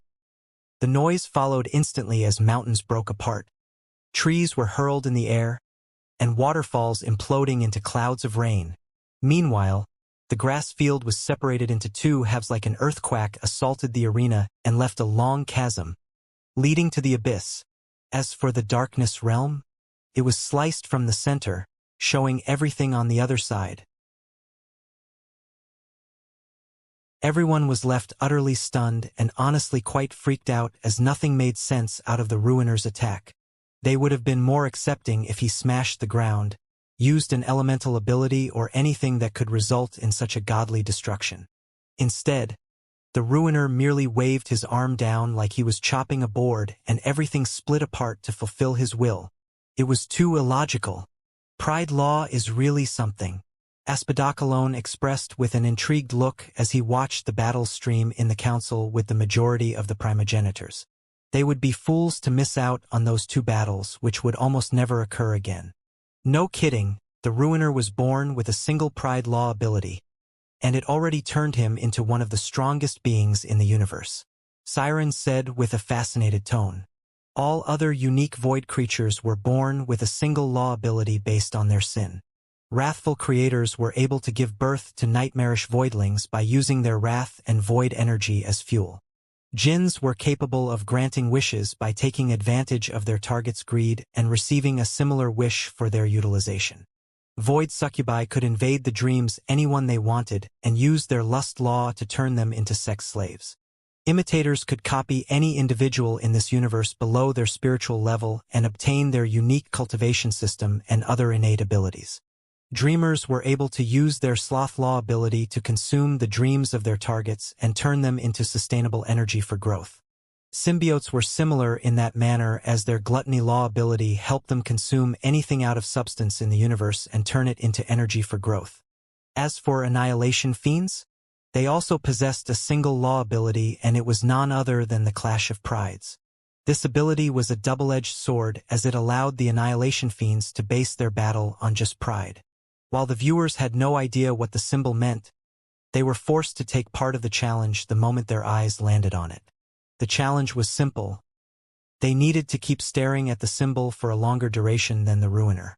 As seen from before, no one managed to keep their eyes on the symbol for more than 2 seconds. Even the Inner Circle leaders were forced to look in different direction against their own will. The only ones passing the test were the Hive Empress, Metal Empress, Elder Dragon, Asna, Nimmo, and obviously all primogenitors watching the stream. Even Felix failed to match the Ruiner's insane self-pride.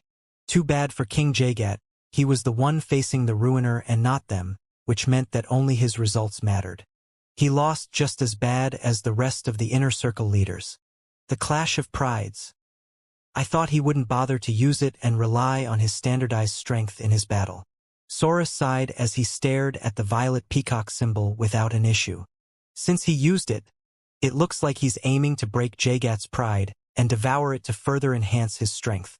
Erebus said, "Can he do that even in the UVR?" Komuho titled her head in confusion. "Let's watch and see," Aspidocalone said as looked at the ruiner who was walking on air through the chasm he created. Meanwhile, King Jagat was peeking at him while his heart was pounding like a set of drums. The previous attack didn't hurt him physically since he was one with the darkness realm, but his mind was frightened silly. How is this bastard so stupidly strong? Even Elder Dragon wouldn't be able to do that without much momentum. King Jagat thought to himself while completely hiding himself, not daring to let out a squeak anymore. He was warned alright that the ruiner was freakishly strong, and he should be careful, but he still was caught off guard. I must switch to offense and go all out before he makes any other moves. Without delay, King Jagat beamed his legendary weapon, Orb of Night.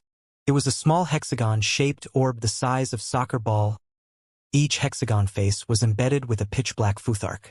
King Jagat tightened his grasp on the orb and commanded coldly, "Kill mode, activate."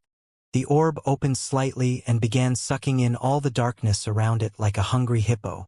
In less than a second, countless long darkness blades emerged from the orb's slits. King Jagat neither threw the orb nor pointed at the ruiner. He merely commanded it coldly, "Decapitate him." The Orb of Night disappeared from its place and emerged above the chasm, where the darkness had yet to cover again. What is that? Is that an ability? Looks like an artifact. The Orb of Night was spotted instantly by everyone, drawing varied reaction due to its weird appearance. What is this toy? The ruiner said curiously as he eyed the speeding orb in his direction. Toy. King Jagat snickered. This is a customized legendary artifact forged by the previous dwarves' emperor himself. It's able to slice anyone apart as long as they were touched by darkness. I dare him to call it a toy after this. Whoosh whoosh. Abruptly, the darkness walls on both sides of the chasm began to vibrate and wave like an ocean in a storm. Then, hundreds of dark tentacles surged from them and assaulted the ruiner simultaneously. They caught his limbs, neck, and even torso, forcing him to halt in his place. The Orb of Night was getting nearer and nearer to the ruiner's neck. Duchess Alina and the others, who knew about the true horror of this artifact, could already imagine the ruiner's neck getting sliced apart. Yet, the ruiner didn't even bat an eyelid as he stared directly at the incoming orb that was merely a few meters away from his neck. Just as King Jagat's smirk was about to widen, it was stiffened halfway through at the chilling sight before him. How? His brain had suffered from a short circuit, as he eyed his Orb of Night stuck inside the darkness tentacle around the ruiner's neck. It was trying its best to pass through the darkness tentacle and emerge on the other side. But no matter how much it span, it was unable to move an inch. Looks like your ancestor hasn't told you enough about me or the law of pride. The ruiner spoke casually while reaching out to the Orb of Night with his hand like the darkness tentacle had absolutely no strength over him. He caught the small orb with his giant hand, making it seem like he was holding into marble. Then, he placed it between his thumb and index finger and aimed it directly at where King Jagat was hiding. Phew! Just like a child playing with marbles, he launched it akin to a bullet. Before King Jagat could break out of his shock, the Orb of Night sliced him up from his waist as smoothly as cutting butter. Fortunately, he was in his base transmutation form, helping him escape from harm again. Yet, the ruiner didn't seem to worry about it at all. He merely extended his arm forward and had his hand turned into a claw while facing King Jagat. Like hell I will stay near you. Although King Jagat had no clue what the ruiner was doing, he was too agitated by what happened to feel safe in his position. So, he instantly teleported to the edges of the darkness realm, putting over 300 kilometers away from the ruiner. Without change of expression, the ruiner merely turned his claw in King Jagat's direction again and ordered indifferently, "Bring him over." Abruptly, King Jagat felt sudden tightness across his entire body. Impossible. Impossible. This is illogical. This shocked him silly like nothing before, as he knew exactly what it meant. Stop. Stop. Stop. He kept shouting his mind like a madman while his transmutation was forcefully being cancelled against his will. In less than a second, his physical body was restored within the darkness realm. Yet, the nightmare wasn't over yet for King Jagat.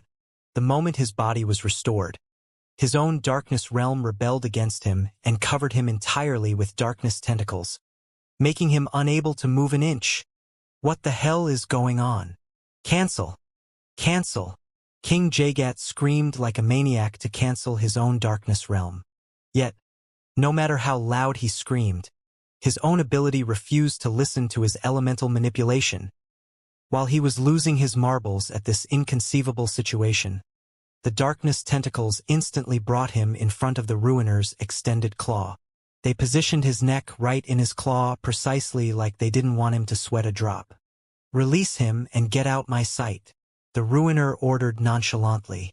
Just like an obedient puppet, the darkness realm retracted its tentacles and broke into black particles, returning the arena to its peaceful appearance under the dumbfounded looks of the viewers.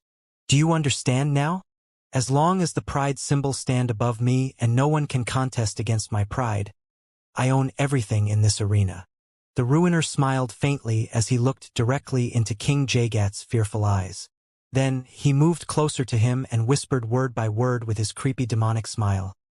To the last particle. Before King Jagat could process such a disgustingly strong power, the ruiner tightened his claw on his neck and then threw him against the chasm's wall. Boom!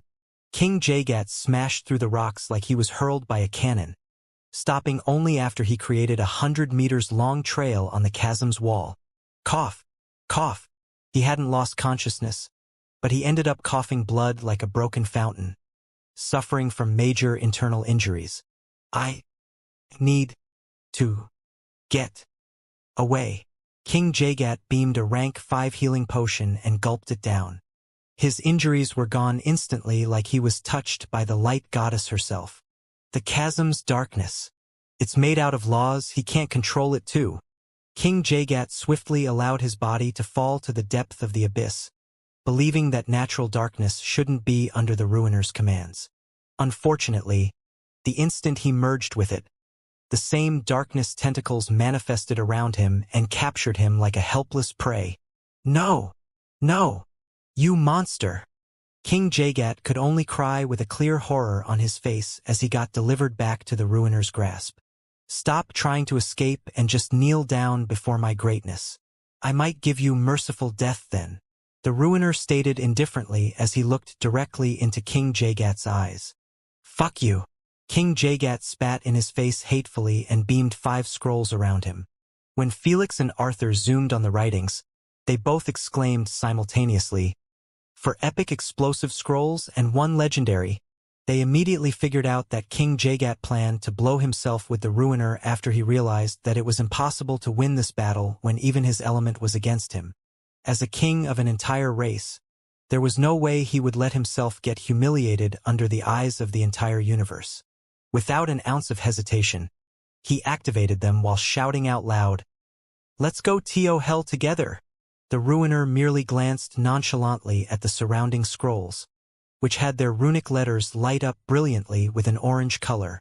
Then, an explosion with the force of 100 Hiroshima nukes went off in the center of the arena. It was so destructive and forceful, it reached even the holographic viewers in the sky, forcing them to guard themselves reflexively. After the flames settled up, a cloud mushroom rose up much higher and hid the crater for all to see. Did it work? Duchess Alina swiftly used her omnipotent vision to look straight inside the cloud mushroom with a hopeful expression. Huh? This? How? Her hopes crumbled immediately after spotting the ruiner floating within a humongous crater that was deep enough it resembled a natural bowl. The shocking part? He was still holding into King Jagat by the neck. Disperse. Abruptly, the ruiner's voice thundered in everyone's ears. forcing them to open their eyes to the sight of the mushroom cloud getting blown off by the wind. In an instant, the Ruiner and King Jagat were seen under the eyes of the viewers without a single scratch on them. The only things changed were the arena's state and King Jagat's complexion. His face was a white as sheet paper as he kept staring at the Ruiner's nonchalant expression. How is this even possible? Gulp. Is he really a god like he said? He must have used a scroll or an ability. Must be. While the spectators were losing their shit at such an unimaginable sight, King Jagat had front seat row on what exactly had occurred at the moment of the explosion. He knew that even if he told others, no one would believe him. Who could blame him? The moment explosion occurred, it had expanded everywhere around the Ruiners, and him like they were inside an invisible barrier. But in reality, it was just the particles defying their physics and refusing to touch the Ruiner and his prey based on his orders. Even the heat hadn't reached them like they were isolated in a different dimension. This was the true terror of Law's manipulation compared to merely elemental manipulation. Just one ability from the Pride Laws allowed the Ruiner to turn into a true god. Why am I here? Why am I facing this fiend? Was I forsaken by my ancestor? Ha ha ha, it must be. They knew that I was never going to win against this demon, and he still threw me off. After everything I did, after all the hard work and shit I went through for him, he disposed of me like this just for a chance to kill a human? Ha ha ha. King Jagat started laughing out loud like a maniac after finally realizing his true worth in the eyes of his ancestor. A mere tool to fulfill Wendigos' desires. The more King Jagat lost it, the bigger the Ruiner creepy grin had gotten. It's good that you finally figured out your truth. The Ruiner joined him in his maniacal laughter. You are worth jacks. You're nothing but a mere toy to gods like us. So, tell me, how dare a toy have pride in itself? King Jagat felt his pride being hammered with each insult thrown at him by the Ruiner. He wanted to retort, but he found nothing to defend himself. His most prized darkness manipulation betrayed him in the blink of an eye. His ancestor sacrificed him without an ounce of emotion. Now, even external items such as scrolls were also siding with the Ruiner. He felt like his existence amounted to absolutely nothing and his so-called pride was a mere joke before true gods. Kneel before me as an apology and I will give you a merciful death. The Ruiner kept pressing.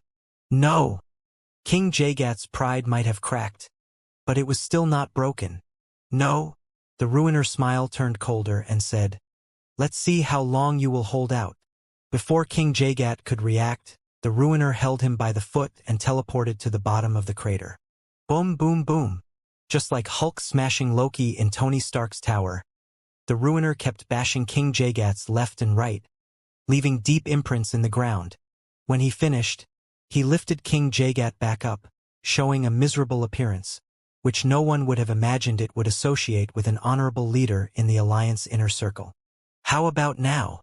The Ruiner asked again. Oh, no. King Jagat replied with great difficulty when his entire mouth and throat was busted open. You must be betting on dying after going through this torture? The Ruiner grinned creepily while bringing King Jagat near his face. King Jagat remained quiet, but it was clear to all that he was betting on that. Too bad. You will die only when I allow it. The Ruiner snapped his finger and ordered, heal him. Just like a magic show, King Jagat's shattered body was recovered instantly to its peak form after a wave of light passed through him. Let's start round 2. The Ruiner smiled coldly and instantly began smashing King Jagat again on the ground under the stunned and horrified looks of the viewers. This is too much.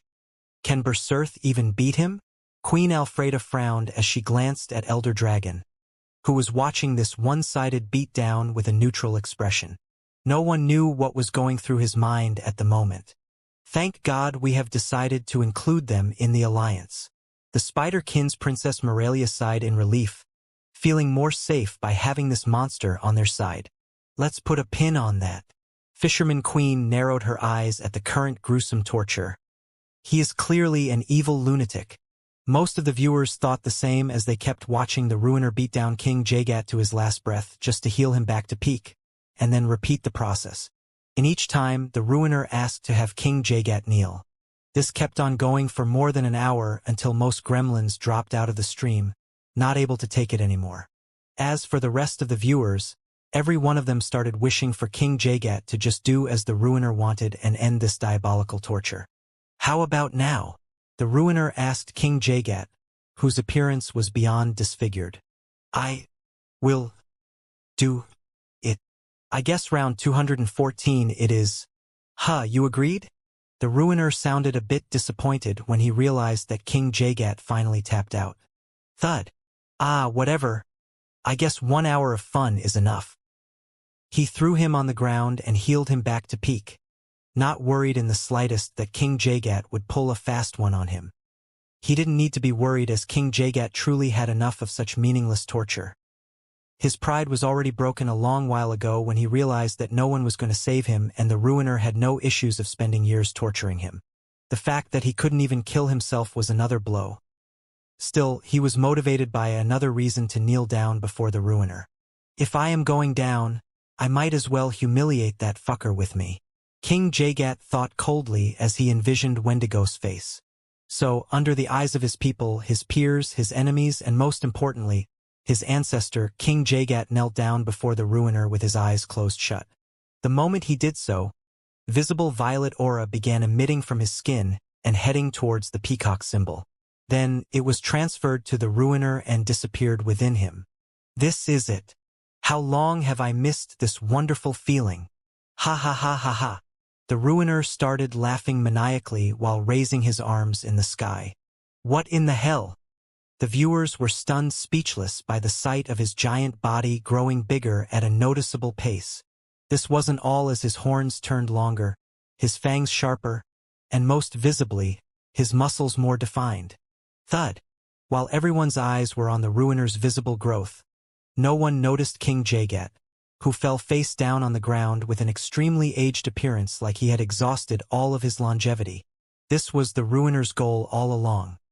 He wasn't forcing King Jagat to kneel to uplift his ego but to absorb his broken pride. As Annihilation Fiend, this was the only method for them to grow stronger. That's why they kept destroying civilizations in the past as they targeted kings and queens' pride for the sake of absorbing it and growing stronger. After the violet aura stopped releasing from his body, King Jagat closed his wrinkly soulless eyes shut and turned into fine dust. This exactly what happened to his body in the real world even though he was logged in the UVR. Whether one was in an illusion, virtual world, or real world, the moment they give up on their pride before an Annihilation Fiend, only this fate awaited them. Ha ha ha ha. I should have come sooner from retirement. Who's next? Who's next? Is it that vampire girl? Come down here and let's have some fun. The ruiner kept yelling thunderously with an aroused expression like he had just felt the greatest orgasm in his life, not knowing that the entire audience and stream were as silent as deserted graveyard. Who's next? Congratulations to the Void Nation. King Jagat has been slain. The battle is over. Fortunately for Duchess Alina, Queen AI came to the rescue as she teleported the ruiner outside the arena against his will again after this announcement. You bitch! I was just starting. The moment the ruiner opened his eyes next to Felix and the rest of the councilmen, he exploded into another frenzy, cursing the living shit out of Queen AI. That's enough, ruiner, Felix said calmly. You have done enough, and it's my time to fight for the nation. Fine. The ruiner crossed his arms with an irritated expression and quietened down. He might be much stronger than Felix and more proud than him, but he still listened to his orders and requests for a simple reason. He was confident that his god would never choose a nobody to be taking care of him. The next battle will be held in half an hour break. May the next combatants prepare for it. Queen AI announced again. Well, the first battle has ended as we have anticipated, Saurus said as he glanced at Wendigo, who didn't seem too pleased by the image of King Jagat kneeling before another. It was extremely humiliating for him when he was watching the game with the majority of his peers. Yes, it did, Wendigo replied with a suppressed, chilling tone. If only his pride was equal to the ruiner, the peacock symbol would have bestowed them both with complete domination of the surrounding laws. Manananggal shook his head. Clash of Prides was a double-edged sword for this exact reason. The peacock symbol was fair in judging everyone's genuine pride in themselves. If Elder Dragon was against the Ruiner in this clash, they would have most definitely matched their prides. This would in turn make them both a temporarily gods in a limited area.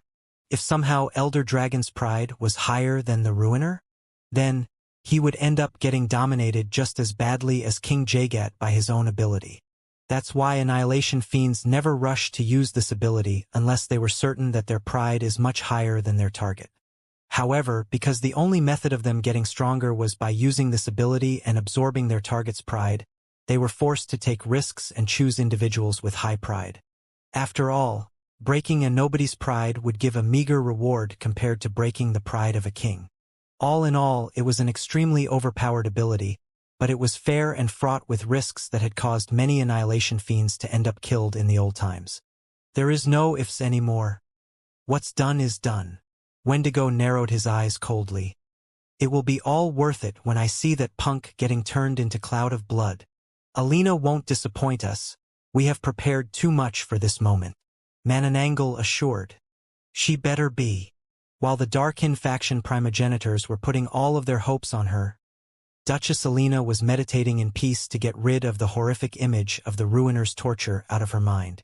She might not admit it out loud, but her confidence was shaken to the core by such an unforgivable sight. She honestly thanked God she wasn't selected to face against him. But at the same time, that one-sided slaughter had woken her up. If I want to win my fight, I need to take it as seriously as possible.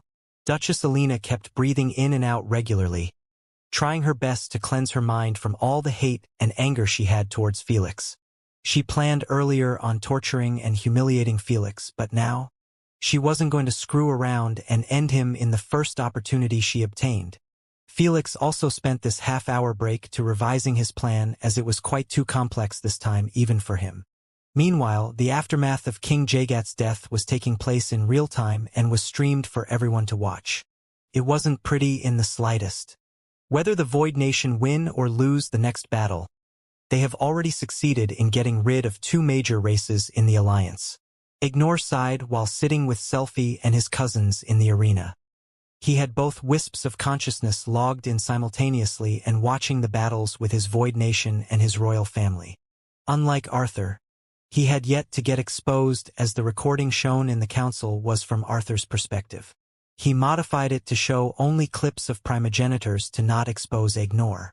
Since Ignore's identity wasn't significant and could affect the war in any shape or form, Duchess Alina didn't spare him even a second of her time to expose him.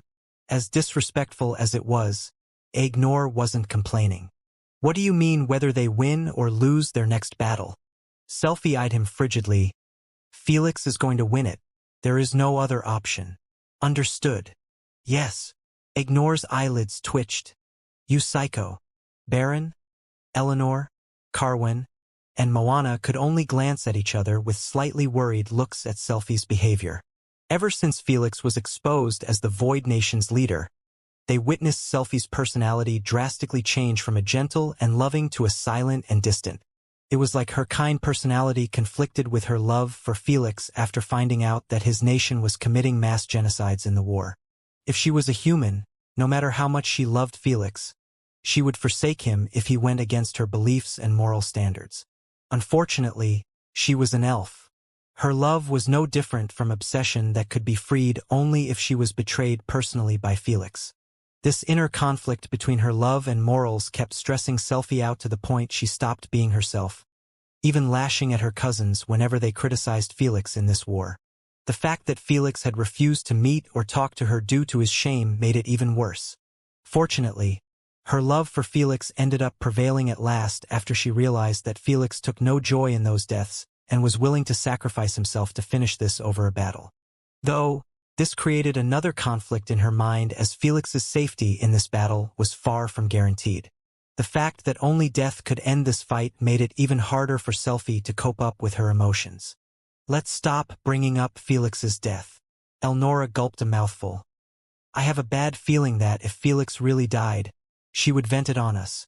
I second that, Baron said. I would rather not be frozen in time. The rest nodded in understanding and stopped discussing anything related to this battle, leaving them to stare at Selphie as she kept murmuring prayers for Felix's safety. She was praying to none other than her mother. Her concerned reaction was shared by Felix's grandfather and his loved ones. In fact, most humans prayed for Felix's victory, knowing that if he died, their race was going to return to its shitty situation yet again. Felix was a beacon of hope for them. They were sure that a better future would unfold under his leadership, similar to the way he pushed their rank to 25. So, plenty of hopes and wishes were lying on Felix's shoulders. He knew all of this, but he didn't allow it to affect him. He merely kept revising his plan in silence without an ounce of emotional instability. Before long, Queen AI announced out loud, "The battle will begin in 2 minutes." Both Duchess Alina and Felix opened their eyes simultaneously. Neither rage, hate, agitation, nor any emotions were reflected in their pupils. The only thing reflected was absolute stillness, like a peaceful lake in spring. Then they uttered simultaneously with great conviction, "I will kill him. I will kill her." Just like the previous battle, Queen AI used those 2 minutes to introduce both combatants, starting with Duchess Alina. Unlike King Jagat, she was born into royalty and was the sole heir to the throne. Though, the moment she was crowned, she managed to lead the vampire race into victory against the werewolves in their last war, recovering sizable chunk of territory as spoils. After naming a few more noteworthy achievements, Queen AI teleported Duchess Alina to the right side of the arena. Next, she switched to Felix and narrated his legendary achievements one by one, causing most of the viewers to feel awed and admiration. When they are lined up like this, it really makes one wonder, how can a single human reach this far? Emperor Local wondered. The inner circle leaders had to admit it as well, whether they liked Felix or not. After all, he had overthrown an empire and created a federation in its place. He had reached the top 15 in the Supremacy Games Hall of Fame with his insane and countless achievements in the games. He possessed more than 10 unique titles, almost breaking the record. He was the first human to concoct potions, the first person in the universe to own multiple elemental manipulations, the first non-dragon to win a dragon event in their territory, the first human to reach Empyrean rank. The list goes on and on. If Queen AI didn't speed up and picked only the most noteworthy achievements, she would have needed at least half an hour to explore all of Felix's achievements. Landlord, landlord, landlord, landlord. The instant Queen AI teleported Felix to the other side of the arena, his fans were overtaken by emotions by his described achievements and couldn't help but chant his name at the top of their lungs until their throats started burning. Since the entry was free, there were hundreds, trillions of them screaming simultaneously, causing the grass to flutter, the trees to shake, and even deafening the loud waterfalls. Some of those fans were following Felix ever since his first game, Death Race. Now, they were watching him battle rank 12 player in the Empyrean list to the death. It was hard not to get emotional. "Do you hear that?" Duchess Alina smiled coldly. "Today, those chants are going to turn into cries. I promise you. Good luck." Felix replied with the same flat tone. Just as Duchess Alina was about to retort, Queen AI declared monotonously, "You have 20 seconds to teleport anywhere on your side of the arena and prepare yourself. When the time ends, you are free to battle each other." The instant she heard so, Duchess Alina dropped her attempt at trash-talking Felix and teleported tens of kilometers away from him. Felix took it a step further and teleported close to the edge of the arena, leaving his back against the towering mountainous chain. Felix's entire plan depended heavily on those 20 seconds, so he swiftly began his preparation. Size manipulation, X100. Poisonous energy devouring lagoon graveyard. The instant Felix's size matched the tallest mountain in the arena, he released a flood of purplish water at the grass field from every pore of his skin. The amount was so large, it merely took a few seconds to surround Felix with a purplish lagoon. Is he planning on using the same strategy as in the King of the Arena game? Queen Allura wondered. Doubtful. Queen Alfreda reasoned. It will take him hours to fill up this arena. She was right. The arena spread for hundreds of kilometers, and no matter how much Felix tried, it would be near impossible to repeat the same feat as in that game. That's why Felix stopped releasing water from his body after he was satisfied with the created lake around him. What now? Olivia titled her head in confusion. Isn't the water going to spread over the arena and be absorbed by the grass field? As she mentioned, the lagoon was indeed spreading further and further away from Felix. This kept reducing its visible quantity. But Felix didn't seem to care, as he merely lowered his head and looked at the lagoon. Then, he uttered in his mind while extending his palms forward, "Unstoppable tsunamis." While being in the center, Felix kept revolving in his place while pushing out towering purplish tsunamis in all directions. As they were getting further and further away from him, their size kept growing bigger and bigger. The instant they were at least 10 kilometers away from Felix and had reached 1 kilometer in height, he ordered calmly while aiming at them, "Adamantine crystallization." The humongous root gemstone in his forehead started illuminating brilliantly for a split second before firing a beam of blinding white light at those tsunamis while he was spinning clockwise. Unbelievable! He can do that? Holy crap! No matter who was watching, everyone were left with widened eyes at the mind-blowing sight of those tsunamis getting crystallized and turned into walls of towering white adamantine mixed with purplish patches. Since all of those tsunamis were connected with a single lagoon, the crystallization process spread out like a plague to the rest of the water on the ground. In no time, a massive crystallized flat-bottomed bowl with walls reaching a kilometer in height was created in the arena. Felix was standing in the center of it with an indifferent expression. What the hell is he planning on doing? Duchess Alina felt her heart skip a beat as she watched Felix's size turn smaller until he was completely hidden behind the white adamantine walls. Just like Felix, she was preparing a sea of blood around her to set up her own environment for the fight, but it was forcefully interrupted when Felix showed her this crazy scene. Unfortunately for her, this was merely the beginning of Felix's strategy. Second phase, foundation and sealing. The moment Felix returned to his original size, he used his maximum speed to sprint all over the crystallized flat-bottomed bowl and then manifest thick, tall adamantine pillars. By utilizing his gemstone manipulation external range, he was able to create multiple pillars at the same time in 1 kilometer radius. The moment he finished, he connected those pillars with white adamantine sealing. He kept doing this for each kilometer radius until he completely sealed shut the crystallized flat-bottomed bowl. There wasn't even a tiny hole for a needle to pass through. Second phase finished with 3 seconds to spare. Felix nodded slightly in satisfaction and sat in the center of the crystallized flat-bottomed bowl to take a quick break. From within, it looked utterly breathtaking and mesmerizing, like one was sitting inside a diamond due to the sunlight passing through the crystal and creating beautiful shimmers. While Felix was enjoying the view, Duchess Alina and the rest of the viewers were left staring at the sealed-shut crystallized flat-bottomed bowl with dumbfounded looks. Fight! Even when Queen AI announced the start of the battle, Duchess Alina didn't move an inch from her place. Are you kidding me? Duchess Alina cursed furiously. Is he planning to hide there forever? Duchess Alina ought to feel enraged, as she knew that Felix's white adamantine bowl was almost unbreakable. She witnessed its creation and noticed that those tsunamis had width of tens of meters. If they stayed as tsunamis, it wouldn't have mattered.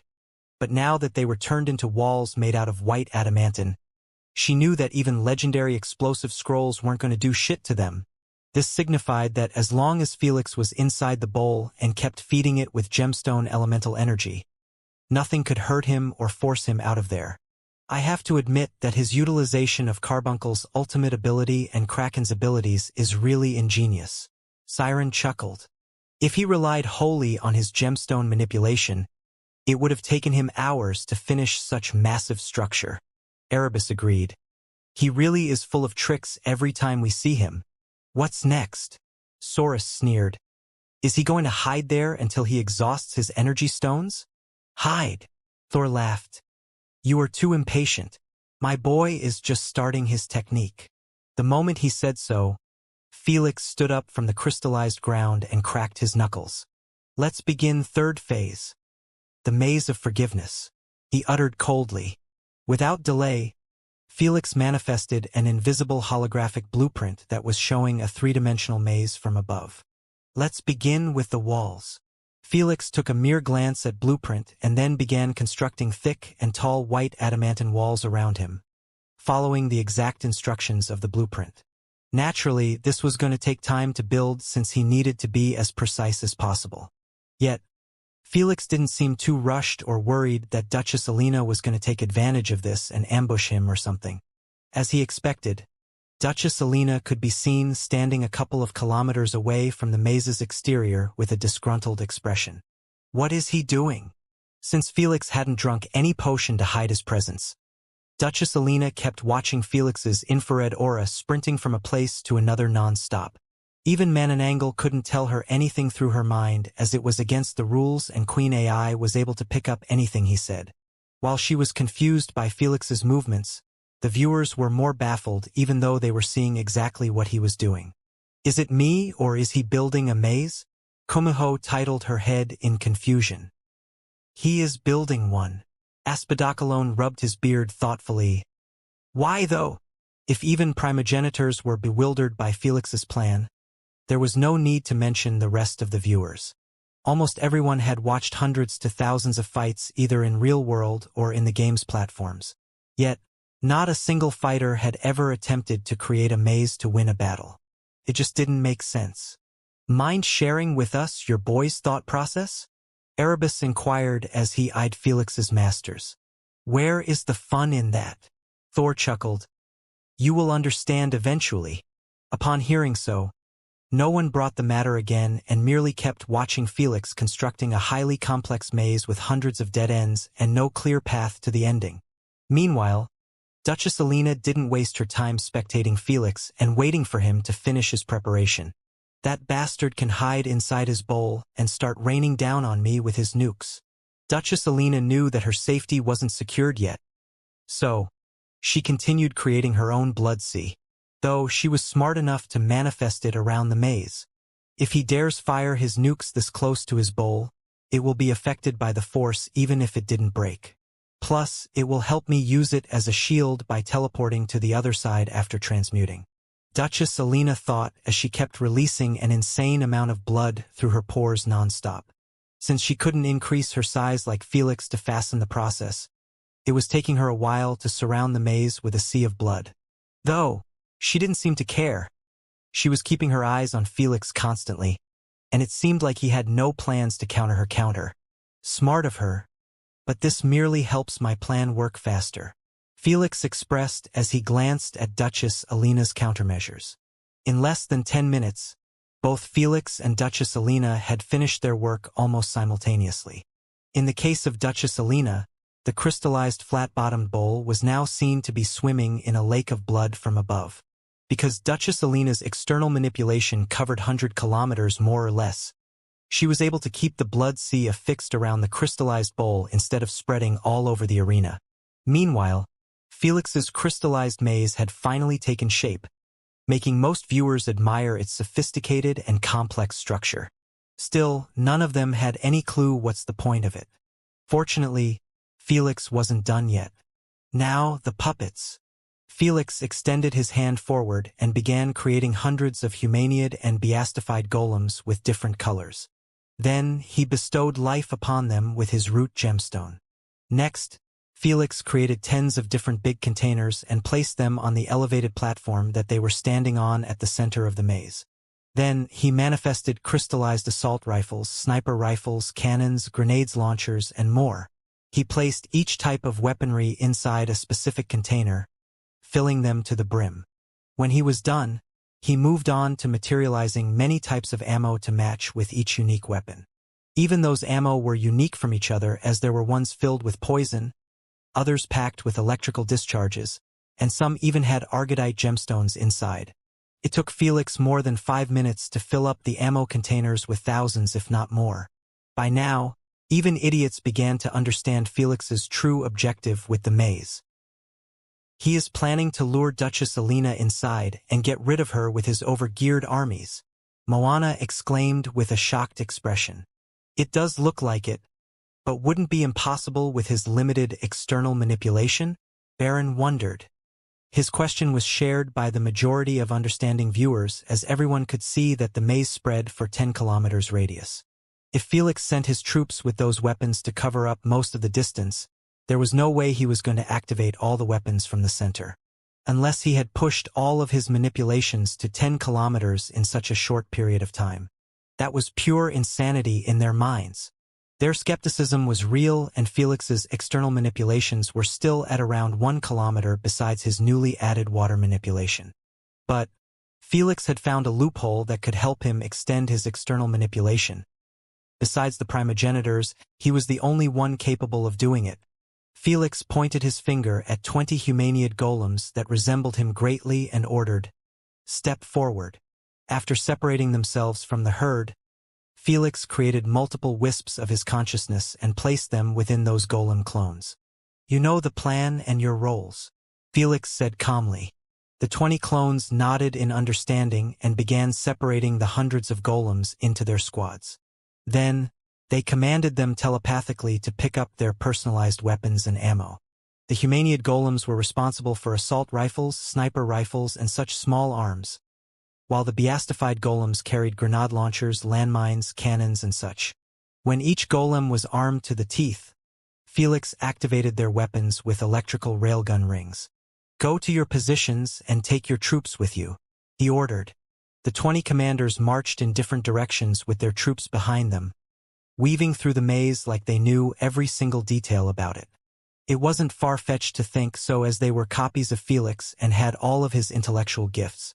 In less than 5 minutes, the viewers were left absolutely dumbfounded by the current scene before them. The golems' armies were dispatched through the entire maze, having tens of them situated on each path. Wherever they looked, there were golems defending a path with their lives. Meanwhile, the 20 commanders were sitting on small platforms affixed on the walls, keeping a close eye on their nearest squads. "Everything looks planned out and precise." Queen Alfreda frowned. "But still, this doesn't solve the external manipulation issue." "It does," Empress Emily answered monotonously. "Those 20 commanders are operated by wisps of consciousness of that punk. This means that each one of them have 1 kilometer external manipulation radius to himself. He positioned them in a precise manner to avoid having their range stacking up on each other to cover every nook and cranny of the maze. That make more sense. I didn't think that wisps can be used like that." "Interesting." No one argued or disapproved of Empress Emily's take, knowing that she rarely opened her mouth unless she was confident in her opinions. In this case, she hit the nail right in the head. Felix had found out that he could control his element with wisps of consciousness, no matter how far he was from his main consciousness. It gave him the idea to expand on his external manipulation by taking advantage of his ability to create multiple wisps simultaneously. It was quite different from the strategy he used in his Empyrean promotion game. The only limitation standing before him was those golems' inability to create anything with the elements. They could only control what was already created by him. Still, this wasn't an issue to Felix and had already created countermeasures for it. He kept 50 beastified golems in the shape of horses near him and was planning to use them to deliver weapons, ammo, and anything his armies required. Just like this, the entire maze would be under his rulership, and the moment Duchess Alina decided to step inside, he would be able to play with her without moving an inch. She must be getting lonely outside. Felix smiled coldly as he eyed Duchess Alina moving back and forth in her blood sea, trying to find a way to enter the maze. "This thing is completely sealed shut." Duchess Alina knitted her eyebrows in irritation as she controlled her blood to cover the crystallized maze's exterior. She just wanted to find a tiny hole, which would allow her to transmute into a drop of blood and sneak inside. Gotham! Just as she was about to think of another method, a sudden thunderous noise emerged from the southern side of the maze, sending multiple vibrations through Blood Sea. When Duchess Alina merged with the Blood Sea and appeared in front of the noise source, she couldn't help but get startled. It turned out that a small window was opened up on the wall. It was positioned at least 200 meters above the ground, making it hard for Duchess Alina to see within. Is that bastard inviting me inside by his own will? Duchess Alina knitted her eyebrows tightly, not liking this assumption at all.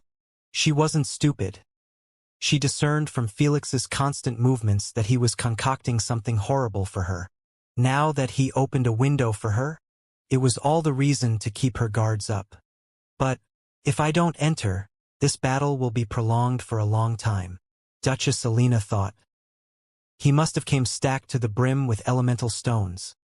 His elemental tank is already on a monstrous level. So, this battle might last even days or an entire week before he starts to feel burnt out by sustaining the structure. Should I just do the smart thing and leave him to tire himself? Before Duchess Alina could finish her thought, she spotted a small shimmering red sphere thrown from the window and falling towards her. The moment she realized what it was, Duchess Alina instantly manifested a giant blood hand and smashed the shimmering sphere away. Boom! Before it flew to a safe distance, it exploded nearby the blood sea and the maze's wall. Naturally, the sea blood was affected the most as the explosion had evaporated massive quantity and caused the sea to experience major turbulence. Just as Duchess Alina was about to curse out Felix, her expression turned to the worst after she spotted tens more of those brilliant spheres falling on her sea. Yet, she didn't even glance at them as she had noticed a crumbled piece of old paper was mixed amidst them. It was also shimmering with light. The instant she spotted it, her face turned for the worst. She recognized it instantly to be a scroll and possibly an epic or legendary explosive one. So, without an ounce of hesitation, Duchess Alina teleported to the opposite side of the maze and took cover under a shield created of crystallized hardened blood. Boom, boom, boom. That's it. After the series of explosions ended, Duchess Alina was left bewildered. She was waiting for a nuclear-type explosion due to that scroll, but nothing of such had occurred. Unbeknownst to her, the scroll used was merely a common explosive one. Whether you enter or not, I am going to play with you to death. Felix smirked faintly as he had hundreds of such crumbled scrolls placed in a box near him. Bastard! Duchess Alina immediately knew that she had been trolled, and she wasn't pleased in the slightest by it. She swiftly returned to the window and noticed that her blood sea had been affected significantly in that area. The explosions had left multiple wide craters, and what remained of her blood in that area filled them. If he keeps throwing those bombs, my blood sea will evaporate with time. Duchess Alina frowned. It took me too much energy and time to create it. I can't let him destroy my FO. Boom, boom, boom. Before she could finish her sentence, various explosions occurred around the entire maze non-stop. Duchess Alina's expression turned ugly after sensing her blood sea getting screwed badly. How is he doing this? Golems? Duchess Alina figured it out the moment she spotted tens of red gemstones thrown from multiple windows. Is this his plan? Did he open those windows to keep pressuring me from the inside instead of wanting to enter? Duchess Alina soon shook her head. Whether he wants me in or not, I need to retaliate quickly. Without delay, Duchess Alina attempted to save what remained of her blood sea by using her external manipulation to manifest humongous blood palms and send them toward the windows. Boom, boom, boom. Some of them were assaulted heavily by explosions, causing them to get disfigured, while the rest made it there safely after devouring the Argodite bombs before going off. Thud, thud, thud. Whether they were disfigured or not, all the giant blood palms covered the windows at the same time. Harden, she ordered. They turned into crystallized blood arms, making it impossible for those Argodite bombs to go past them. Think fast. He can easily create new windows and restart his destruction again. Duchess Alina narrowed her eyes in focus at the maze, and began considering all of her available options to win this without stepping foot in the maze. I can use the same strategy as him and throw crumbled explosive scrolls inside. This was the only tactic she came up with that could somewhat work. Though, she knew that it wasn't going to harm Felix at all since she could see that he was sitting in the center of the bowl, 5 kilometers away from her. I wanted to save those only for emergencies, but screw it. So, Duchess Alina decided to go all out from the start to avoid Felix countering her tactic. She beamed 3 epic explosive scrolls, 3 epic inferno ignition scrolls, and to top it off, she even brought out 3 legendary explosive scrolls. Without an ounce of hesitation, she crumbled and threw them in her blood sea. Then, she used it to transport them to those crystallized blood arms in a sneaky manner. Some viewers held their breaths in anticipation while some did so in worry. If those scrolls went off inside the maze, Felix will be turned into toast whether his maze survived or not. Baron commentated. Before Selfie and the others could add anything, Duchess Alina swiftly softened those blood arms and pushed the crumbled scrolls to the ending of the palms, launching them inside the maze. They are here. While his fans and loved ones were worried sick, Felix's expression didn't change in the slightest after spotting those flying brilliant scrolls through the eyes of his golems. He merely released a single order: do it. The nearest commanders to those scrolls aimed their sniper rifles at them and fired normal pointy bullets. Even the troops on the paths rained on them with their assault rifles. Under this rain of bullets, those crumbled scrolls got ripped apart or exploded into tiny pieces one by one. When that happened, not a single one of them ended up activating. Haha! No wonder all the opened windows were near the largest numbers of troops and their commanders. Erebus laughed. The rest of the primogenitors instantly figured out Felix's tactic as well, and couldn't help but shower him with a couple of praises. Everyone knew that scrolls' only weakness was their inability to activate if the entire runic structure wasn't illuminated properly. It could be considered as each scroll had a specific timer of activation due to those runic sentences written on them. If even a single letter wasn't illuminated, the scrolls were considered nothing but mere pieces of paper. He must have baited Alina to use them by giving her the inspiration to use crumbled explosive scrolls as he did. Siren mentioned. When Duchess Alina noticed that her scrolls hadn't gone off even after a couple of seconds, she knew that she had been had. Fucking bastard! I wasted 3 legendaries at once.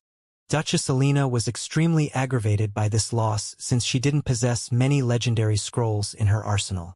When Felix assassinated her and the upper nobles, Queen AI destroyed everything in their spatial cards, so their enemies wouldn't loot them. This meant that she had lost almost all the strongest scrolls and best potions her race had collected. In the past month, she tried her best to renew her arsenal, but it didn't go smoothly due to King Arthur banning any dealings with the Darkin faction's races. Fortunately, Menanganel had some legendary scrolls and gave them to her. Now, she was down by 3 without causing any harm to Felix. Thud, thud, thud. To add salt to injury, Felix ordered his clones to close those windows and open new ones near other commanders. Then, he restarted his bombing strategy on the Blood Sea to apply as much pressure as possible on Duchess Alina. Duchess Alina moved faster this time to seal those windows. Too bad. The moment she succeeded, Felix merely closed them and opened new ones. They kept going back and forth like this for more than 3 minutes until Duchess Alina started to lose her cool. If I pulled back, I will lose my Blood Sea, and he will switch to long-ranged attacks with nukes. Duchess Alina thought with a resentful look.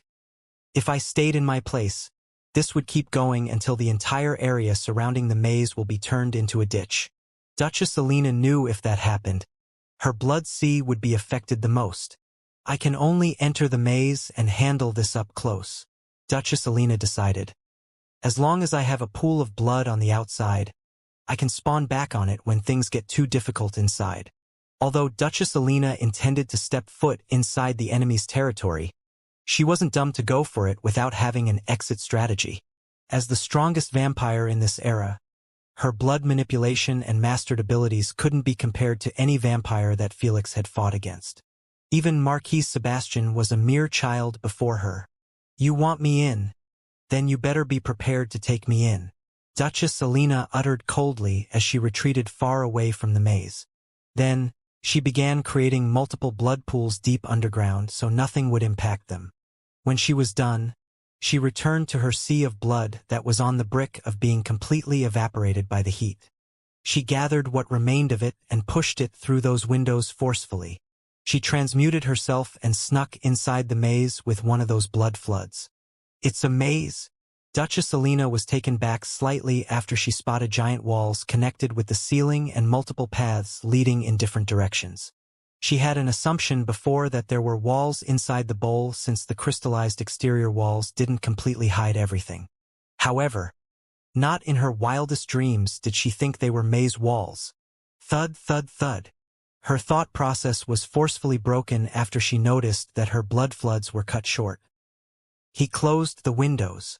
Duchess Alina knitted her eyebrows. Did he guess that I have entered the maze, or he knows for sure? The answer came sooner than she anticipated as every single nearby golem aimed their weapons at the blood rivers contained within the adamantine walls and began firing electrical bullets and poisonous bombs to avoid harming themselves. Not in my watch. Duchess Alina controlled all of her blood rivers inside the maze to create a thick crystallized blood shield. SZZZLZLZLZ. Poof poof. All the bullets and bombs were blocked successfully by the shield, suffering mere cracks here and there. They were constantly being repaired due to being connected with the blood rivers. Capture them. Duchess Alina ordered coldly as she eyed those golems. The blood river spawned extremely sticky dark red tentacles and dispatched them swiftly toward the golems. The golems tried their best to defend against them, but their poisonous and electrical ammo was useless. So, they were met with the same fate, getting captured forcefully by those sticky tentacles, not allowing them to even lift their weapons without suffering from tough resistance. They are done for, Queen Alfreda commentated calmly. Those golems might be extremely difficult to break, but they are useless against viscous powers. As she stated, all of those golem squads ended up getting disarmed and cocooned against the walls by that gluey blood substance. She controlled multiple blood rivers in different areas simultaneously, and managed to protect them all without even canceling her transmutation ability. Felix narrowed his eyes. She really is a monster in blood manipulation. This will be much tougher than anticipated.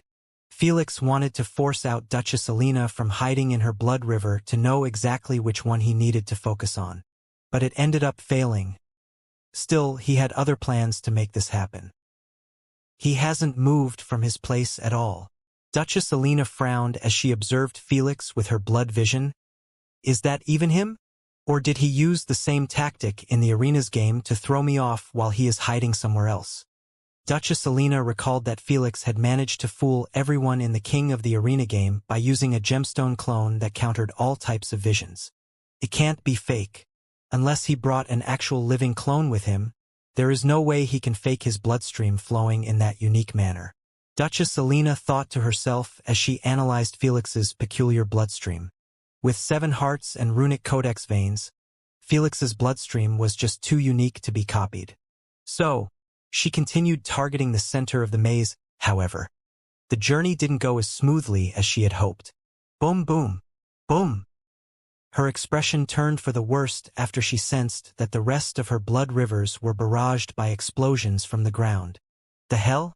Are those landmines? She instantly recognized the source after her own blood river was met with multiple camouflaged landmines on the ground, forcing her to halt the advancement of all blood rivers. They resembled anti-tank landmines as they were circular and had a big button on top.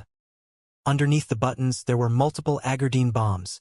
They were created out of the purplish chalfonite gemstone and hidden on top of the big purplish patches on the adamantine floor. After all, Felix had crystallized energy draining water into adamantine.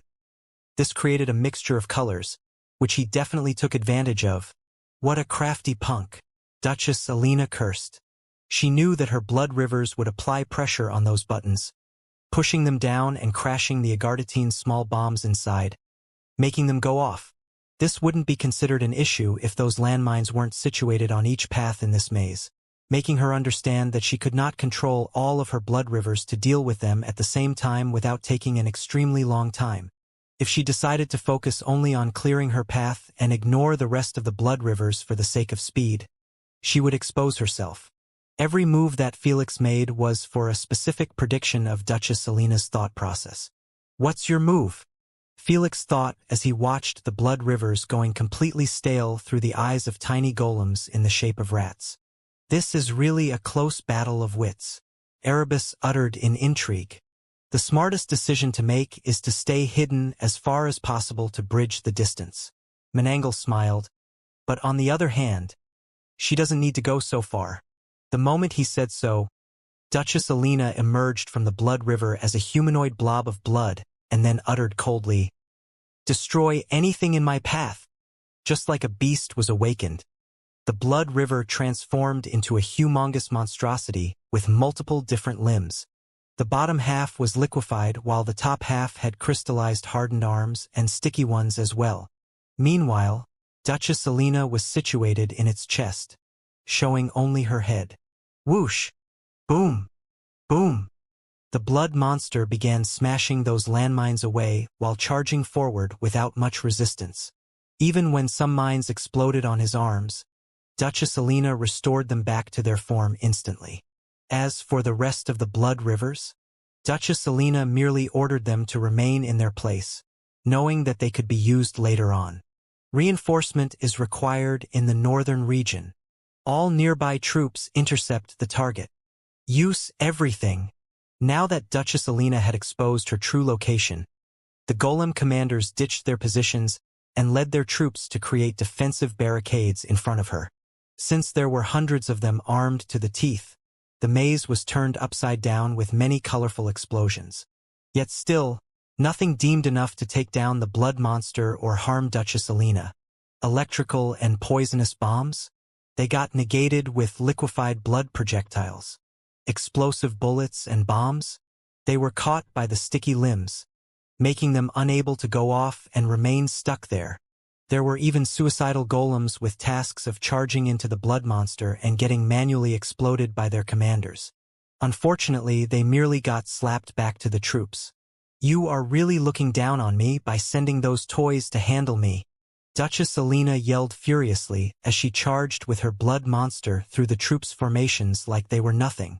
Even the viewers began to believe that Felix's maze tactic was useless and just a massive waste of energy when his trusted troops were being run through like prostitutes. Although Felix's troops were falling left and right without slowing down Duchess Alina's march by even a little, he still didn't seem fazed. He merely kept creating new ammo, new weapons, and new golems before sending them to reinforce his troops. At the same time, he was watching Duchess Alina's pathing in his maze with such predatory eyes it made some spectators' blood turn cold. "I know that cute look," Komaho giggled. "He is preparing something evil again." The Darkin faction's primogenitor's expression also turned solemn, knowing that Felix always had 3 to 4 schemes stacked one above the other. So, they didn't feel the slightest amount of joy at the sight of Duchess Alina going rampant in the maze while approaching Felix bit by bit. "Don't worry too much," Soros said. "Nothing he does can threaten Alina. Even if it was something serious, she can always escape outside by spawning in one of those blood pools." "I know," Menangle nodded. "I actually hope he makes a move on her personally," Wendigo said coldly. "With Alina's masterful blood flow control, she can easily screw him by using his own blood with a mere stare." Wendigo wasn't joking one bit. Felix knew that fighting with Duchess Alina face-to-face was the last option possible because of her ability to control anyone's blood flow within their bodies. Felix was capable of resisting easily other vampires when they tried to control his bloodstream since he was the master, but in the case of Duchess Alina, even Elder Dragon would be placed in serious danger if he fought her face-to-face and allowed her free reign in his bloodstream. That's what it meant to be the strongest blood elementalist in the universe aside from Mananangle. Felix created this maze in the first place with hundreds of thick walls for the sake of building an environment that would minimize face-to-face battles with Duchess Alina. Though, it seemed to everyone that face-to-face was the only way forward as his troops were useless and he couldn't hide forever for her. "Great! Another dead end," Duchess Alina expressed in irritation after she ended up reaching a dead end in her path. When she turned around, she got even more annoyed at the sight of more troops locking her near the wall while pointing their guns at the blood monster. She didn't seem too worried as this scenario had occurred at least 3 times and she got out of it forcefully every time. "You never get tired, don't why?" Rumble rumble. However, just as she wanted to charge through the troops, Her eyes widened in shock at the sight of the three walls around her getting deformed in shape like they were melting candy bars. Then, they connected the melting parts with each other before getting hardened again. But this time, in the shape of a closed-shut cube. Rumble. With one last echo, the maze returned to its peaceful state. The only difference was that Duchess Alina had been successfully imprisoned inside a white adamantine cube with tens of troops. The viewers were left staring at each other with widened eyes in absolute shock. Everything happened so fast, Duchess Alina barely managed to order her blood monster to move. "How did I miss it?" Baron murmured in disbelief. "Felix's entire maze is under his control, and can shape it as he wished any time. Don't tell me he is planning to use the same strategy he used on me." Marquis Sebastian raised an eyebrow in surprise after recalling how Felix managed to get rid of him in their Empyrean game. "He will be disappointed if he went for it." Marquis Alfred snickered, knowing that Duchess Alina was capable of spawning on any pool of blood in her external range. In other words, if she realized that nothing could be done to free herself, she could easily spawn on one of the many blood rivers in the maze and restart her journey again.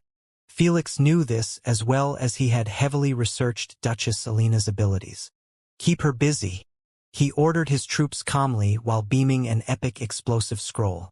Then, he faced Duchess Alina while still seated in a meditation position in the center of the maze. He crumbled the scroll in his hand and made it hover above his palm with his mental energy. "Activate," he uttered indifferently. When the viewers noticed that the crumbled explosive scroll started to brighten up, all of them shared one reaction: utter confusion. What the hell is doing? Doesn't he know that it will blow off in 2 seconds? While most of his fans were freaking out, Felix counted the time in milliseconds while narrowing his eyes in concentration at a black humanoid hollow golem. It was staying at the corner of the cube while the rest of the troops were battling the blood monster with their lives. 0.5, 0.4, 0.3. The instant a mere 3 milliseconds remained in the clock before the explosion of the scroll, Felix uttered under his breath, "Teleportation." Just like he said a magic word, his pupil turned gray. His skin was covered with illuminating green veins, and most noticeably, shimmering mysterious runic letters appeared on his antlers, making him resemble an ancient shaman. Those capable of reacting fast enough to Felix's sudden change of appearance didn't even spend a millisecond looking at him, as their eyes were allured by a dazzling ashen-gray mystifying runic hex appearing above the crumbled scroll. Impossible! This can't be real. How? Before their eyes could even widen a bit in shock and disbelief, the crumbled scroll disappeared from Felix's palm. No one was able to track it but Felix, as his eyes never left that dark humanoid golem, whose stomach was blazing with a blinding light from within, but not a single light particle escaped outside. "Why are my danger senses tingling?" Duchess Alina suddenly felt goosebumps coursing on her skin, alarming her that something wasn't right. Unfortunately, before she could take any action, that last runic letter of the scroll became bright. Then, boo-oo-moom. Everyone was jolted out of their places after their ears were assaulted by an unexpected thunderous explosion, forcing them to switch their focus from Felix to the cube, when they saw nothing but blinding flashing light. All the vampires across the universe felt their hearts fall to the bottom of their stomachs. Everything happened so fast. Even the Alliance's inner leaders had yet to come to their senses after the noise quietened down and the cube turned into a streaming sauna, making it impossible to see within. "Did I get her?" Felix tightened his fists as he scanned the cube for Duchess Alina's existence. When he didn't see any skeleton, he got a bit hopeful that his tactic had worked. What a tactic it was. Hoo-hooah. Landlord. What the fuck was that? Holy crap.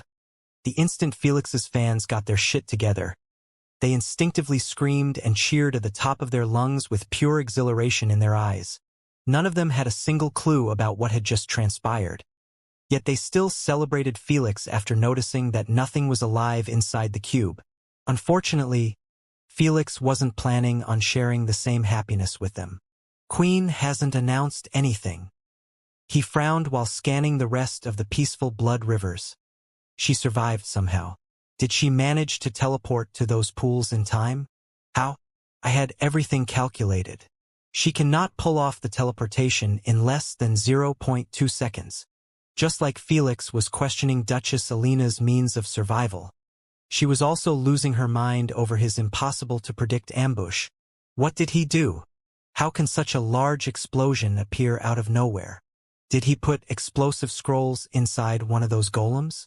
But it will be impossible to activate them from such a far distance. Maybe he planted those condensed agatitine gemstones instead? That can't be right too. Those gemstones are too sensitive and can explode with the first contact with air movement. I saw all of those golems sprinting all over the place. What the hell did he do? The Southern Blood River might seem peaceful from the exterior, but Duchess Alina, who was merged with it, was on brink of insanity at Felix's tactic. She wasn't planning on showing herself until she figured it out. While both Felix and Duchess Alina had stopped their advancement to focus on each other's peculiar methods of survival and ambush, every single viewer decided to watch a replay of their last confrontation after realizing that Duchess Alina had survived. The first thing that they reacted to was none other than Felix's space spellcasting. He really used a runic space spell teleportation. I am honestly impressed and a bit alarmed. Joragumo, the mother of spiders, expressed. I always had a hunch that he can use runic spells too after that little human learned them somehow, Erebus remarked. Yet, not in my wildest dreams did I expect him to have runic space familiarity and even master teleportation. The rest of the primogenitors nodded in agreement. Although Lady Yggdrasil kept Felix's secrets to herself, all of them guessed that she must have succeeded in turning Felix into a runic spellcaster. His wooden antlers were already a big giveaway. Don't even mention Olivia's situation. The Darkin faction primogenitors had warned Duchess Alina about it, so she could be on alert if Felix used sand spells, poison spells, or such in their battle. Yet, none of them even bothered to consider the impossible notion that Felix had an insane space familiarity. They knew that it had to be monstrous since Felix barely spent 9 years in the elves' royal family. For a complete beginner in runic spellcasting to master such a highly complex space ability, it was just on the border of insanity. This fucking brat is unbelievable. Saurus cursed furiously. Every single time. Every goddamn time he shows his face, he comes packing with something unpredictable. I thought that Lady Yggdrasil's daughter's existence is already too unfair for the mortals. Now another one has appeared and it has to be that bastard. Wendigo massaged his forehead in exhaustion.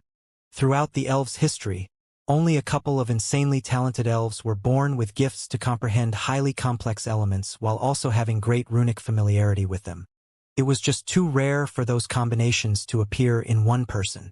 In the eyes of the primogenitors, Felix was one of them since he took almost no time to master a lesser space spell. They had absolutely no idea that Felix only had great familiarity and cheated his way through with his Wisp's factory in the UVR. Tough luck for your little girl, Thor mocked as he looked at his enemies.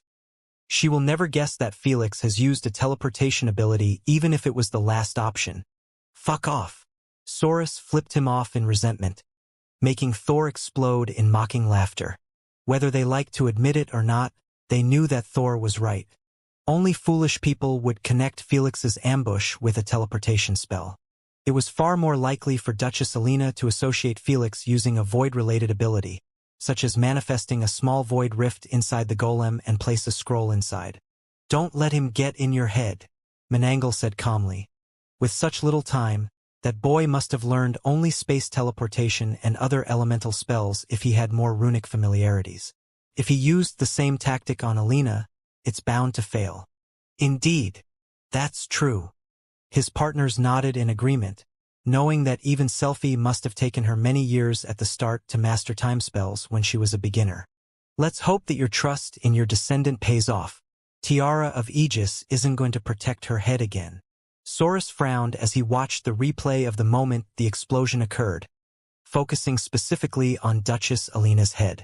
When the replay was played frame by frame, everyone managed to see a breathtaking gemstone-embedded tiara manifest, a small-sized golden barrier around Duchess Alina's head. The rest of her body was turned into nothingness by the explosion. However, the head wasn't even scratched. After the explosion ended, the head was turned into a blob of blood before disappearing out of existence. Clearly, Duchess Alina had teleported to the blood river at that moment and merged with it to recover the rest of her body. Damn those immortal zombies. Werewolves. King Tresnor cursed hatefully while closing the replay. As the mortal nemesis of the vampires, he knew damn well that most of the high-level vampires were capable of recovering their bodies to peak as long as their brains were intact. Felix knew so as well. That's why he aimed at Duchess Alina's head when he assassinated her at the start of the war. But now, Duchess Alina came fully geared up to make sure that never happen again. Tiara of Aegis Futharks has been completely exhausted. I can't rely on it again to save my head. Duchess Alina frowned. All Futharks and artifacts were fueled with elemental energy, and if it was exhausted, the Futharks would turn dim and inactive.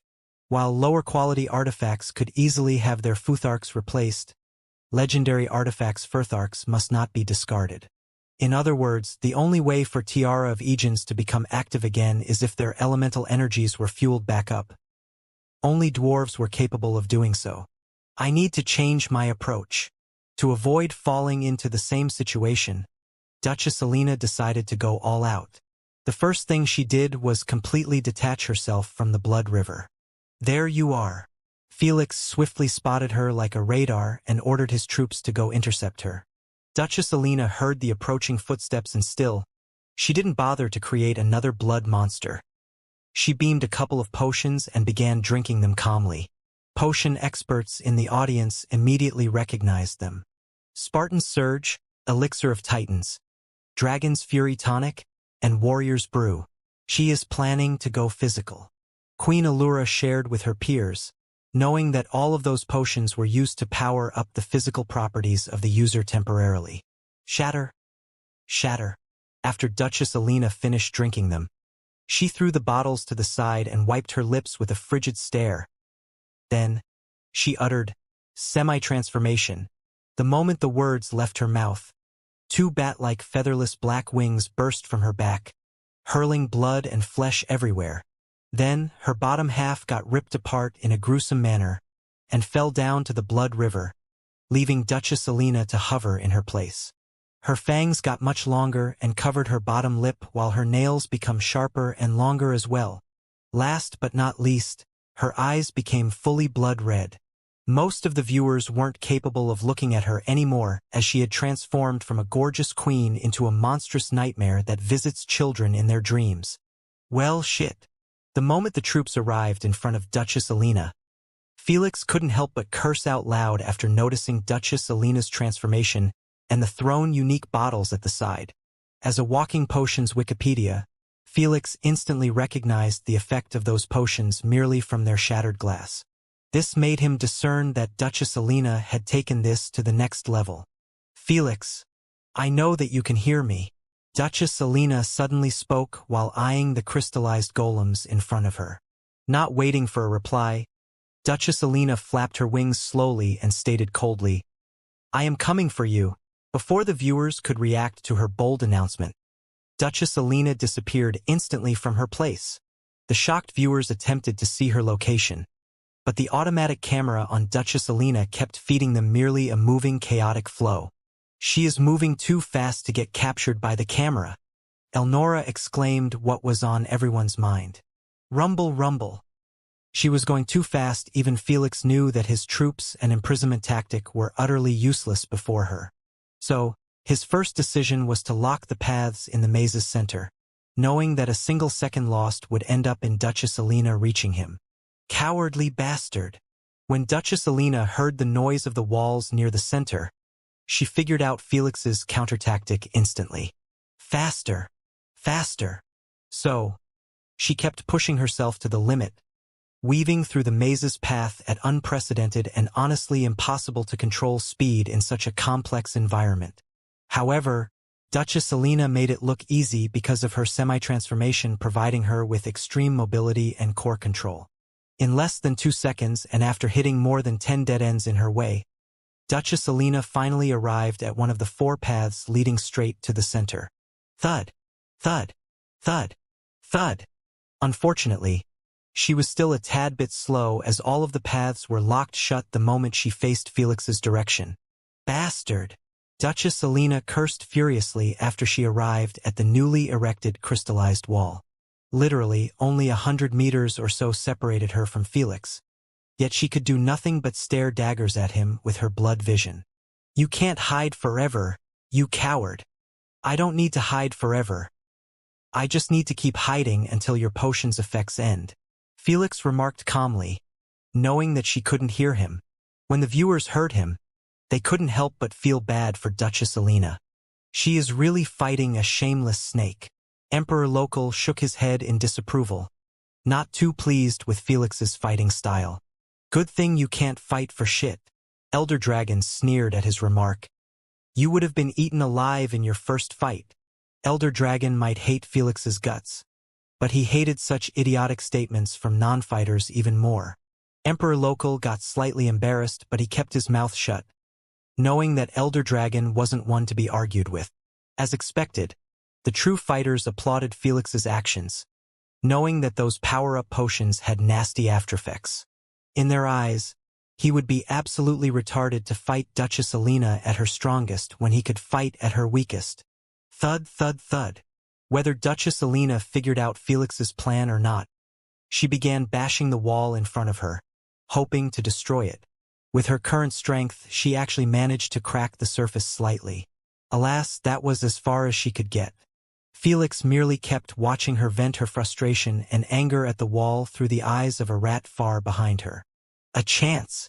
Felix's eyes gleamed for a split second after he realized that Duchess Alina was currently unstable and had most of her guard lowered. After all, the smartest decision was to wait it out until she lose her power up. Duchess Alina was bound to believe that Felix would be aiming at her when she suffered from the aftermath, not now. This was good and all, but Felix thought a step ahead. She will most definitely hide again until the potion's aftermath settled down. I wouldn't be able to do anything to her then. When she recovers, we will be at a stalemate again. Felix narrowed his eyes. There won't be another chance like this to assassinate her directly and end this battle once and for all. Felix already knew that it was a big risk to make a direct attack on Duchess Alina. But at this point, he understood that the battle was never going to end if he kept using merely his troops. As for bombing the entire maze with a nuclear-like condensed argodite gemstone, he knew that Duchess Alina had prepared an exit strategy and wouldn't hesitate to use it to save herself. This in turn would restart the fight back to the original point and serve no purpose. Felix knew that he couldn't maintain his wisps of consciousness and the maze forever since they consume mental energy. It wasn't easy to recover it. Now or never. With a single deep breath, Felix entered the zone and began strategizing on how to increase his ambush chances. I can only take power-up potions that don't affect my bloodstream too obviously. Felix beamed merely 3 potions and used his mental energy to lift and bring them near his mouth.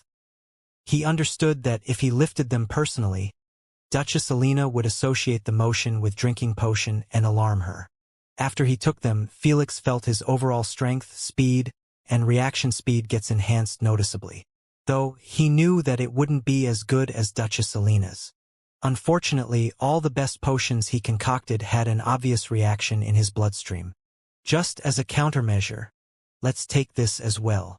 Felix beamed another potion with crimson liquefied content and gulped it down in one go. If those actions weren't obvious to the viewers that Felix was planning something, the moment he beamed his crescent battle axe, everyone realized that Felix was going for the kill. Soon, Felix coated the axe's blade with potent true poison, turning it completely purple. Then, he locked on Duchess Alina's back and cast a teleportation spell on himself. Whoosh! A medium-gray shimmering hex manifested above Felix while he was still in a mediation position. Don't tell me, he is trying to assassinate her like that. Before the viewers could even finish their thought, Felix disappeared out of sight after a flash of light. When he appeared, he was seen hovering in his meditation position, while swinging his poisonous crescent axe with everything he got at the center of Duchess Alina's head. D.E. He shouted furiously, letting out all of his pent-up anger and guilt from the war with that last swing. PS, PS, PS, PS, PS, PS. A fountain of blood was drawn after the crescent axe successfully passed through Duchess Alina's upper body like it was made out of butter. Yet, not an ounce of joy was seen on Felix's face.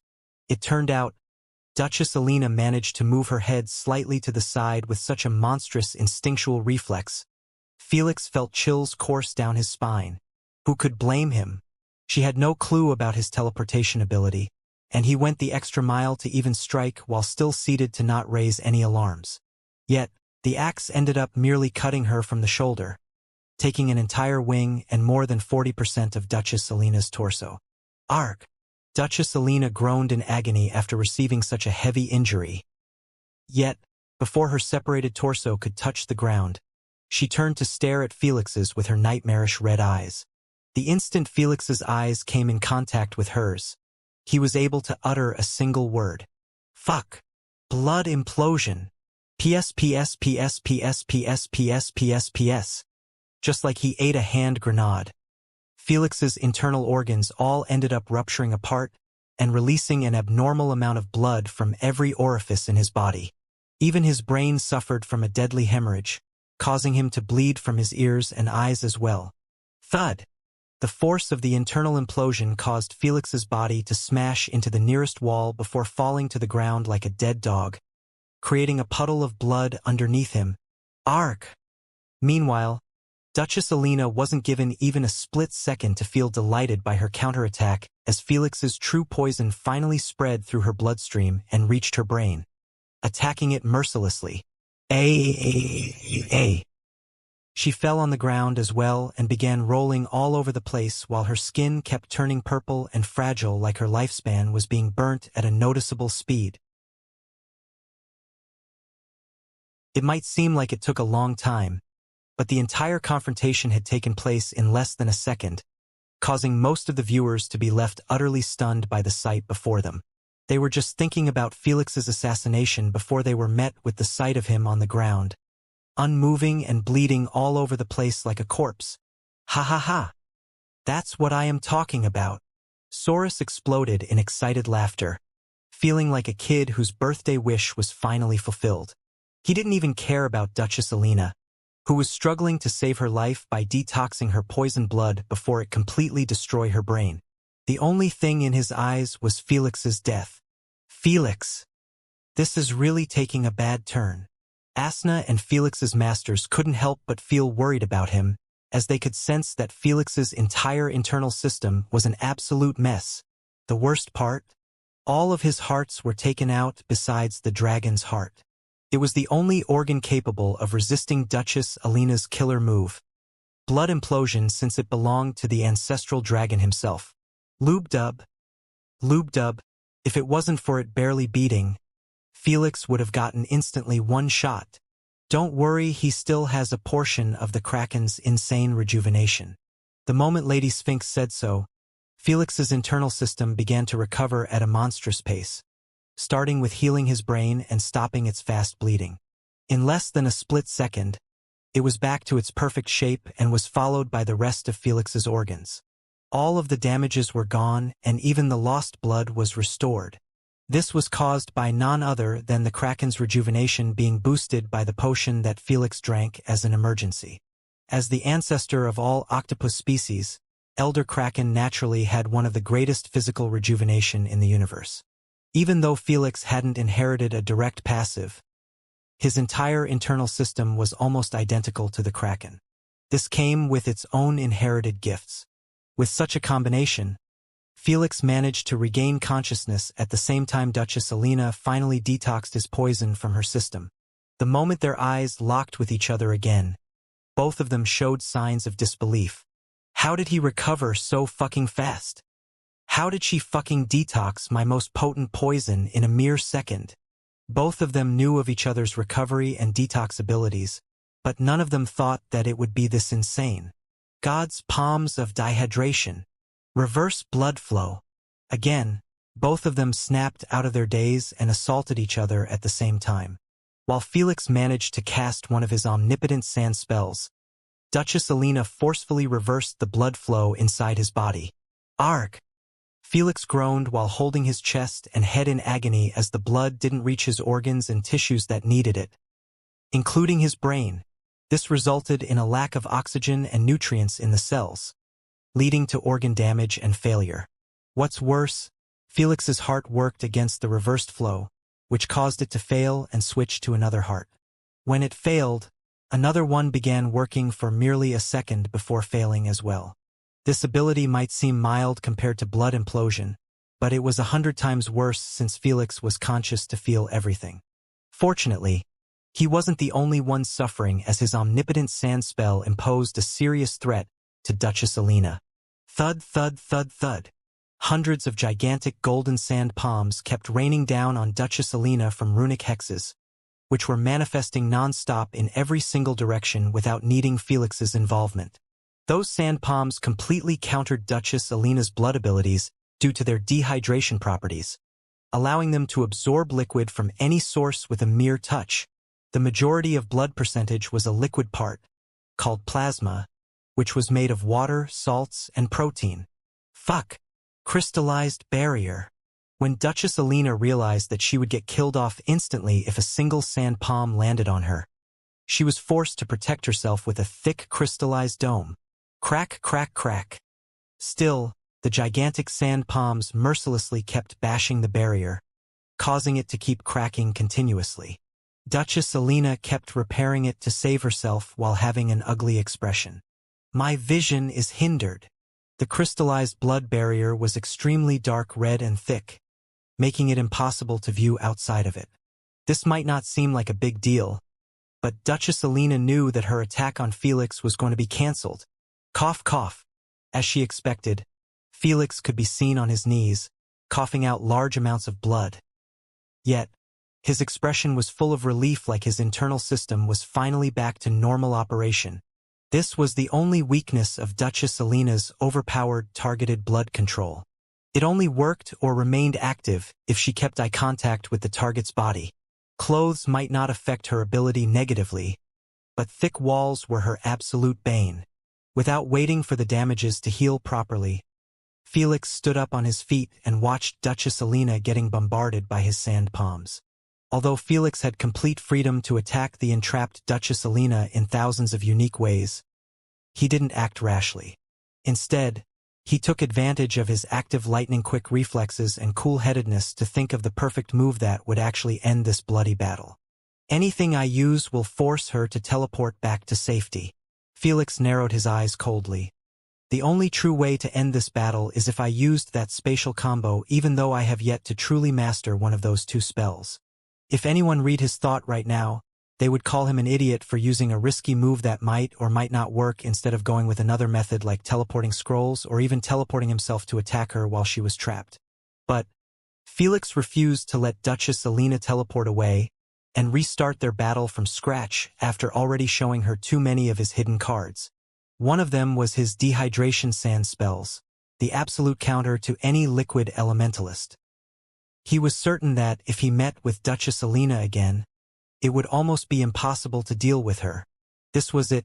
This was the moment where she dies or he dies. Wish me luck, guys. Felix murmured in his mind as he extended his palm in direction of Duchess Alina. Duchess Alina saw this with her blood vision and raised her to guard to the limit, planning to ditch the battle the moment Felix attacked her with something she couldn't defend against. I just need a few seconds to recover my complete body and kill him. Just a few seconds. Just like Felix didn't want her to leave, she also didn't want to escape after finally having Felix come face to face with her. She knew that the moment she teleported away, Felix would seal himself inside the center of the maze again and drag this far longer than it needs to be. Meanwhile, Felix's eyes turned gray and his antlers illuminated brilliantly, a sign that he was about to use a space spell. Just as the primogenitors were anticipating him teleporting or such, Felix uttered calmly, "Spatial imprisonment." Whoosh! A faint medium-gray hex appeared underneath Duchess Alina, or to be exact, underneath the crystallized ground. This made it completely hidden from Duchess Alina. Felix had to hide it since he had yet to master this spell, which meant he could not cast it instantaneously yet. While the viewers and Duchess Alina had no clue what was Felix doing, he was structuring 5 pages of runic spatial particles at the top of his speed. The moment he finished one page, the gray hexagon turned slightly brighter. Come on. Come on. Just a little more. Asna kept biting her hands nervously as she watched Felix attempting to cast a freaking unmastered space spell in the middle of the battle. If it was anyone else, the stress would have ruined his focus and made the spell fail construction. Meanwhile, Felix was like a robot writing a runic sentence after the other. The moment Felix finished half of the page number 5, Duchess Alina's body had been finally restored back to its form. It took her much longer because of the aftermath of the poison and the current pressure on top of her head. Her form being restored to peak meant that she could easily now escape from the Golden Palm's clutches and play with Felix to death with her insane speed. "Felix! You are a dead man!" she yelled out loud from within the crystallized blood barrier, causing chills to course through the backs of Selphie, Asna, and all of Felix's loved ones. Crack, crack. Just as the barrier was about to explode, Felix murmured a letter with a peculiar language, "Seal." The instant he did so, the gray hex underneath Duchess Alina manifested a dazzling light that was bright enough it penetrated the crystallized ground and caused her danger instincts to go haywire. Oh no! She had no idea what was the source of the light, but she trusted her instincts, making her decide to teleport to one of the remaining blood rivers. Ha! Alas! The moment the gray hex was completed, her fate was sealed, pun intended. Blood spawn! Blood spawn! Why can't I teleport?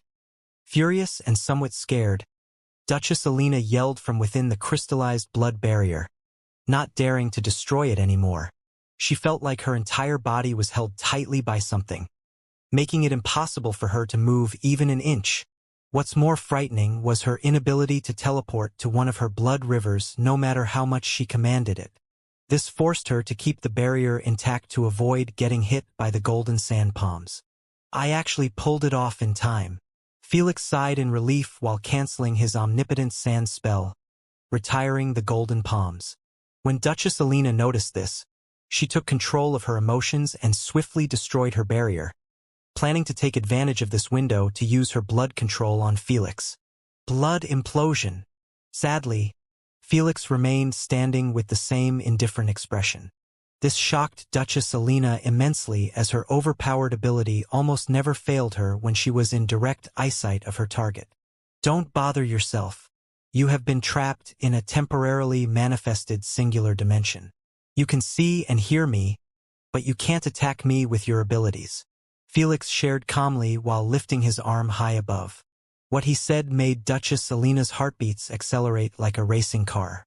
No, this can't be right. Blood clogging. Reverse blood flow. Blood poisoning. Duchess Alina was pushed into despair with each ability used, but no effects were noticed on Felix. Just as she was about to fall completely into the pits of despair, she recalled Felix's words and regained some hope. I can't attack you, but you also can't attack me, she roared. You are right. I can't attack you with my abilities. Felix smiled faintly while his eyes turned gray. Then, he uttered with the most chilling tone, but I can attack you with a spatial spell. Before his words could register in Duchess Alina's mind, Felix slashed his arm forward as he roared, Spatial blade! Duchess Alina's heart stopped beating in fright the instant she witnessed the birth of a gray illuminating blade heading in her direction.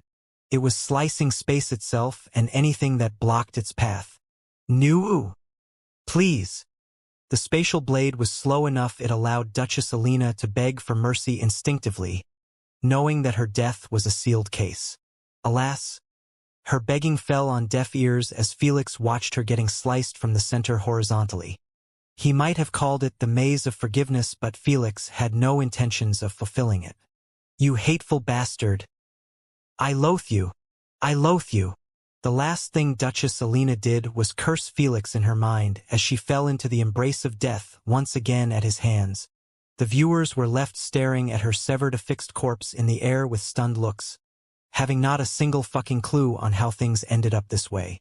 So much had occurred in a couple of seconds window, Not even the Alliance's inner circle leaders managed to follow along. Thud. It's finally over. Felix fell on his bottom with an exhausted but relaxed expression, staring at the traveling spatial blade, which was cutting through his maze's walls like tofu. He knew that it wasn't going to stop until it run out of energy.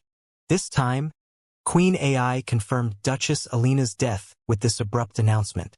Congratulations to the Void Nation. Duchess Alina has been slain. The battle is over. The moment this announcement echoed thrice in the ears of the spectators, they were broken from their daze and returned to the world of the living with the most explosive, excited howls they could muster. Woa! Landlord! Lon Lord! Oh my lord! Some screamed barbarically with heated cheeks. Some chanted Felix's name while waving their shirts and whatever was in their hands. And some just remained seated on their chairs with words stuck in their throat. He did it! He fucking did it!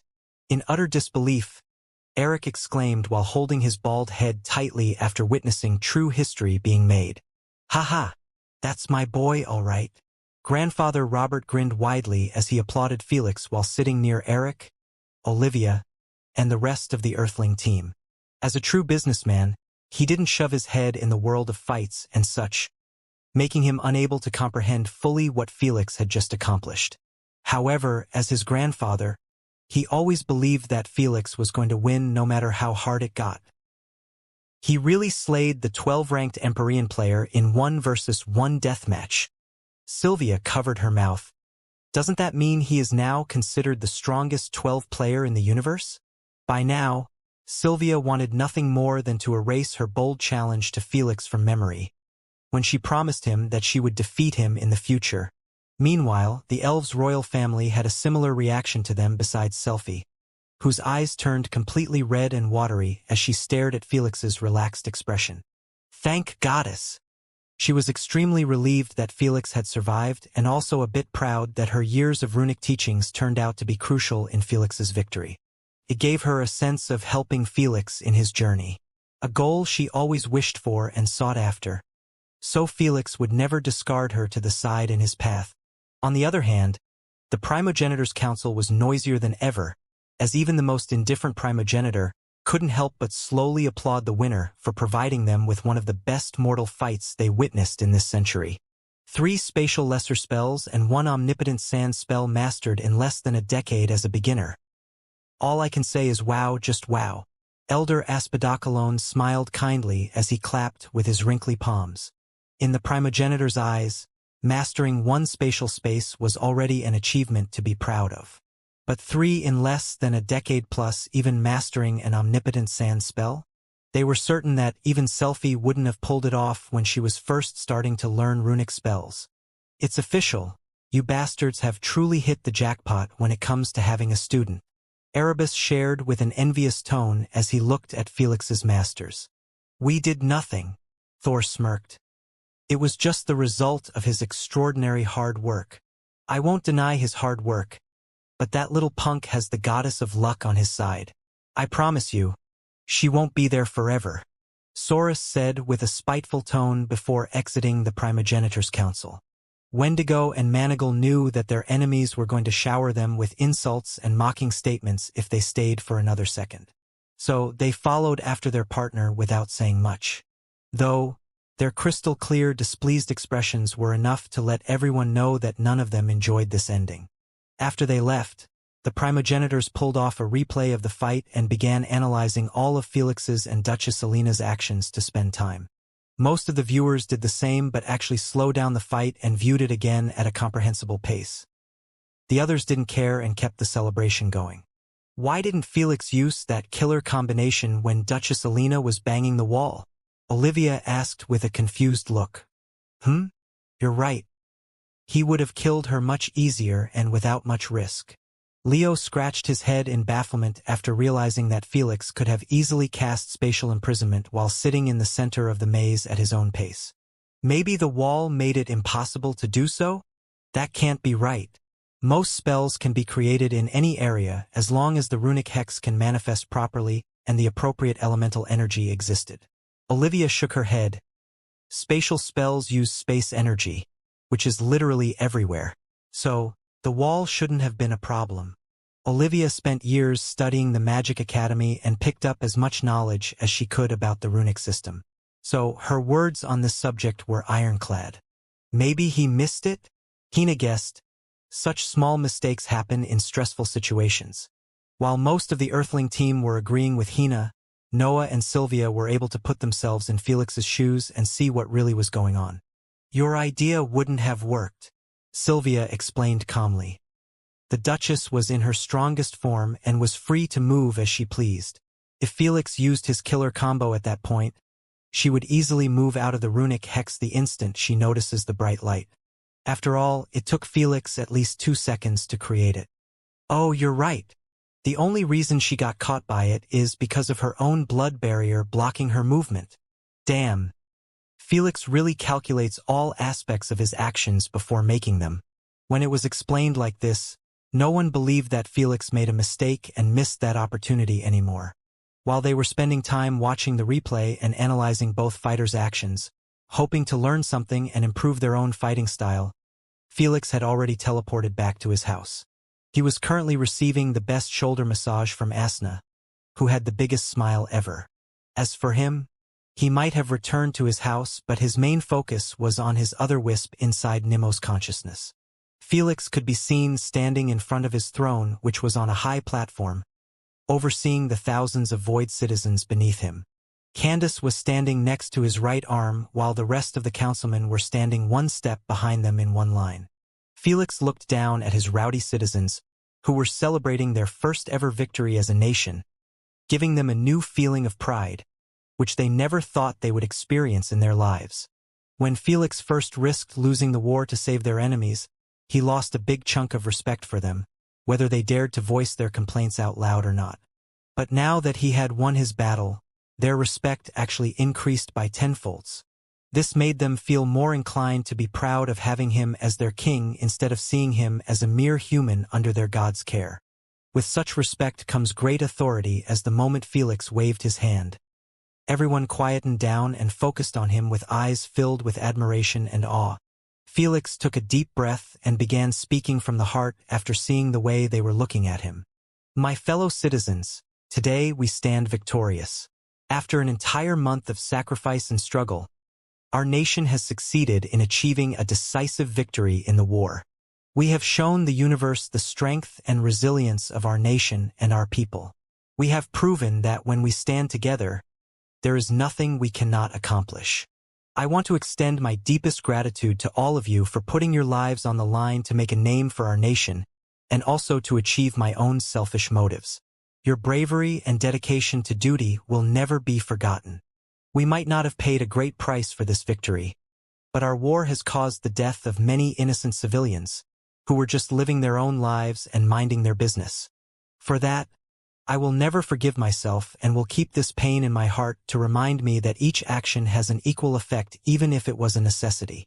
Thus, our nation's first agenda is to honor the memory of those who have made the ultimate sacrifice, whether they were part of us or not. But today, let us celebrate the end of this conflict and look forward to a brighter future for our nation. Felix paused to catch his breath and then ended his speech with one final booming promise. Together, we will build, we will heal, and we will move forward as one united nation. The moment the last word came out of his mouth, the Void citizens cheered with bright and excited expressions. Feeling like their blood was set ablaze with Felix's speech, the future sounded bright. Their lives looked better than before, and all of this resulted from one man, who wasn't even a Void creature. Although Felix was an outsider, everyone embraced him like a member of their race and began chanting his newly and truly earned title. A title that would be given only to Felix and no one but him. Void King. Void King. Void King. Void King. Void King. Void King. Thank you. Felix smiled genuinely as he allowed himself to get showered in his nation's love. Having absolutely no clue that this was the last time he was going to smile like this for a very long time. Inside a small cozy room with warm, muted colors on the walls, soft lighting, and comfortable furnishings, Mananangal and his partners sat silently near a fireplace. The room might emit a warm and inviting atmosphere, but those three's cold expressions negated it. What do we do now? Soros broke the silence with an icy tone. We can't let things end this way. He is right.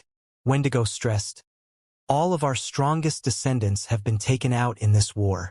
In other words, our presence in the games has been completely killed off. Nothing was worse than this. What do you think? Soros addressed Mananangal. You have been awfully quiet. Are you considering reviving Alina? Mananangal looked at them and said calmly, No, I have no need for useless trash. When he revived Duchess Alina and the rest of the nobility, he told them that it would be their last chance to redeem themselves. As a primogenitor, his word was sacred. That's why Duchess Alina reacted so strongly to Felix's strike, knowing deep down that she wasn't going to be revived again. As for the rest of the vampires, the marquises were still alive and would handle the forceful immigration and such. I was thinking if I should resort to that plan now or wait until things die off and then go for it to not draw the irk of the council. Mananangal said. Fuck them, I say we do it now. Soros said with a murderous look. We already pretty much lost most of our reputation. This won't change anything. I agree. Wendigo nodded before asking, Have you already arrived though? I am staring at it right now. Mananangal replied while switching his focus to his main consciousness. When he did so, his pupils reflected the peaceful, beautiful blue planet Earth. Good, stream it to us. Soros smiled coldly. I can't miss this. Mananangal opened the stream and showed them that he was hovering tens of thousands of kilometers away from Earth. Although he was in the frigid coldness and desolateness of space, Mananangal was wearing a formal medieval aristocrat outfit, making him appear extremely charming with his fair pale skin and ruby lips. He maintained the same indifferent expression like he wasn't affected in the slightest by one of the deadliest environments in the universe. The most shocking part? He was dangerously close to Earth, yet not a single radar noticed him. When Earth became the capital of the Federation, its defenses were enhanced immensely to match its status. Yet they had absolutely no effect on Mananangal. Are you really going to stick to your descendants' plan? Soros inquired. You are already so close, you might as well handle it personally. No. Mananangal shook his head in rejection. It's best to not leave out any evidence of our involvement, even if they were sure it was us. The moment he finished speaking, Mananangal extended his palm forward and released an enormous rectangle-shaped smooth silver piece of metal from his divine spatial ring. This was the Planet Destroyer weapon, the only one in possession of the vampire race. It was a massive and imposing piece of weaponry, with a sleek design. It was composed of a combination of extremely rare alloys and other materials, such as enhanced durasteel and unbreakable titanium, giving it a durable and sturdy appearance. At the surface of the weapon's face, there was some sort of a circular deep dent. At the edges of this dent, there were an uncountable number of holes. Right now, the weapon appeared like a harmless piece of metal, but when it gets turned on, it became one of the scariest mass destruction ever invented in the face of the universe. Without an ounce of hesitation, Mananangal commanded Queen AI to turn it on. Just like a beast awakening to feast, glowing lines with intricate patterns began to brighten up with blue light across the entire weapon's body. When it was fully brightened, the countless holes in that dent began to absorb the blue light akin to hungry black holes. I believe the firing sequence will take at least 5 minutes more or less. Wendigo asked, Are you using your spiritual pressure to jam the radar signals around it? Yes, Mananangal answered calmly. This was the reason Mananangal wasn't worried in the slightest that he would be drawing attention to him or alarming anyone on Earth. His spiritual pressure was so overpowered, he was capable of easily creating a somewhat visible aura of pressure around him and the humongous weapon. It stopped any kind of radar, no matter their technological advancement. To be frank, the Planet Destroyer weapon was already geared up with the best anti-surveillance system of this generation. Even though Earth and the Federation were developing at an amazing speed, there was no way they would be able to secure a radar capable of passing through such anti-surveillance. That's because only the metal race had that radar and they refused to share it with anyone, so in case shit hit the fan, No one would be able to spot their weapons, and they would be able to spot their enemies' planet destroyer weapons. Still, Mananangal used his spiritual pressure to be extra safe, as he didn't have an understanding of such technologies or bothered to learn about them. After 5 minutes passed, the countless holes on the edges of the dent were illuminating as brightly as the sun when their blinding white lights merged together. Queen AI informed emotionlessly, "Omega beam is ready to be fired." Fire. Mananangal neither did a dramatic pause nor a countdown as he straightaway voiced the order while zooming at the Pacific Ocean, or to be exact at the Sky Pearl Island. The weapon was directly aiming in that direction as well. Without emitting any noise, the circular dent fully disappeared out of sight and was replaced by trillions of highly dense white laser beams firing at a single point near the weapon. With intrigued looks, Mananangal and his partners watched that focal point grow bigger and bigger until it was as gigantic as the circular dent. The heat produced was so widely dangerous, even Mananangal was surprised to feel his skin starting to melt. Stars weren't capable of melting his skin. Yet, he still didn't bother moving an inch away from the weapon. Omega beam is at full capacity. 3, 2, 1, release. The moment Queen AI voiced her last word, a brilliant and horrific milky white beam was fired in direction of Earth at the speed of light. Not even Mananangal and his partner's reflexes managed to follow along the beam of light. By the time they reacted, the beam of light had already created an explosion so apocalyptic, it had reached the exosphere and was still expanding after covering more than half of the Pacific Ocean. This was just the initial explosion. The dreadful shockwave arrived shortly, pushing a massive tsunami that had its peak height almost touching the exosphere, which was more than 6,200 kilometers further from the surface. This tsunami plus the destructive pressure of the shockwave traveled through the entire globe at an unprecedented speed and literally erased anything from the face of the planet. Forests, mountains, buildings, and people. It took a mere couple of minutes, if not less, to make a full circle and return to the Pacific Ocean that was now showing a gargantuan hole so deep and wide, only utter darkness was seen from it, making it earn being called a true abyss.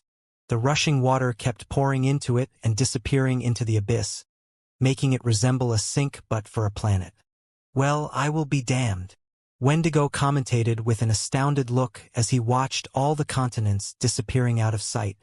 With that boy's emotional instability, this is bound to break him all right. Saurus smiled diabolically. "I do hope it will cause him to snap and begin slaughtering our races after the war ended."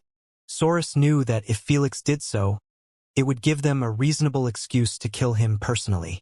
"Whether it happens or not," Wendigo stated indifferently, "this will teach him a lesson on getting involved in a conflict he can't handle. My job here is done." Mananangal turned around and sped away, leaving the planet destroyer weapon behind. Since it was easy to recognize that its owner was the vampire's royal family through its unique code, it would easily help the Darkin faction primogenitor switch the blame on the dead Alina. Mananangal and his partners found nothing wrong with that, as this was Duchess Alina's plan all along. To be more exact, she requested her ancestor to deliver the weapon near Earth so she could use it to blackmail Felix into surrendering in the war. However, this plan wasn't perfect and would easily alert Felix and make him evacuate his family to safety first. So it was kept as a plan B. Plan A was the deathmatch that she lost. She and Mananangal had already decided to use the weapon on Earth, whether she lost the deathmatch or won it, so Felix would feel the same pain she felt when she lost her home. There was no way the pain was going to be the same when Earth was destroyed as a habitable planet and more than 40 billion citizens lost their lives in an instant. An amount that was nowhere close to 0.1% of all the death of the three races combined in this war. Felix was going to find out about this in the worst possible way. A series of cold notifications from Queen AI, VRR. With 2 vibrations, Felix glanced at his AP bracelet with an easygoing smile, still enjoying Asna's shoulder massage. The instant he glanced at the screen and saw what was written on the flood of notifications, his smile stiffened, his heart stopped beating, his brain suffered from a short circuit, and his breathing halted instantly. "What's wrong?" Asna tilted her head in confusion after she felt Felix's shoulders tense up with the rest of his body. When he didn't answer her, She looked at his bracelet and her heart fell flat while her pupil widened to the limit. I regret to inform you of the passing of Slivia Ivanova. I regret to inform you of the passing of Hina Suzuki. I regret to inform you of the passing of Leo Bridges. I regret to inform you. I regret to inform you of the passing of Charlotte Maxwell. I regret to inform you. I regret to inform you of the passing of Eric Bogus. After more than 30 names were dropped, just when it seemed like the notifications were about to end, Queen AI sent one more. I regret to inform you of the passing of Robert Maxwell. She really saved the worst for last as the moment it flew by Felix's eyes. His brain forcefully caused him to pass out after sensing his emotions going absolutely haywire. Thud. Felix's head landed on the couch with his eyes still wide open, but not an ounce of life was seen in them. Felix! Felix! Felix! Felix! Felix! Felix! No matter how loud Asna screamed or shook Felix, he neither woke up nor reacted.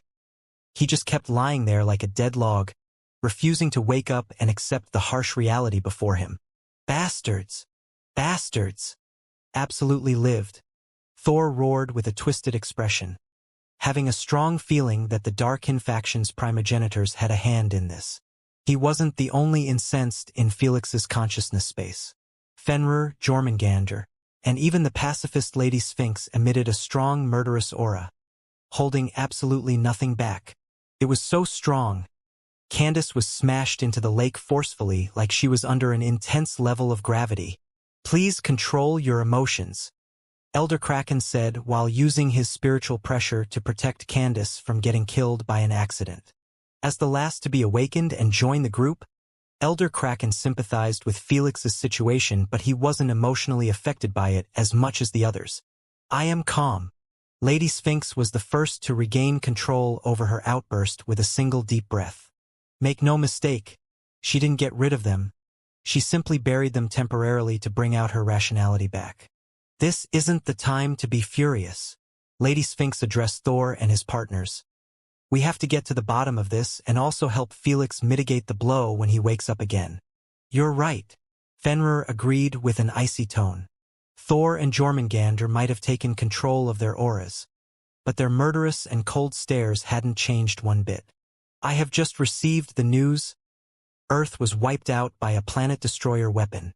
Lady Sphinx shared while linking her consciousness with one of her copies, who was watching a reporter breaking the news throughout the entire universe. As you can see behind me, the Mariana Federation capital has been attacked by a planet-destroyer weapon, leaving a humongous hole in the Pacific Ocean and drowning all the land temporarily. According to the latest reports of live witnesses in space stations and the cities on the moon, the explosion was so destructive, some of them swore to have felt the shockwave reaching them. This attack has taken place less than half a minute ago, and we still don't have much information about the planet's condition, or whether anyone managed to survive such as an apocalyptic event. I believe the Federation will be sending their fleets soon to check for survivors and evacuate them to safety. We will continue to bring you updates on this developing story as more information becomes available. Thank you, and please send prayers and wishes for the departed. The reporter concluded her report with reddened eyes and a bit of emotion in her voice, even though she tried her best to be as professional as possible. Since she was the first to report the news in less than half a minute of the event, it was clear that she was inside one of the moon cities or the space stations unaffected by the explosion. For her to be so near it only meant that she was possibly one of the native residents of Earth. To see her home planet getting blown out live was absolutely heartbreaking. Clearly, she wasn't the only one with such a reaction, as all surviving Earthlings around the universe had fallen into a state of utter disbelief and denial after hearing the news. Whether they had families on Earth or not, none of them had taken the destruction of their home lightly one bit. This can't be real. This is fake. This is fake news. This is fake. Fake. Inside a classroom in the Elvish Magic Academy, the quiet and earnest Olivia shocked all the elves with her screaming at the top of her lungs, akin to a lunatic. She had just rushed to the class after Felix's battle was concluded, as she couldn't skip another one. What's going on, Olivia? The teacher asked with a concerned tone. knowing that Olivia almost never made an outburst even when she was being bullied in the academy 24/7. Sob, sob. This is fake. Please be fake. Please. Olivia's anger turned into weeping as she kept begging for everything to be just a badly executed prank. Alas, she had received the same notifications as Felix, informing her that no one in her family or the Earthling team had survived, just as some of the elves were about to make a joke about Olivia finally losing her marbles. All of their bracelets began vibrating at once. When they glanced at them and saw the newest viral news, all of them were left with widened eyes in shock, glancing between their bracelets and Olivia over and over again. Oh dear! How horrible! The teacher covered her mouth and glanced at Olivia, who was crying her eyes out. No one here understood the pain that Olivia was going through as she was just watching the death match with her friends like life was going to last forever. 10 minutes later or so, they were erased from existence with her family as well. Still, she didn't have it as hard as Noah. Unfortunately, his dearest sister Grace, and the only person he ever cared about in his entire life, was also announced dead. He had received the notification right after barely winning a tough fight against an army of ice trolls. With his bulky werewolf body packed with bloody wounds, Noah stood at the center of tens of ice trolls' corpses with his unblinking blue eyes affixed on the AP bracelet screen. The heavy snow fell on his furry shoulders from a gloomy gray sky while the harsh wind blew it away. While others would have problems with being alone in such cold and deserted environments, fighting ice trolls nonstop, Noah had absolutely no problems with that. All because he knew that the stronger he got, the easier it would be for him to protect his little sister. Yet here he was, standing all alone, and this time with a broken heart and a broken soul. He neither raged nor cried. He neither spoke nor fainted. He just kept staring at his bracelet without a single emotion on his face, like a robot that had its batteries removed. Roar! Suddenly, an ice troll rose from the pile of corpses with 3 long frozen gushes on his chest. His feet were wobbly and his vision seemed to be unclear. Yet, his blood-red eyes showed the assailant before him as clear as daylight. With another booming roar, he rushed at Noah and swung his icy club at his head. Noah didn't even spare the ice troll or his club a glance as he remained frozen in the same position. Just as the club was about to smash his head apart, it got frozen in place with the rest of the troll's body. Then, they shattered into fine icy fragments. Fenrir appeared next to Noah out of nowhere in his humanoid form and gave Noah a bitter and remorseful look. "Sigh, this is my fault. You are part of my pack, and I still left your little sister to die at the hands of my enemies. No matter how much hatred we have for each other, I never expected them to reach this new level of lowness. Never." Fenrir spoke with an apologetic tone, knowing deep down that Noah wasn't hearing anything. He might be standing and had his eyes open, but he knew that Noah's consciousness had been shut out and frozen in the deepest part of his soul. A reaction 1,000 times worse than passing out. Fenrir, Thor, Jormungandr, and even Lady Sphinx blamed themselves for this one way or another. None of them bothered to consider babysitting and protecting their students' loved ones, since they felt that no matter how much hatred was between the factions, it would never branch out to unrelated people, especially when they were mere mortals who didn't even know about their existence. As primogenitors, there was a red line that none of them would think of crossing. Neither the Asgardian faction nor the Darkin faction had crossed it ever since their enmity had started. It was none other than avoiding the involvement of their students' families. Jormungandr, Thor, Fenrir, Saurus, Wendigo, and Mananangel all had many students from the primogenitors era, and they died in their battles. Yet their families were never touched. So all of them believed that the Darkin faction would still uphold to this unspoken pact, just like in the old days. But clearly, Felix had gotten under their skin to the point they had no issues with crossing it in this era. Fenrir and Felix's masters knew that it was up to them to take responsibility for their lapse of judgment. "I am truly sorry, my child." Fenrir hugged Noah for a little and said with the most chilling tone in his ears, "I will make them pay for this. I promise you, they will pay for this."